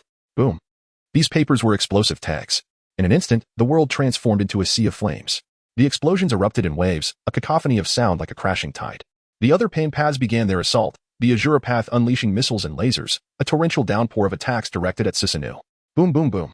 The explosions rang ceaselessly, fire and thunder intertwining, yet the colossal purple deity remained unmoved, as if these assaults merely tickled it. The beast path soon followed, summoning monstrous creatures like a massive 3-headed dog and a 1-eyed rhino, howling as they charged at Susanoo. Yet to Susanoo, they were as insignificant as ants.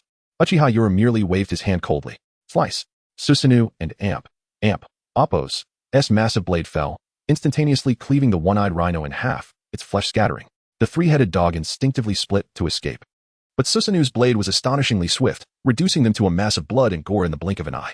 Blood rained down, splattering onto Susanoo's armor, only enhancing its majesty. Shinra Tensei, the Devapath, undeterred, spread his hands wide. A powerful repulsive force tore through the air, rushing toward Uchiha Yuru. Truly foolish. Uchiha Yuru murmured disdainfully, a glint of icy purple flashing in his eyes. The blade of Susanoo rose sharply, purple flames igniting, the air trembling. Each inch of chakra along the blade radiated a searing brilliance, as if the will of a deity descended. The Devapath Shinra Tensei continued to wreak havoc, a colossal force bearing down on Uchiha Yuru, yet Susanoo's blade descended without hesitation. Boom. A tremendous sound echoed, and the repulsive field of the Devapath shattered like fragile paper. The surrounding air trembled once more, and in an instant, a wave of destructive force swept outward, obliterating Nagato Shinra Tensei completely. In the next moment, Susanoo's long blade cleaved toward the Hell Path, the cold edge racing like lightning, carrying an irresistible pressure. Bang. The Hell Path had no chance to struggle, torn apart by the blade's light, its body instantly reduced to fragments, blood and flesh scattering like meteors in the sky. Konan watched from above, cold sweat covering her face, her eyes filled with helplessness and despair. As she witnessed the Hell Path's body disintegrate into a pile of debris, she felt the overwhelming power emanating from Uchiha Yuru, as if a massive stone had been placed upon her heart. Nagato. Konan whispered softly, we cannot stop him. Nagato's gaze remained firmly fixed on Uchiha Yuru, his expression stern, his eyes revealing an unmistakable shock and fury. He clenched his teeth tightly, a trickle of blood seeping from the corner of his mouth. Due to the burden of sustaining the Outer Path's demonic statue, his chakra had already been somewhat depleted. And this battle had further drained him. Is this truly Uchiha? Yoru? Chapter 36. My suffering surpasses yours. The colossal figure of Susanoo remained steadfast at the heart of the battlefield, its purple flame surging like a torrent upon its surface, reminiscent of a deity's descent. Leaving no obstacle uncrushed in its wake, the air was thick with an eerie silence, broken only by the silent, searing consumption of all by the purple flames. The realms of the hungry ghosts and Azuras were obliterated in an instant beneath the sweeping blade of Susanoo, akin to ephemeral insects swept away by a tempest. Uchiha Yahiko's frigid aura enveloped the battlefield, instilling a chilling dread. Nagato stood afar, inhaling deeply, raising his gaze to pierce through the swirling dust. Surveying the ravaged landscape before him, this world, once brimming with hope, had been torn asunder by the blood-soaked fires of war. Within him, there resided no trace of anger. Only an overwhelming fatigue and an ineffable anguish. The unification of the ninja world sounded like an alluring dream. His voice was low yet calm, concealing an inexhaustible weariness. As if all hope had faded into a pale whisper. Yet, even if the ninja realm were to unite, how could people cherish this hard-won peace if they had never truly felt pain? He spoke slowly, his voice gradually rising. Imbued with a long-suppressed conviction and resolve, without profound suffering, humanity cannot genuinely reflect. Conflicts shall never cease. His gaze remained fixed ahead, as if he had reached a final resolution within. Thus, war would inevitably descend, and the ninja world would remain fragmented. This was not pessimism, but a truth he had come to accept, a belief deeply rooted within the recesses of his heart. Peace was merely a fleeting illusion. Only after enduring endless suffering could true awakening occur. Upon witnessing this, Conan seemed to grasp something profound, anxiously rushing toward Nagato, desperate to avert this calamity. She clutched his arm tightly, her eyes shimmering with despair and terror. She understood that Nagato could no longer withstand such a tremendous drain of chakra. Yet he persisted in fervently pursuing his convictions, edging closer to destruction. Nagato, no, you will perish. Her voice nearly erupted in a cry, laden with boundless sorrow and entreaty. Nagato did not turn back. His gaze remained fixed ahead, peering through the fracturing void, focused on a distant target. It appeared he had reached a state of irrevocable determination. As if all pain and struggle had lost their power to sway his beliefs. Humanity awakens only in the face of suffering. His voice turned hollow and distant, as though in dialogue with himself. This was what they truly needed, not a fanciful peace, but a pain they could endure. He closed his eyes, allowing everything around him to blur, as if all had become inconsequential, save for that weighty conviction. Conan, her expression pained, soon flapped her wings and swiftly retreated from the core area. She knew that no matter her efforts to prevent it, she could not alter Nagato's decision. Once Conan vacated the core area, Nagato's gaze sharpened. The hands of pain, the Deva path, suddenly converged, and black chakra surged forth, enveloping everything around. The sky seemed to grow even more oppressive, heavy with an atmosphere that suffocated the battlefield. Those who do not comprehend pain cannot fathom the essence of true peace. Deva Pain raised his hand and bellowed, Shinra Tensei. His voice resonated like thunder amidst a stormy night, deafening and imbued with a cataclysmic force. The black sphere detached from Deva Pain's palm, ascending to the heavens, exuding a potent gravitational pull. The remnants of the ground, debris and structures, began to shift, irresistibly drawn skyward by the immense force. This overwhelming power resembled a colossal black hole, devouring everything in its path. From the shattered remnants of buildings to the hapless civilians ensnared in its grasp, all swept toward the sky, ultimately coalescing into a dark sphere. At that moment, Nagato, blood streaming from his nose, gasped for air, his gaze unwaveringly fixed upon the ominous sphere. The tension in the sky grew palpable, and the pressure in the air became nearly suffocating. Suddenly, a chilling sneer shattered the silence. Shinra Tensei, Uchiha Yahiko and Amp, Appo's voice sliced through the battlefield like a winter wind, laced with disdain. Huh. His words intensified, brimming with an overpowering presence. Nagato, my suffering surpasses yours. This thunderous proclamation seemed to freeze the very air surrounding them. Nagato was momentarily stunned. Uchiha Yahiko and Amp, Appo's Susanoo soared into the sky, its massive form twisting and rolling, purple flames raging like a tempest. As a formidable repelling force erupted from its blade, aimed skyward. In that instant, the atmosphere on the battlefield grew ever tenser, as if the surrounding space were being constricted by this overwhelming pressure. The blade of Susanoo appeared to transcend the conventional laws of physics, wielding immense power and repulsion as it carved a terrifying trajectory through the air, striking down upon the Shinra Tensei that Nagato had summoned. In a heartbeat, a deafening clash reverberated, as if the very heavens trembled in response to this conflict. The two forces collided violently in the air, the atmosphere tearing apart and generating powerful ripples. Under Uchiha Yahiko and Appo's command, that force reached its zenith, utterly shattering the core of Nagato and Appo's pride, Shinra Tensei. Boom, boom, boom. A series of explosive sounds echoed across the battlefield, flames and shockwaves erupting, intertwining light and darkness in an instant. as if the apocalypse had descended. Nagato and Amp, Appo's eyes widened in disbelief, staring in astonishment at the chaotic spectacle above. He could hardly fathom that his Shinra Tensei had been so easily torn apart by Uchiha Yahiko's repulsion. The core of the Shinra Tensei began to destabilize. The black sphere rapidly disintegrating in the air, forming a colossal explosion vortex. The once mighty gravitational pull that had enveloped the battlefield vanished in an instant, debris, fragments. And even some people hurled in all directions by the immense shockwave, plunging the battlefield into chaos. Meanwhile, Uchiha Yahiko and Amp, Appo's Susanoo remained unscathed, its blade still held high. Purple flames ablaze, as if he had become the sole sovereign of this battlefield. A flicker of disbelief crossed Nagato and Appo's eyes, yet soon after, calmness and resolve resurfaced. Though his heart grew heavier. No. This is impossible, Nagato murmured softly, a complex glimmer flashing in his gaze. The colossal Susanoo descended slowly. And Uchiha Yahiko emerged, his expression stern. Nagato, your suffering pales in comparison to mine. Yahiko and Amp, Appo's voice was deep, laden with an oppressive weight. True power is the key to mastering everything. What you call peace is but a mere illusion. Before his words could fully dissipate, the core of Shinra Tensei shattered completely. A blinding explosion consuming the entire sky. Chapter 37. The true master of these eyes is Uchiha Madara. In the moment the infinite Tsukuyomi shattered, the heavens appeared to be torn asunder, leaving a searing white chasm between earth and sky. Thousands of fragments, enveloped by azure white chakra, traced dense trajectories through the torrential downpour. Each path akin to a spear of divine retribution, igniting the air and dragging forth flames that crashed to the ground with a thunderous roar, reminiscent of 1,000 thundering drums. Amidst this cacophony, Nagato and Amp, Appo's gaunt fingers gripped the armrest of his wheelchair, knuckles whitening from the intensity. His Rinnegan trembled violently, the concentric purple circles twisting and pulsating within their sockets, threatening to rupture. This is impossible, a hoarse voice, seemingly devoured by the howling tempest, was wrenched from the depths of his throat. He coughed violently, his chest heaving as torrents of blood erupted from the corners of his mouth and the chakra conduits of his puppet body, the crimson mist rapidly dissipating in the rain, akin to a manjusaka wilting in the wind. His spine emitted a disconcerting crack, the 6 black rods embedded within him writhing beneath his skin, revealing sinister angles, reminiscent of a serpent struggling to break free. The infinite Tsukuyomi was actually forcibly undone. At the center of the sky, the gravitational core that was supposed to become an eternal prison now collapsed like a shattered star, debris raining down and flames cascading like a waterfall. Conan and Appo's paper wings disintegrated in the shockwave, scattering into a flurry of white butterflies, the remaining talismans carrying embers and chakra, drifting helplessly in the storm like torn souls adrift between heaven and earth. She endured the piercing buzz in her ears and the violent tremors in her chest, managing to stagger to Nagato and Appo's side. Her eyes widened in horror, rain mixing with her tears. The chakra flow is completely chaotic. She knew that Nagato and Amp, Appo's life could end at any moment, but Nagato merely lifted a withered hand, trembling as it brushed against her forehead. His gaze was gentle yet calm, his voice deep and powerful. Conan, I am fine. Tears streamed down her face, her throat choked with emotion, rendering her unable to argue.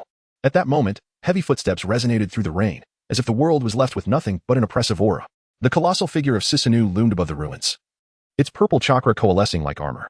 Standing atop its forehead was Uchiha. The massive blade of Susanoo hung poised, its edge aimed directly at the shattered remnants in the rain. The air seemed to thicken, even the raindrops veering aside. Uchiha stood atop Susanoo and Amp, Appo's brow, his Rinnegan slowly rotating, the purple radiance piercing through the downpour. His voice, deep yet clear, echoed between heaven and earth. I, Uchiha, am a man of reason. Surrender or perish. His tone remained calm, devoid of any emotion, yet it chilled the soul. Furthermore, any action you take henceforth, I shall perceive as provocation. With a sudden shift, his gaze sharpened, piercing as a blade. In such a case the hidden rain village shall have no reason to exist. With a thunderous roar, the heavens seemed to respond. As Susanoo and Amp, Appo's massive blade descended slightly, and the tempest roared in unison, like a final decree from the divine. Nagato clenched his jaw, his complexion as pale as parchment, his joints trembling from exertion. He had subdued foes countless times with the power of the Rinnegan, even challenging the entire ninja world. Yet at that moment, uncertainty and fear burgeoned within him for the first time. The earlier phenomenon of the outer path and Amp, Appo's golem vanishing echoed in his mind like a warning bell. He suddenly realized that Uchiha, who also possessed the Rinnegan, might even control the outer path and Amp, Appo's golem. Should he act recklessly, it would not only be his demise. Conan would be at risk too. He lowered his gaze to the woman beside him, rain-soaked and indistinguishable from her tears. She stood resolutely before him, as if prepared to shield him from the impending blade. Yahiko and Amp, Appo's death had already torn his heart asunder. He swore never to let those close to him sacrifice themselves again. He could not lose Conan. With gritted teeth, he struggled to raise a hand, inhaling deeply. Closing his eyes to suppress the humiliation and fury within, and hoarsely yet resolutely declared, "We surrender." The suffocating pressure in the air instantly solidified. Uchihaya raised an eyebrow, his Rinnegan gradually retracting. He nodded lightly, a barely perceptible smile gracing his lips. A wise choice. As his words fell, the purple chakra ebbed away like a receding tide. The massive Susanoo disintegrating into specks of light carried away by the wind. The overwhelming oppression finally, quietly dissipated amidst the rain. The rain ceased. Yet the stifling air still enveloped the ruins, resembling a nightmare yet to conclude. Nagato leaned against his wheelchair, as pale as a ghost, his chakra fluctuations nearly imperceptible. Konan stood beside him, her hands still gently shielding him, her gaze filled with complexity as she watched Uchihaya approach them. After a prolonged silence, Nagato spoke slowly. His voice low and hoarse. "Uchihaya, he can interfere with the outer path and amp, Appos, golem, even discern my techniques in an instant." He raised his hand, pointing to his eyes, those Rinnegan, filled with suffering and obsession. "These eyes, whose are they truly?" Konan gasped in shock, turning to look at him. "Do you remember, Konan? From the moment we embarked on this path, I have always believed, these eyes are a divine gift, my power to change the world." He bitterly shook his head, the purple of his Rinnegan reflecting the somber hues of the sky. "But now, I increasingly feel they are shackles, a cage." Before he could finish, his pupils suddenly trembled. In that instant, his body stiffened abruptly, his voice cut short. Konan called out, but before she could finish, a shadow violently struck her, sending her flying several meters, crashing against a crumbling wall, blood spilling from her mouth. She stared wide-eyed at Nagato. No, that was no longer the Nagato she knew. A pitch-black substance extended from the back of his neck, coiling like a venomous serpent, enveloping his spine and skull, ultimately burrowing into his eye sockets. His body quivered slightly, his gaze becoming hollow and cold. Those eyes, once belonging to a god, were now seemingly seized by some malevolent will, turning lifeless and frigid. A deep, resonant voice issued from his mouth, yet it was not his own. "At last, it is my turn to take the stage." The figure of Black Zetsu slowly emerged from behind Nagato, cloaking him like a shroud of night. His voice, devoid of any emotion, carried an eerily chilling quality. "These eyes were never yours. You are but a host, a vessel, the most seamless link in my grand design." Nagato and Amp, Appos' body twitched slightly, as if still attempting to resist. Yet the body in the wheelchair could no longer move an inch. Konan struggled to rise, her face a mask of horror. Who are you?" Black Zetsu slowly turned his head, a sinister and cruel smile spreading across his face. "You are merely a puppet nurturing the Rinnegan. The true master of these eyes is Uchiha Madara. I am the embodiment of Uchiha Madara and Amp, Appos' will, Black Zetsu." Chapter 38, Uchiha Obito and Amp, Appos' PTSD, I am Kurizetsu. The words spilled forth from Kurizetsu with a sinister satisfaction, his voice low and eerie, as if it were a decree from the depths of hell. As soon as he finished speaking, he seized control of Nagato and Amp, Appos' body. In that instant, familiar hand seals began to form one after another, emanating an oppressive aura that left one breathless. Nagato and Amp, Appos' pupils trembled violently as he whispered in shock, "You intend to activate the rebirth of the world technique? Revive Uchiha Madara?" Kurizetsu offered no response, merely sneering coldly, as if victory were already assured, compelling Nagato and Amp, Appos' chakra to circulate against his will. His hands seemed no longer under his own volition, inexorably completing the jutsu that could bring the dead back to life. "Konan, run!" Nagato and Amp, Appos' voice was strained as he struggled to break free, but his efforts were futile. "Don and Amp, Appos', Konan finally broke down, her voice a heart-wrenching scream, her eyes bloodshot and desperate as she attempted to rush towards Nagato, only to be repelled by an unseen shadow. In the next moment, Kurizetsu and Amp, Appos' expression shifted suddenly, as the figure of Uchiha Itachi materialized before him. Itachi extended his hand, a chilling light emanating from his palm as he pressed it slowly against Nagato and Amp, Appos' chest, seeking to sever Kurizetsu and Amp, Appos' control entirely. "You dare return, you wretch?" Kurizetsu did not flee, nor did he resist. Instead, a sly grin crept across his lips, a glimmer of cunning flashing in his eyes, perfectly aligned with my intentions. Just as Uchiha Itachi prepared to strike, Kurizetsu furrowed his brow, sensing an unusual spatial disturbance approaching from behind. "Kamui!" A deep voice erupted suddenly. The void twisted, and a figure clad in a tiger-patterned mask appeared abruptly, reaching out to touch Itachi and Amp, Appos' shoulder. In that fleeting moment, Uchiha Obito and Amp, Appos' pupils widened, an uncontrollable ecstasy filling his gaze. I and Amp, Appos' succeeded. Itachi and Amp, Appos' form was being distorted by the spatial force, seemingly on the verge of being drawn into Obito and Amp, Appos' alternate dimension. However, in that very instant, Itachi flicked his right hand, and a shuriken sliced through the air, unexpectedly piercing through Obito and Amp. Appo's S form without warning. What? Meanwhile, Itachi's figure transformed into a swirling mass of dark light, scattering into the air, vanishing from sight. How is this possible? Obito stood frozen, his mind struggling to process the rapid turn of events. Suddenly, he realized something. I've seen this technique before. Before he could fully comprehend, darkness enveloped his vision, and he felt an intense wave of scorching chakra above him, as if the sun had ignited above his head. It's Uchiha Itachi. Unbeknownst to him, Itachi had already appeared in midair, his right hand gathering an intensely bright blue chakra vortex. Rasengan. This was no ordinary Rasengan. It was a version infused with Ashura's chakra, plummeting like a falling star. Boom. The immense chakra sphere crashed into Obito's back, causing the ground to tremble violently. A shockwave of explosive force radiating outward in all directions. Obito's phasing proved utterly ineffective in that brief moment. Aya! He let out a scream of agony. His body hurled like a rag doll several meters away, carving a deep trench into the earth, blood spraying forth. This was still the result of Obito successfully activating his phasing. Otherwise, he would have been reduced to ashes by now. Kurizetsu, witnessing this from afar, finally changed countenance. Damn it, my plans are being disrupted. He muttered a curse under his breath and reacted instantly. His body seemed to liquefy like black mud, splitting apart, with part of it extending along the ground like flowing water, wrapping around Nagato's weakened form and dragging him away from the battlefield. You never learn. A cold smile crept across Itachi's lips as he gazed at the battered Obito, his eyes filled with derision. Obito's mask shattered once more, fragments scattering amidst blood and burn marks. His body was ravaged by the colossal Rasengan, his exposed muscles marred with cracks, blood pouring profusely. The white Zetsu fused within him was nearly obliterated, half of his body completely dissolved, a mixture of milky white and crimson liquid dripping down, painting a horrific tableau on the ground.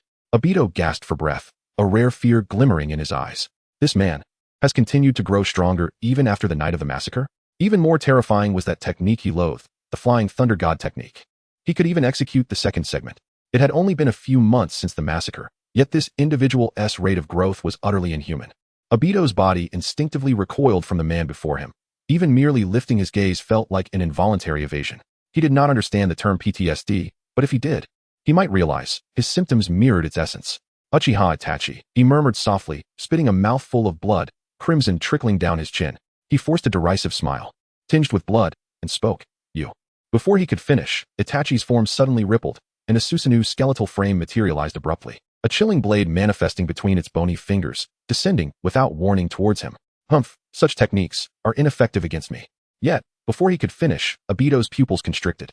For before him were not one blade, but 20. Each Susanu stood as if summoned from the void, arrayed before him, their killing intent palpable, freezing the very air around them. His smile became rigid upon his face. 10 minutes later, Obito knelt on the ground, bloodied and battered. Itachi grasped his neck with one hand, lifting him effortlessly, his gaze as cold as frost. Kakashi and Appo's Raikiri, he stated matter-of-factly, as if merely stating a fact, is always just a fraction faster than you. Just like back then, you could never save Rin. With those words, he exerted pressure with his fingertips. A crack, the sound of dislocated bones echoed sharply in the silence. Obito and Appo's pupils constricted violently, his breath growing labored, consciousness slipping away little by little. With a finality, Itachi released his grip, and Obito's lifeless body fell to the ground like a tattered puppet, producing a dull thud upon impact. His corpse lay sprawled, eyes wide open, anger and resentment frozen upon his visage, unable to rest in peace. Yet, compared to him, the countless souls of the Uchiha clan who perished unjustly held far greater grievances. Itachi slowly withdrew his gaze, turning to the shadowy figure lurking behind. It was Kurizetsu, now controlling Nagato's body, standing in the darkness, seemingly sensing the gaze of death, his form trembling subtly. A chilling smile crept upon Itachi's lips, his eyes glinting like blades as he spoke in a low voice, laced with murderous intent. Next, it is your turn. Chapter 39. The serpents hunt. Black Zetsu silently cursed, his expression remaining as calm as the surface of a still lake. Yet, his cold, lifeless eyes involuntarily narrowed for a fleeting moment. Even he, Black Zetsu, felt a chilling depth that pierced his very soul. Uchiha Yoru's gaze was sharp and sinister, akin to a blade that could penetrate the essence of his being, revealing the intricacies of his millennia-long schemes. A heaviness settled in Black Zetsu's heart. This youth was far more perilous than he had anticipated. He had thought that even if Uchiha Obito was a mere shadow of his former self, he could at least delay Uchiha Yoru momentarily. Yet, the outcome had once again shattered his perception of failure. Minutes passed, merely dozens of them, before defeat struck. Humph! Black Zetsu let out a soft huff, a flicker of murderous intent flashing in his eyes. But soon, he resumed his icy composure. He never placed all his bets on a single pawn. A fallen piece merely paved the way for a grander strategy. Uchiha Yoru, you are ultimately but a player in this game. A sly smile crept upon Black Zetsu's lips. In the next moment, a chilling laughter echoed across the ravaged battlefield, reminiscent of a serpent's hiss, sending shivers down one's spine. What a spectacle this is! Before the echoes faded, a gray shadow surged forth from the darkness. The serpent's shadow technique. Several pale, grotesque serpent figures shot forth from the wide sleeves, writhing and hissing as they lunged towards Uchiha Yoru. However, in the face of this sudden onslaught, Uchiha Yoru remained unfazed, merely waving his right hand lightly. Shinra Tensei. A colossal force erupted, warping the very air, shattering the serpent shadows into a mist of blood and flesh that scattered across the ground. Orochimaru stood at the edge of the battlefield, his pupils narrowing, licking his lips, a more sinister smile creeping into his eyes. Perfect, such a flawless prey. By all accounts, this battle did not fall within the Akatsuki's prescribed missions. The organization's orders were simple: recruit new members and seek out combat strength. The other members were busy across the ninja world, diligently gathering recruits. Yet for Orochimaru, such tasks held no significance. Uchiha Itachi had perished on the night of the massacre, never joining the Akatsuki. The experimental subject he had long awaited had turned to dust, his body reduced to ashes by Uchiha Yoru's flames.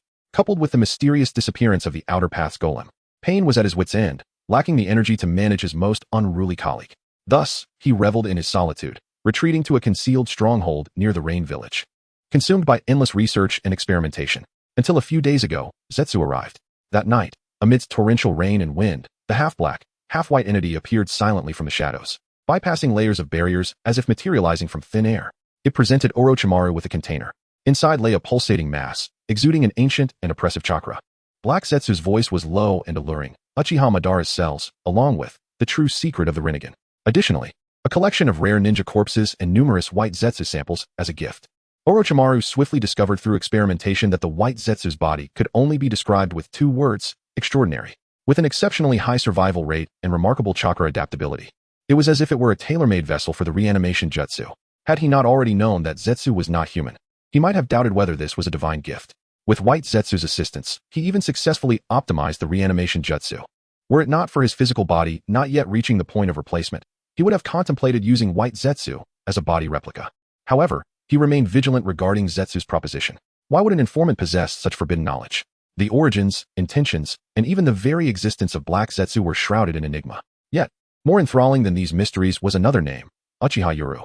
As he delved into Yoru's battle records, his fingers trembled with anticipation. The night of the massacre, the Sharingan. Now resurfacing. It was the Rinnegan. Did this imply that the Sharingan could evolve further? Those eyes, that power, the potential within that mysterious bloodline. For Orochimaru, who harbored an obsessive fascination with bloodlines, this was an irresistible temptation.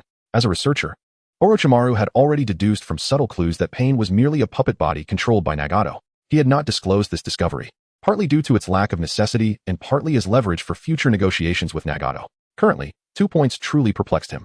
First, Pain's Rinnegan belonged to Nagato, yet Nagato was undeniably a member of the Uzumaki clan. If so, the Rinnegan, being an advanced bloodline limit of the Sharingan, could not have been awakened by Nagato himself. Second, how did Black Zetsu possess such knowledge of the Rinnegan's secrets? Was he not Nagato's confidant? Where did this information originate? After long contemplation, several possibilities began to surface in Orochimaru's mind. Perhaps Nagato's Rinnegan was not innate, but rather an acquired implant. And Black Zetsu had been involved in this long-concocted scheme from the outset. This mysterious Black Zetsu might be more worthy of dissection than I had initially surmised. With this thought, a fervent glint ignited in Orochimaru's elongated serpent-like eyes. He had not come to assist anyone. He had come to hunt Yoru, to hunt Zetsu, to pursue all the unknowns he yearned to explore. At this moment, Uchiha Yoru's gaze turned towards him. It was calm, frigid, yet tinged with curiosity. Much like a scientist observing an unopened specimen, this individual, like his own disciple, was an undeniable genius. He could be considered the most perilous scientist in the ninja world. Orochimaru. The voice was low and oppressive, rumbling like thunder beneath the earth. Upon hearing this, Orochimaru revealed a trance-like smile, as though he had heard the most enchanting melody in existence. Hee. You are far more formidable and enticing than I had anticipated. The Sharingan. The Rinnegan. How exactly did you achieve this? Uchiha Yoru slightly lowered his head, his gaze flickering. Do you wish to know? I most certainly wish to know. Orochimaru licked his lips, his voice low and brimming with excitement. I have even prepared the experimental tools. As his words fell, hand seals swiftly followed. Reanimation jutsu. As the incantation concluded, the ground trembled, a chilling wind swirling up dust. The earth cracked open, and 4 ancient coffins slowly rose from the depths. their surfaces adorned with runes and sealing marks. Bang, bang, bang, bang. The coffin lids shattered simultaneously, accompanied by an ancient aura, revealing 4 figures. They were the first Hokage, Hashirama Senju; the second Hokage, Tobirama Senju; the third Hokage, Hiruzen Sarutobi; the fourth Hokage, Minato Namikaze. In an instant, the atmosphere turned somber, as if the very air had solidified. Orochimaru's grin widened, his voice slithering like a serpent, whispering madness and exhilaration. Come forth, let me witness. The legendary Uchiha Yuru. Chapter 40. The operations of Orochimaru in this contemporary era. Orochimaru has transcended the limitations of the experimentalist he once was, confined by his vessel. With the aid of the peculiar white Zetsu cultivated from the outer path, he has successfully circumvented the traditional curse of 3 years of decay associated with his reincarnation technique. The unique physiology of the white Zetsu, infused with Hashirama cells, boasts an unparalleled stability. Its compatibility with Orochimaru's soul is so profound that it has instilled in him a fleeting illusion of permanence. The lifespan of traditional vessels is fundamentally dictated by the repulsion between the soul and the body. However, the white Zetsu, both in its biological structure and chakra adaptability, seems to have been conceived for possession.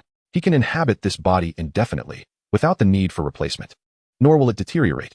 Orochimaru has even developed a sense of belonging, prompting him to ponder the origins of the white Zetsu. How was it created? It is extraordinarily effective.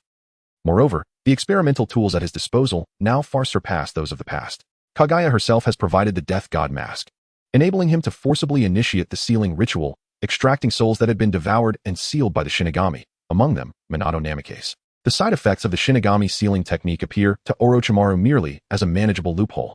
The so-called forbidden techniques are nothing more than technologies yet to be fully deciphered. Presently, Orochimaru stands on the threshold of comprehending all. Yet, despite this progress, he remains wary. The information accompanying the Death God mask is so meticulously detailed that it borders on intimate. The eerie white Zetsu from the outer path has cooperated seamlessly with his ambitions. The more smoothly things unfold, the more vigilant he becomes.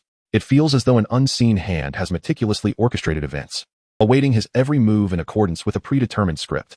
This sensation of being manipulated fills him with distaste. Nonetheless, he presses on, for he has glimpsed a possibility that surpasses all previous endeavors. The resurrection of the past Kage is merely the beginning. To speak of the 4 Hokage revived through the white Zetsu, their combat prowess far exceeds that of any individual he had previously engineered during his experiments. They are grotesquely powerful. What does this signify? It suggests that the quality of the white Zetsu far surpasses that of the initial batch of experimental refuse he had once utilized. This is troubling. The mastermind behind this is likely not limited to Kaguya alone. There is probably an unseen third party, subtly guiding the pieces on this chessboard. As Orochimaru delves deeper into contemplation, Uchiha Yoru's gaze shifts towards the 4 Hokage. He observes with clarity. Orochimaru is constraining their wills, unwilling to relinquish control. It is no wonder. Even a single Hashirama Senju is enough to keep anyone awake at night. To use Hashirama cells to constrain the original Hashirama? How foolish. Orochimaru is well aware of this truth, hence his choice to dominate rather than liberate. Uchiha Yoru regards the figures emerging from the 4 coffins and speaks with a hint of disdain. Is this your experimental apparatus? His tone is calm, yet imbued with a sense of contempt. These mere corpses? Orochimaru chuckles softly, shifting his stance and gesturing with a nonchalant wave. Let us see, after all. They were the pinnacle of the shinobi world. Before his words can fully escape, the technique would release. Flower Tree World is unleashed. The reincarnated Hashirama Senju strikes first, causing the earth to tremble as towering trees burst forth from the ground, seemingly intent on engulfing the entire battlefield. However, would release. Flower Tree World, Uchiha Yoru intones softly, raising his hand as a new forest surges forth, a tide that forcibly shatters the original wood release, cleaving it asunder. The old wood splinters, the new forest dances violently, and tranquility is obliterated, leaving only the clash of 2 formidable forces tearing the heavens asunder. The wind howls and dust billows. A fleeting moment of shock crosses Orochimaru's features, as the once self-assured smile is seemingly torn apart by the tempest. His throat constricts, and he murmurs incredulously, "This power would release? No, that is Flower Tree World. Impossible." He stands frozen, disbelief etched upon his face. That is the legendary power of the first Hokage. The true divine would release. Not only is it would release, this force subtly eclipses even the Hashirama he resurrected through enhanced reanimation. In the past, he had poured his heart and soul into countless experiments, resulting in the survival of none but Yamato, whose strength pales in comparison to the original. Orochimaru's gaze shifts once more toward Uchiha Yoru, his eyes now brimming with profound greed and uncontrollable tremors. How increasingly intriguing this is. Yurikun. He extends his tongue to lick his lips, his gaze flickering with madness and fervent desire. At that moment, the reanimated Hashirama unleashes the wood dragon technique, a roaring behemoth emerging from the earth, charging towards Uchiha Yoru with an overwhelming force. Oh, Uchiha Yoru smiles faintly, uttering a single word. That, boom. The two dragons collide, with splinters flying as the explosion reverberates throughout the battlefield. In the next instant, Uchiha Yoru vanishes, reappearing directly above the reanimated Hashirama. He swiftly forms hand seals, coldly commanding, wood release, wooden man technique, wood release, wood dragon technique. With a thunderous crash, a colossal wooden figure descends, shattering Hashirama's dragon with a single punch, then swiftly slamming the reanimated Hashirama into the ground. There is no opportunity for retaliation. This is not a contest. It is a complete domination. Within the realm of wood release, Uchiha Yoru is stronger than Hashirama Senju. How can this be? From a distance, Orochimaru's pupils constrict, unease flickering in his gaze for the first time. At this moment, the remaining 3 Hokage, still under his control, spring into action. In the air, the reanimated Minato deploys kunai, forming a web to ensnare the battlefield. The reanimated Tobirama transforms into a bolt of lightning, closing in an instant. The reanimated 3rd Hokage stands firm, prepared to seal the path. Meanwhile, the reanimated Hashirama reemerges from the ground, the flower tree world expanding once more. The 4 Kage unite to encircle Uchiha Yoru. Any shadow-level warrior witnessing this scene would have their expression drastically altered. Yet Uchiha Yoru merely smirks coldly, his gaze indifferent. Too weak. Swish. The reanimated Tobirama teleports behind him, ready to strike, only to be met with a swift elbow to the face, sending him flying. Immediately after, as the 3rd Hokage completes his technique, fire erupts behind him. Great fireball technique.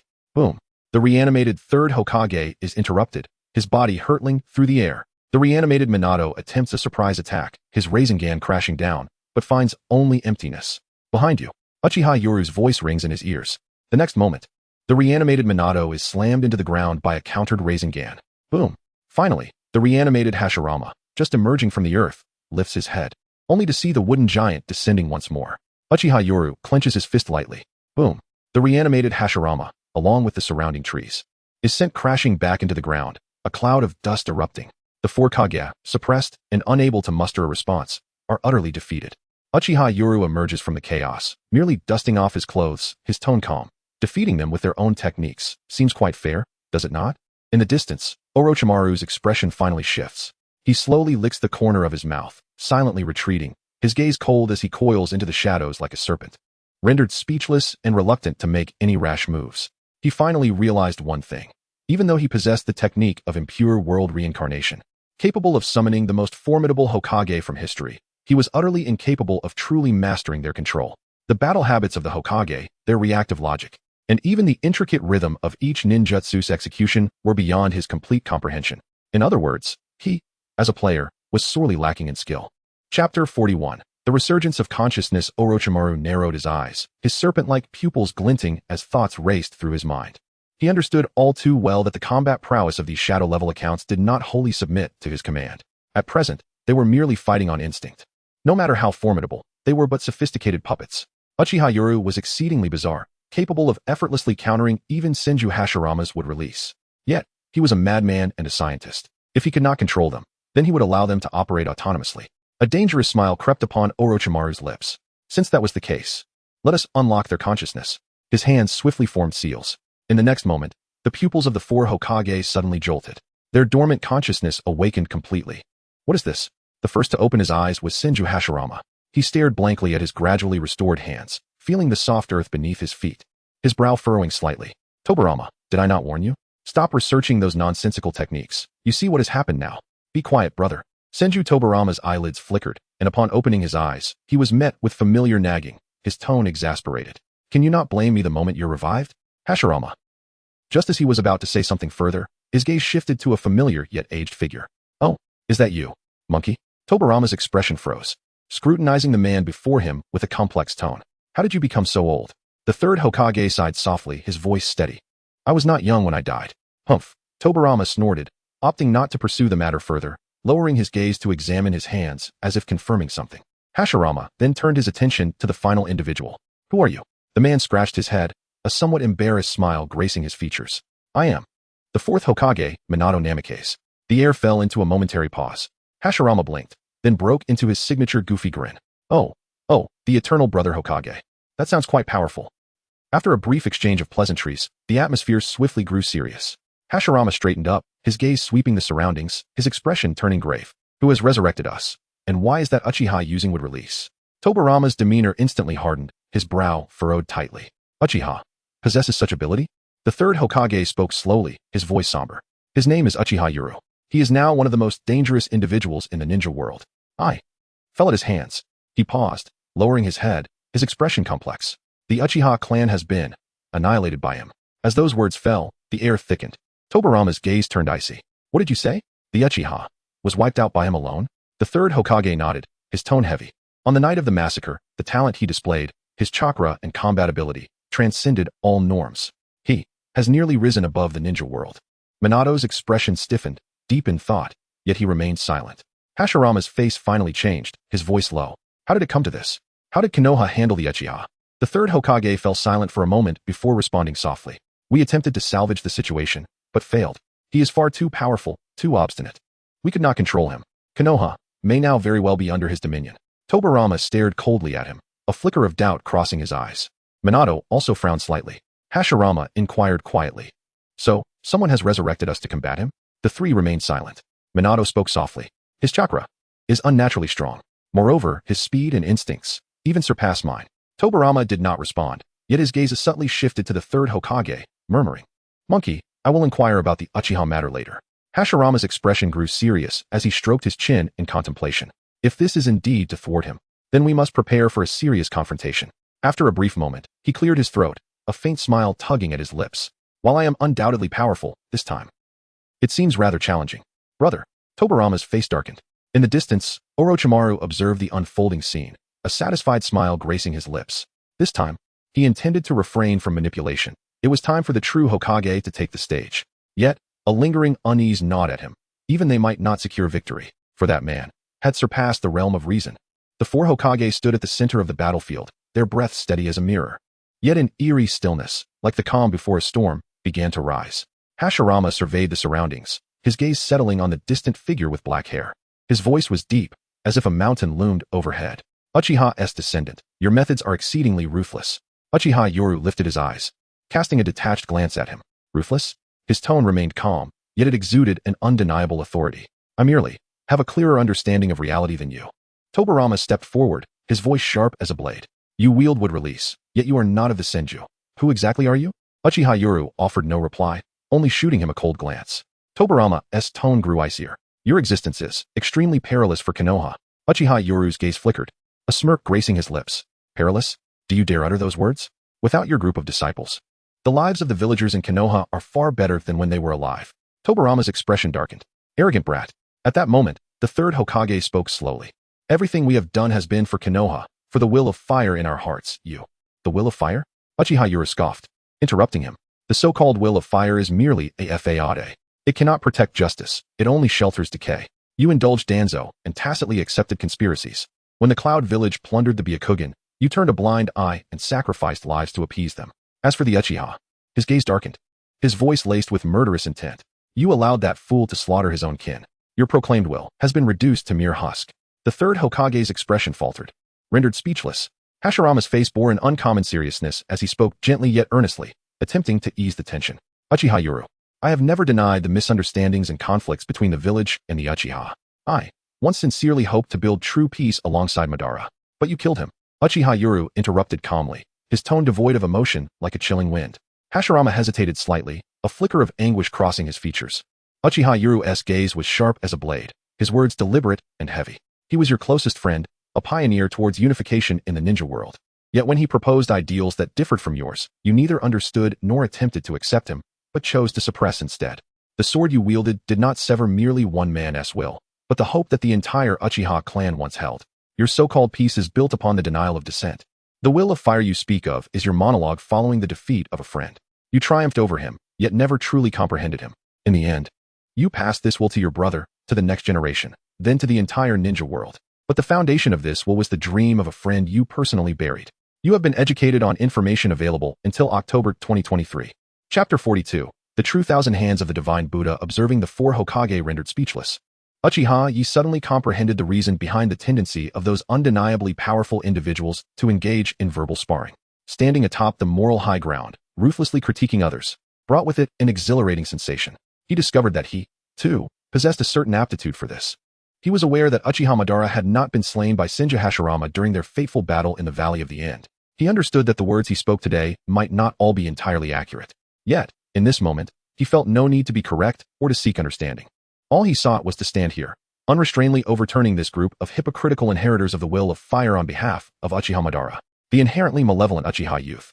I shall personally end you. Senju Tobarama roared, his figure darting forth like a specter. Rather than being incensed, he had been observing for quite some time, finally seizing the opportunity to strike. Darkness technique.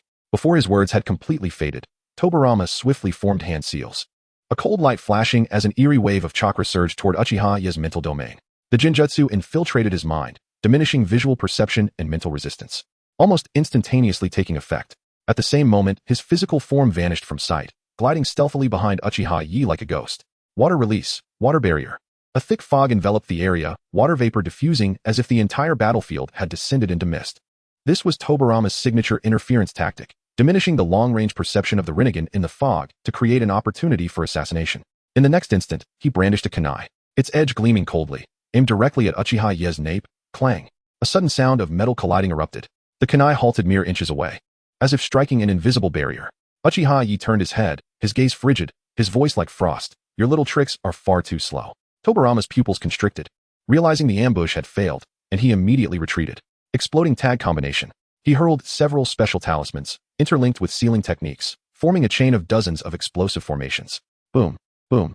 The violent explosions engulfed the entire area, smoke and shockwaves raging uncontrollably. Yet in that fleeting moment, click, a circle of pitch-black, truth-seeking balls quietly spun in the air, coiling down like a living entity, sealing Tobarama's wrist and knee. When did this happen?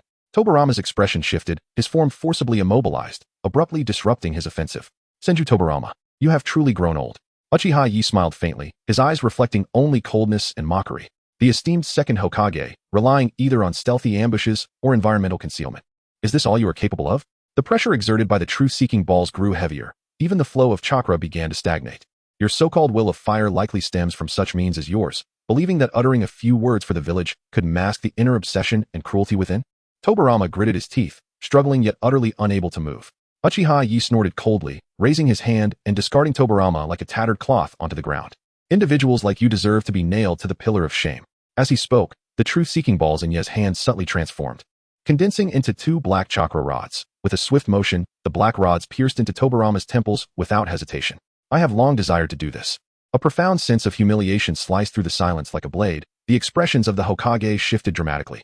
Amidst the mist, they did not speak, nor did they roar. They simply acted. For Crimson Sun's formation, activate. Boom.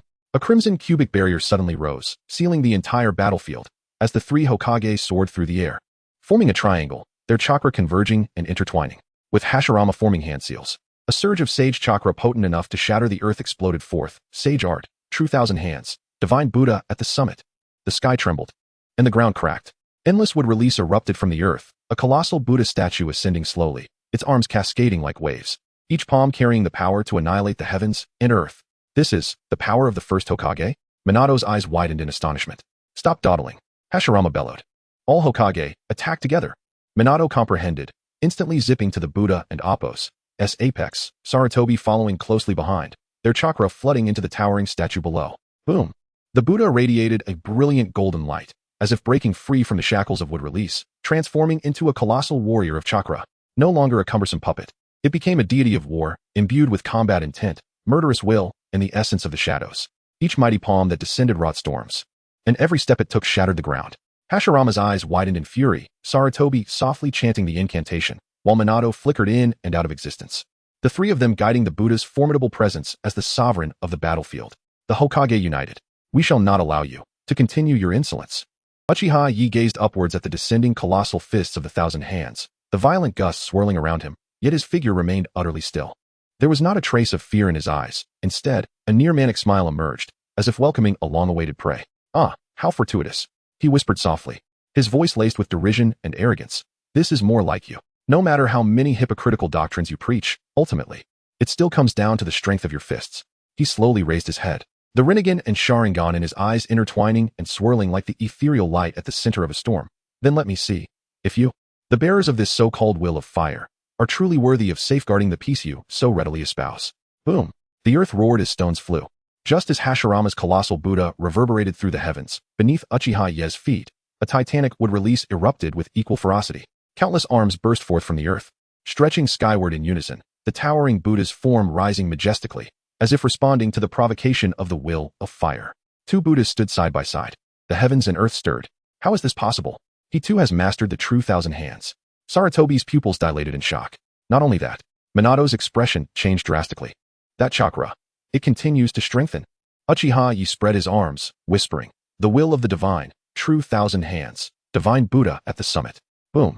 Purple chakra erupted like molten lava, a towering complete body, Susanoo, gradually revealing itself behind the true thousand hands Buddha, clad in armor, its blades like divine retribution, 6 arms unfurled, wings spreading like a night veil.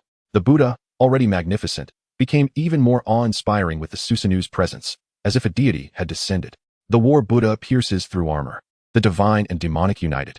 In that moment, Uchiha Ye stood as the sovereign of darkness, cloaked in the dual will of the Buddha and the demon, gazing down upon the entire barrier with disdain. You think to suppress me with a mere Buddha? He slowly raised his hand, the Susanoo's Buddha mimicking his gesture. Alas, I possess one as well. Chapter 43. The convergence of 10,000 swords. The silhouette of the colossal purple Susanoo far surpasses that of the impure great Buddha. Its oppressive force akin to a collapsing sky, causing the very air to tremble violently, the ground to quake, and the mountains to lose their hue.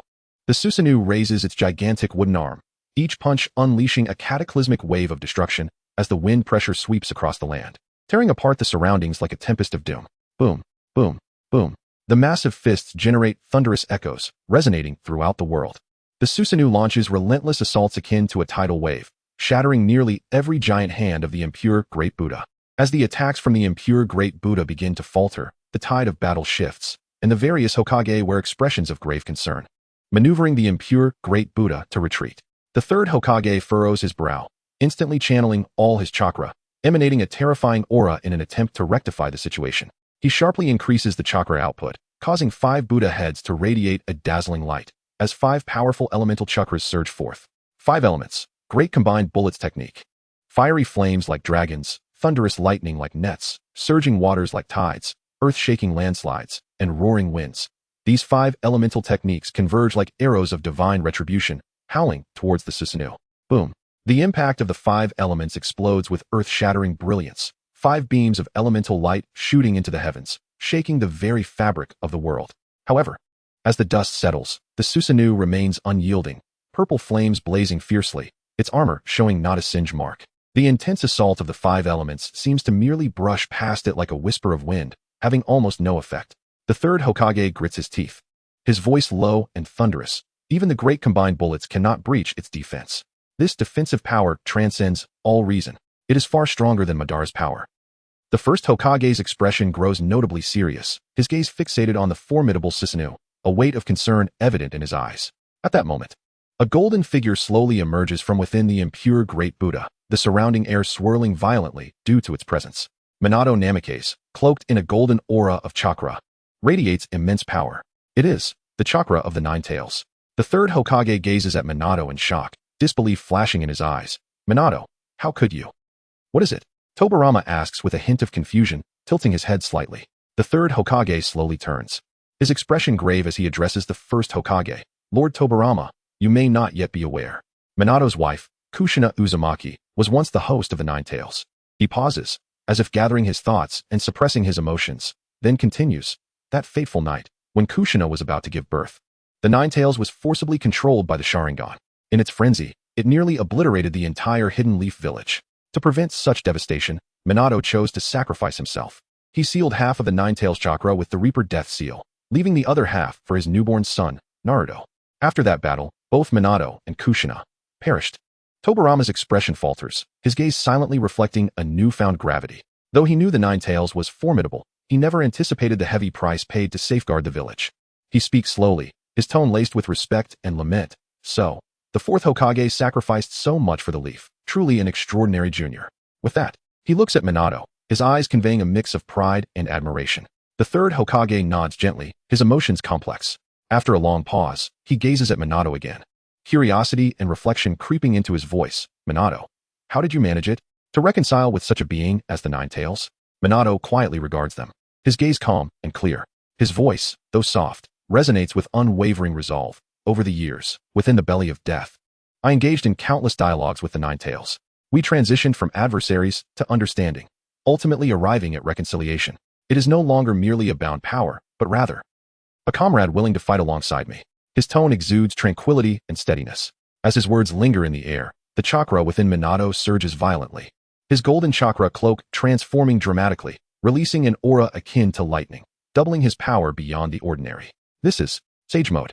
The third Hokage's eyes widen in astonishment, his pupils constricting as he incredulously whispers, Minato, you have also mastered Sage Mode? The first Hokage, too, expresses his surprise. Fourth Hokage, I did not expect you to reach this level. The younger generation is indeed remarkable. I am not particularly skilled in Sage Mode, Minato replies with a slight smile. His voice low yet resolute. Though I have only grasped it at a preliminary level, the use of my impure form has allowed me to stabilize natural energy, granting me access to power previously unattainable. In the next moment, Minato seals his hands together, his chakra surging, swirling like a tornado, coalescing into a massive sphere of chakra, distorting the air around it. Sage Art, Spiral Flash Rupture, 0. This is the ultimate technique Minato had left unfinished in life, now perfected with the enhancement of Sage Mode. The impure Great Buddha raises its arm high, launching the gargantuan chakra sphere, infused with Nine Tails chakra and Sage Mode, directly at the Susanoo. The golden light shines brilliantly, resembling a meteor streaking across the sky, hurtling towards the foe. Boom. The earth trembles, the explosive sound echoing across the heavens. The ground quaking as if it were about to fracture. The battlefield is instantly torn asunder, dust swirling, flames igniting. The Susanoo confronts the oncoming attack. 6 arms swinging in unison, chakra erupting from behind like a tsunami, crossing its arms to form a sturdy defensive barrier in an attempt to withstand this lethal strike. Boom. A thunderous explosion reverberates, the aftermath rippling for miles, the space beyond the barrier shimmering like water disturbed by a stone, the very earth quaking. Yet, the outcome of the battle does not unfold as anticipated. As the dust gradually settles, the Susanoo's defense has not fully crumbled.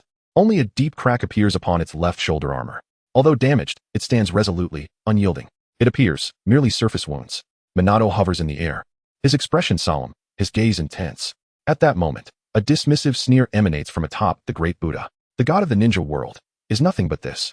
Uchiha stands with arms crossed, his feet planted upon Tobarama's head, mockery gleaming in his eyes. Uchiha brat, you. Tobarama's face contorts with rage, yet is firmly suppressed by the truth-seeking ball, rendering him immobile. Before he can finish his words, the purple great Buddha suddenly shifts. Countless arms rise in unison, each palm condensing into a Susanoo blade. Uchiha coldly whispers, the convergence of 10,000 swords. Chapter 44, Uchiha Madara Boom. Boom. Boom. Countless Susanoo blades descended like a torrential storm, severing the hundreds of cannon arms of the impure world Buddha, which collapsed like a mountain in a tsunami, causing the heavens and earth to mourn. As the arms of the Buddha crumbled, the earth trembled, fissures opened like a dragon thrashing, violently tearing the ground apart. Billowing smoke obscured the sky. The expressions of the 3 Hokage shifted dramatically as they exerted all their strength to maneuver the impure world Buddha backward. Yet they could not withstand the overwhelming pressure, retreating step by step. We cannot continue to clash head-on. Tobarama shouted in anger, his face ashen, intending to use the body flicker technique to escape, but it was too late. The countless arms of the Susanoo Buddha converged into a single colossal arm. Resembling a pillar of heaven, its chakra blade aimed fiercely at the Buddha. Boom! The chakra shattered the void, piercing through the chest of the impure world Buddha. The explosion reverberating with a deafening sound. The Buddha's light extinguished, and the statue disintegrated. The head of the Buddha exploded, akin to falling stars, fragments scattering. The dignity of the divine utterly trampled beneath this strike. The entire Buddha collapsed with a thunderous roar, dust rising to the heavens, and the world quaked. The 3 Hokage fell from the crumbling body of the Buddha, their figures disheveled, their robes torn, and before they could touch the ground, a shadow was upon them. Whoosh! 3 pitch-black truth-seeking orbs shot through the air, instantly expanding into 3 rings resembling black moons, precisely enveloping the 3 Hokage, binding them firmly in midair.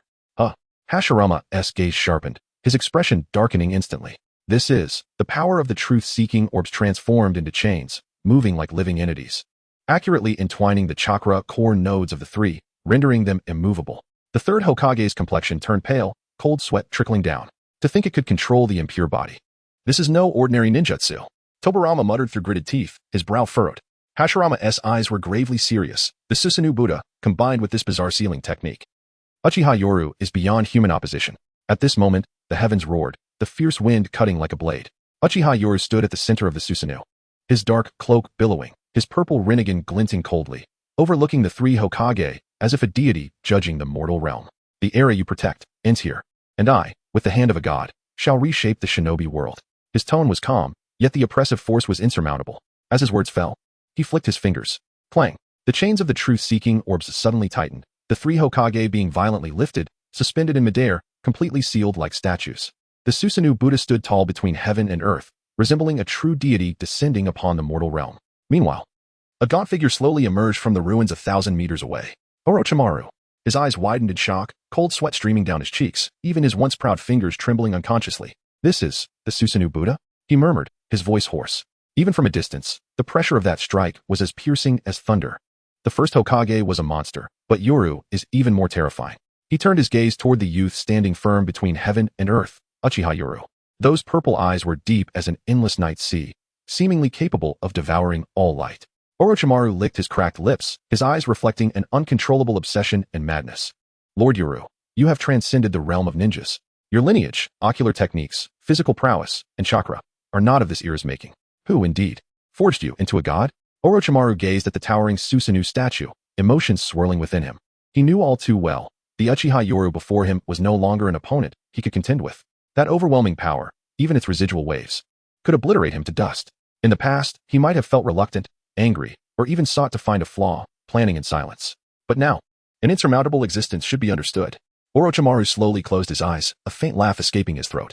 Uchiha Yoru's goal is the unification of the shinobi world, to end the chaos of war and reshape order.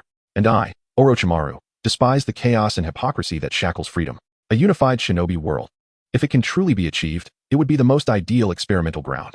No disputes to disturb, no foolish power games. As long as I demonstrate my worth, I can secure stable resources, a stable environment, and even gain the privilege of experimentation personally recognized by Lord Yoru. Orochimaru licked his lips, whispering to himself, I can endure servitude, as long as my research isn't restricted.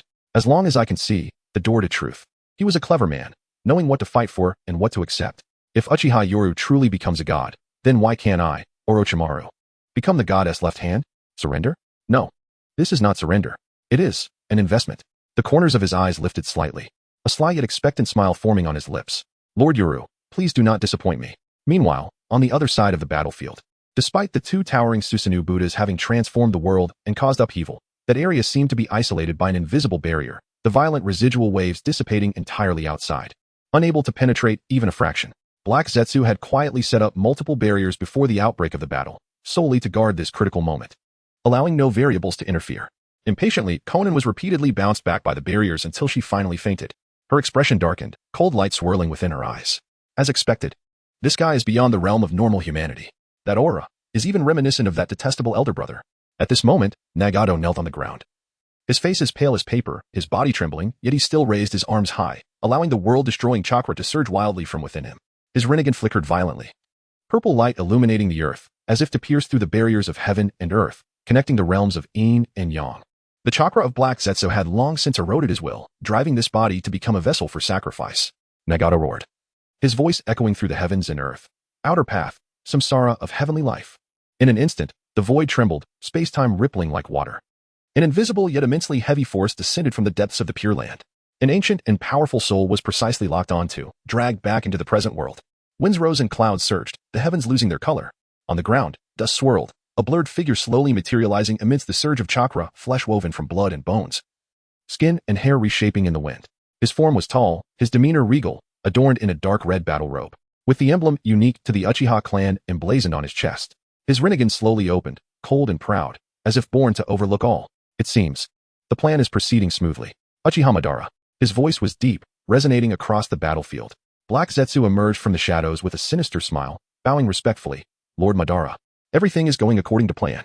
Welcome back to the shinobi world, which is already prepared to become your stage. Chapter 45, a worthy battle at this moment. Nagato was utterly exhausted. His hair had turned gray, and his body withered, resembling a withered branch in the wind. His breath had long since ceased, devoid of any vitality. In the next instant, with a sound that echoed like shattering glass, the pair of eyes that once held hope, the rinnegan, quietly shattered into dust, carried away by the breeze. This was the price of the Rinnegan's innate technique, reviving Uchiha Obito at the cost of life itself, completely restoring his corporeal form. However, Kaguya did not allow Obito to be reborn as an old man. She had secretly employed Yin-Yang release, adding a touch of enhancement to his body. What was revived was none other than the legendary Uchiha Obito at the peak of his power, the figure that instilled fear throughout the shinobi world.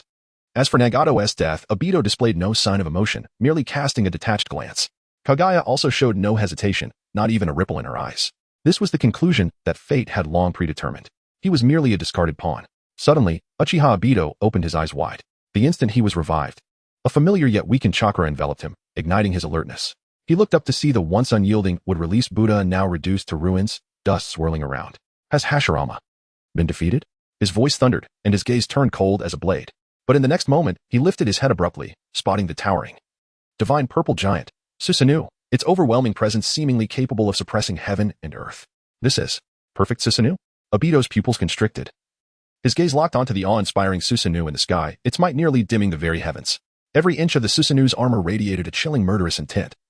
And where its massive hands gripped, the void itself appeared to cave in. He remained silent for a moment, yet slowly a rare smile, one that emanated from his soul, emerged at the corners of his mouth. Someone has actually evolved Susanoo to such a degree to defeat Hashirama head-on.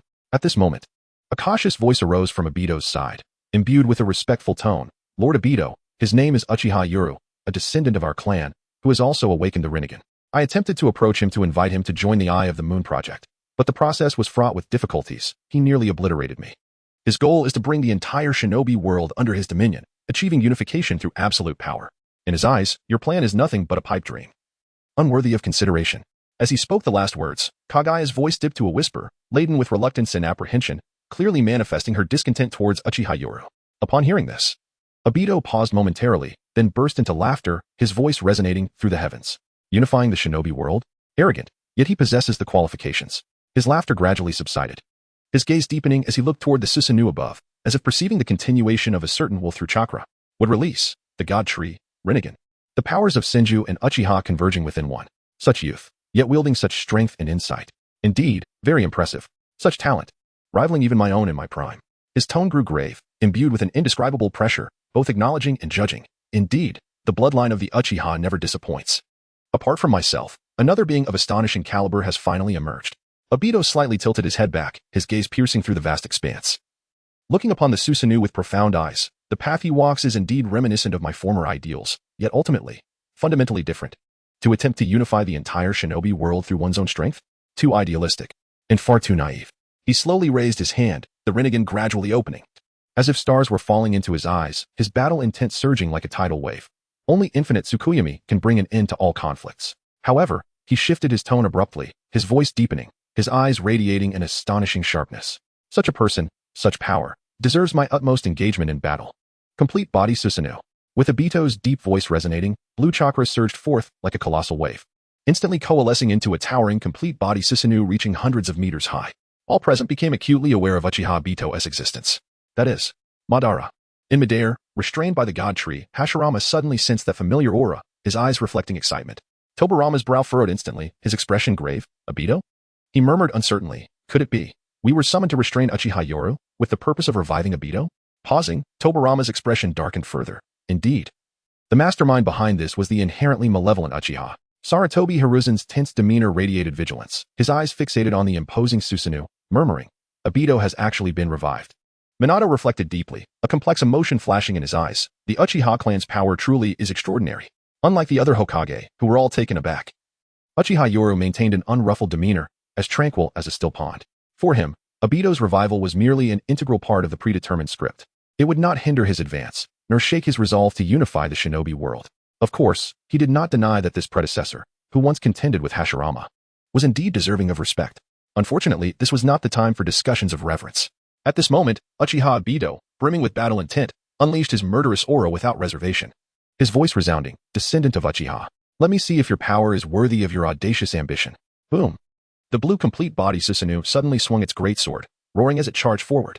That colossal form descended like a divine being, its dual blades crossing, gathering an astonishing chakra, a horizontal slash aimed directly at the wrist and elbow of the Susanoo Buddha. Clearly, he intended to sever the key joints of the giant Buddha, destroying its structure and causing it to collapse. With a thunderous roar, the blue Susanoo soared into the air, its blades like a torrential storm. wielding the might to shatter mountains and sever seas, accurately striking at the wrist and elbow joints of the Susanoo Buddha.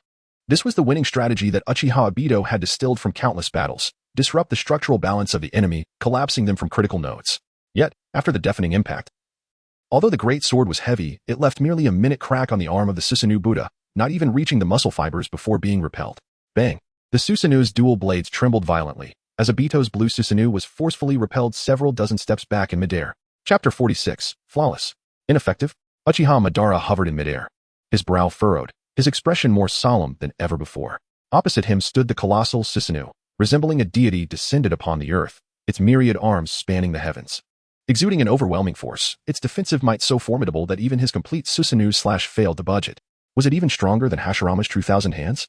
His tone was low, yet his gaze burned with fervor, excitement, madness, and a blend of battle intent. Intriguing. Before his words could dissipate, the blue Susanoo surged skyward once more, a shockwave erupting as its blade-like wings spread wide. From the forehead of the Susanoo, Madara leapt forth, his figure darting through the skeletal structure like a hawk locking onto its prey. Target, Uchiha Yoru. Huh!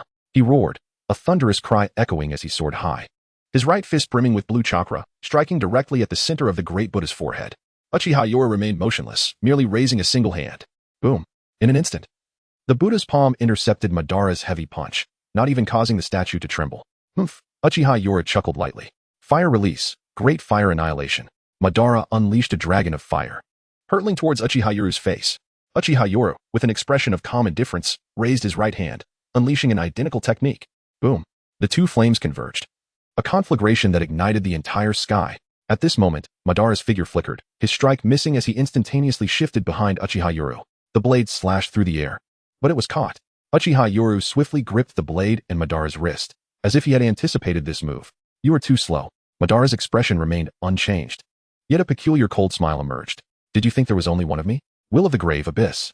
Buzz. For intangible shadows suddenly manifested, cold and eerie, silently closing in. The next moment, Madara's pupils constricted as the four shadows of the wheel were unexpectedly halted midair. 6 figures resembling the 6 paths emerged, suppressing his wheel. You have mastered the wheel as well? Not merely imitating, Uchiha Yoru replied coolly, but a more thorough mastery. Your 4 shadows are too insubstantial. As he spoke, Uchiha Yoru's 6 shadows sprang into action. Boom. The 4 shadows were instantly crushed. Madara was forced back, barely stabilizing himself as cracks spread across his armor. He glanced at his palm, as if sensing the pressure from that moment. Silence lingered, long enough to realize even the wheel had been cracked. He lifted his gaze, looking at Yoru, and instead broke into a smile. It was one of excitement, one of battle spirit. Yoru, you are truly remarkable. You surpass countless geniuses I have encountered. You indeed stand in the position of a deity. But I, Uchiha Madara, will never bow my head. Having said this, he formed hand seals. Earth explosion star.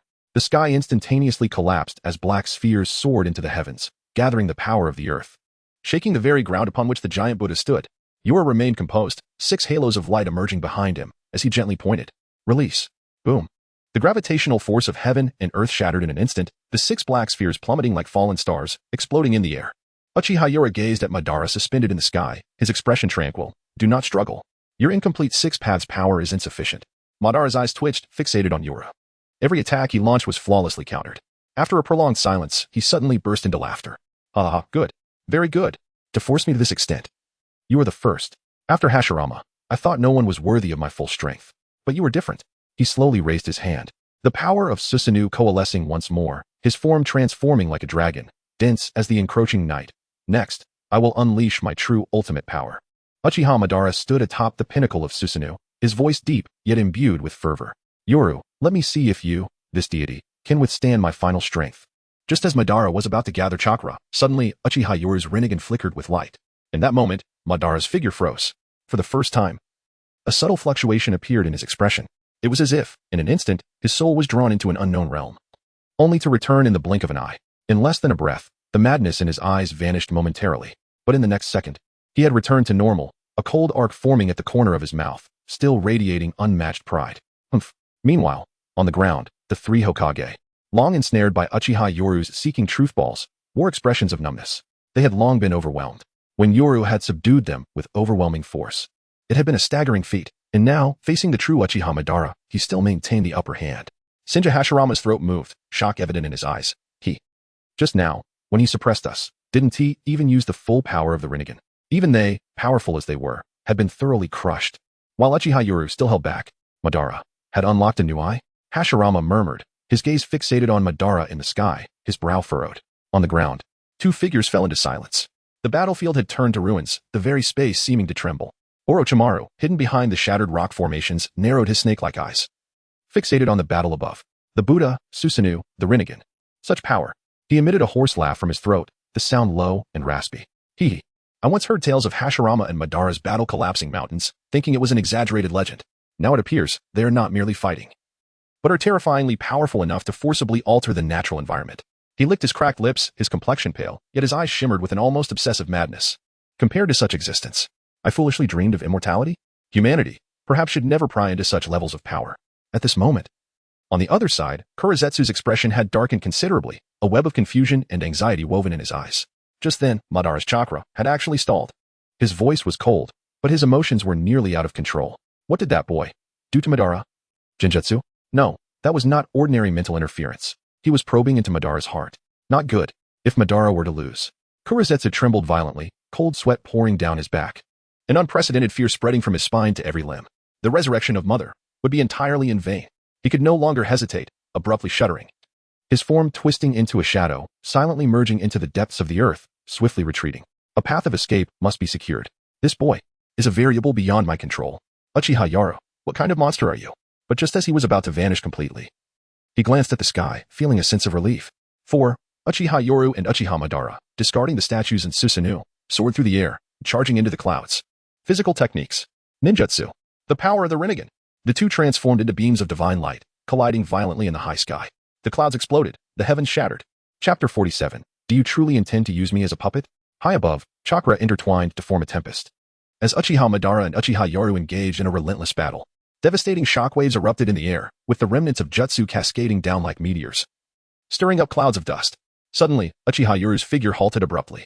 Madara furrowed his brow, about to strike, when Yoru inexplicably vanished before his eyes, without a hint of warning. Black Zetsu felt a chill run through him, and before he could react, an icy force had silently descended. Just as he began to utter a cry, a searing pain struck him from behind. The truth-seeking ball transformed into chains as if imbued with life, instantaneously sealing his chakra pathways, rendering him powerless. You. How can you? Black Zetsu screamed, his face contorted in terror.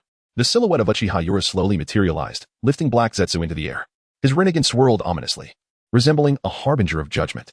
He remained silent, merely gazing at Black Zetsu, as though piercing through its very essence to unearth millennia of schemes. In the next moment, the Rinnegan blazed with light, and strands of chakra began to extract themselves from Black Zetsu's being. What are you doing? Stop. Do not look. Black Zetsu thrashed violently, its voice hoarse, yet it could not break free from the binding chains of chakra. You will destroy everything. Black Zetsu suddenly roared, its voice trembling with unrestrained fear. Uchiha Yoru remained silent, lifting his hand slightly. Black Zetsu's memory shattered like glass. Each fragment forcefully pulled from its form, materializing in the void. The infinite Tsukuyomi descends, plunging the world into slumber. The roots of the divine tree pierce humanity, quietly transforming them into White Zetsu. The White Zetsu army has long been hidden, awaiting activation. Finally, at the pinnacle of the divine tree, Kaguya slowly opens her eyes, coldly gazing down upon the world. Is this truly your so-called path to peace?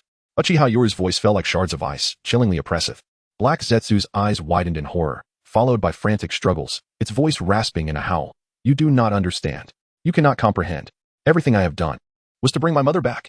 She is the origin of the world, the true deity, the source of all life. Those humans, they betrayed her.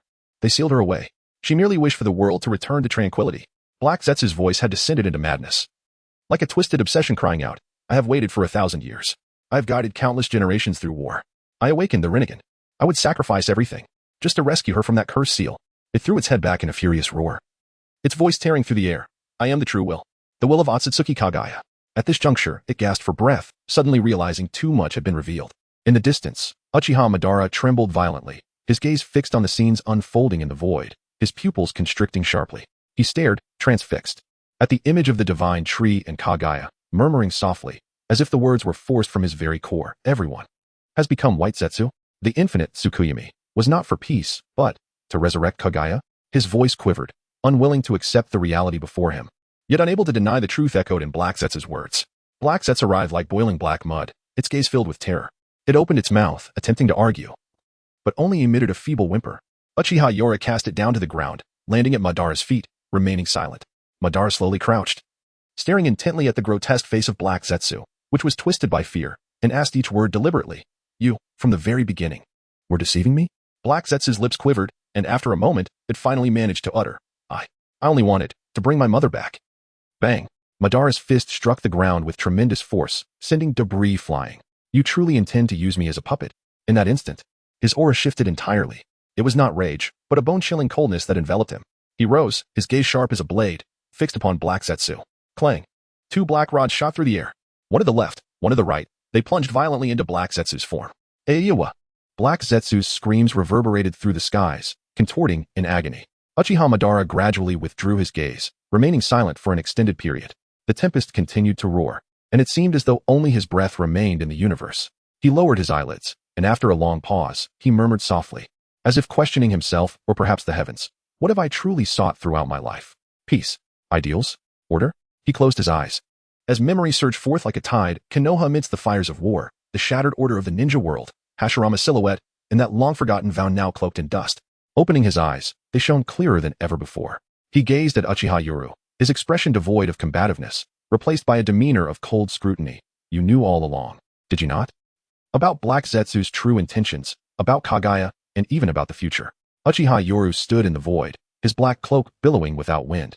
His expression as it had always been, yet emanating an unapproachable pressure. You witnessed the conclusion of the fourth great ninja war with your own eyes. That was not an illusion's deception, but a tragedy that truly transpired. Madara slowly lowered his gaze, his voice heavy. I thought I could end the war. Yet I was merely another pawn in someone else's game. Alongside you, alongside everyone else, I tread the path of destruction. He raised his head. Looking at this young yet composed junior, a flicker of complexity and weariness passing through his eyes. And you, Uchiha Yoru, why did you save me? How do you intend to bring an end to this chaotic ninja world? Uchiha Yoru replied calmly. Unification. No more strife among the 5 great nations. No more mutual suspicion between villages. No more false peace maintained by war, nor the need for deities or illusions to numb the masses. His voice was steady, imbued with an unwavering resolve. I will employ true order and strength, ensuring that the ninja world no longer languishes in chaos and reincarnation. This is not compromise, nor idealism, but true control. Madara regarded him, remaining silent for an extended period. Those eyes, which had once gazed down upon countless lives on the battlefield, now reflected a younger yet clearer and more resolute version of himself. He suddenly let out a gentle sigh. So you have already surpassed me. Then, lifting his gaze, no longer filled with arrogance, but a solemn recognition emerged. Uchiha Yoru, since you bear the will of unification and possess the power to subdue the deities, I have no reason to refuse. But you must understand one thing. Unification does not rely on power itself, but on the person wielding it, whether they possess the resolve to bear this loneliness. Uchiha Yoru nodded, his tone grave. I understand. True peace is not merely the cessation of war, but the management of desires and divisions that arise thereafter. I fear not betrayal, nor the scorn of the masses. What I fear is for this world to once again plunge into the abyss we both have witnessed. Upon hearing these words, Madara smiled faintly, a long-lost serenity finally gracing his eyes. Then it is well. I, Uchiha Madara, henceforth, I shall be under your banner. He slowly extended his hand, palm upward, reminiscent of the pact he had made with Hashirama long ago, softly stating, but should you waver one day, should you forget your original intent, I will be the first to pull you down from your pedestal. Uchiha Yoru smiled slightly, extending his hand to clasp Madara's. Before that day arrives, let me take charge of the ninja world. The storm has finally begun to subside. 2 Uchiha stand side by side, with the sky behind them already beginning to change. The new era of the ninja world quietly unfolds.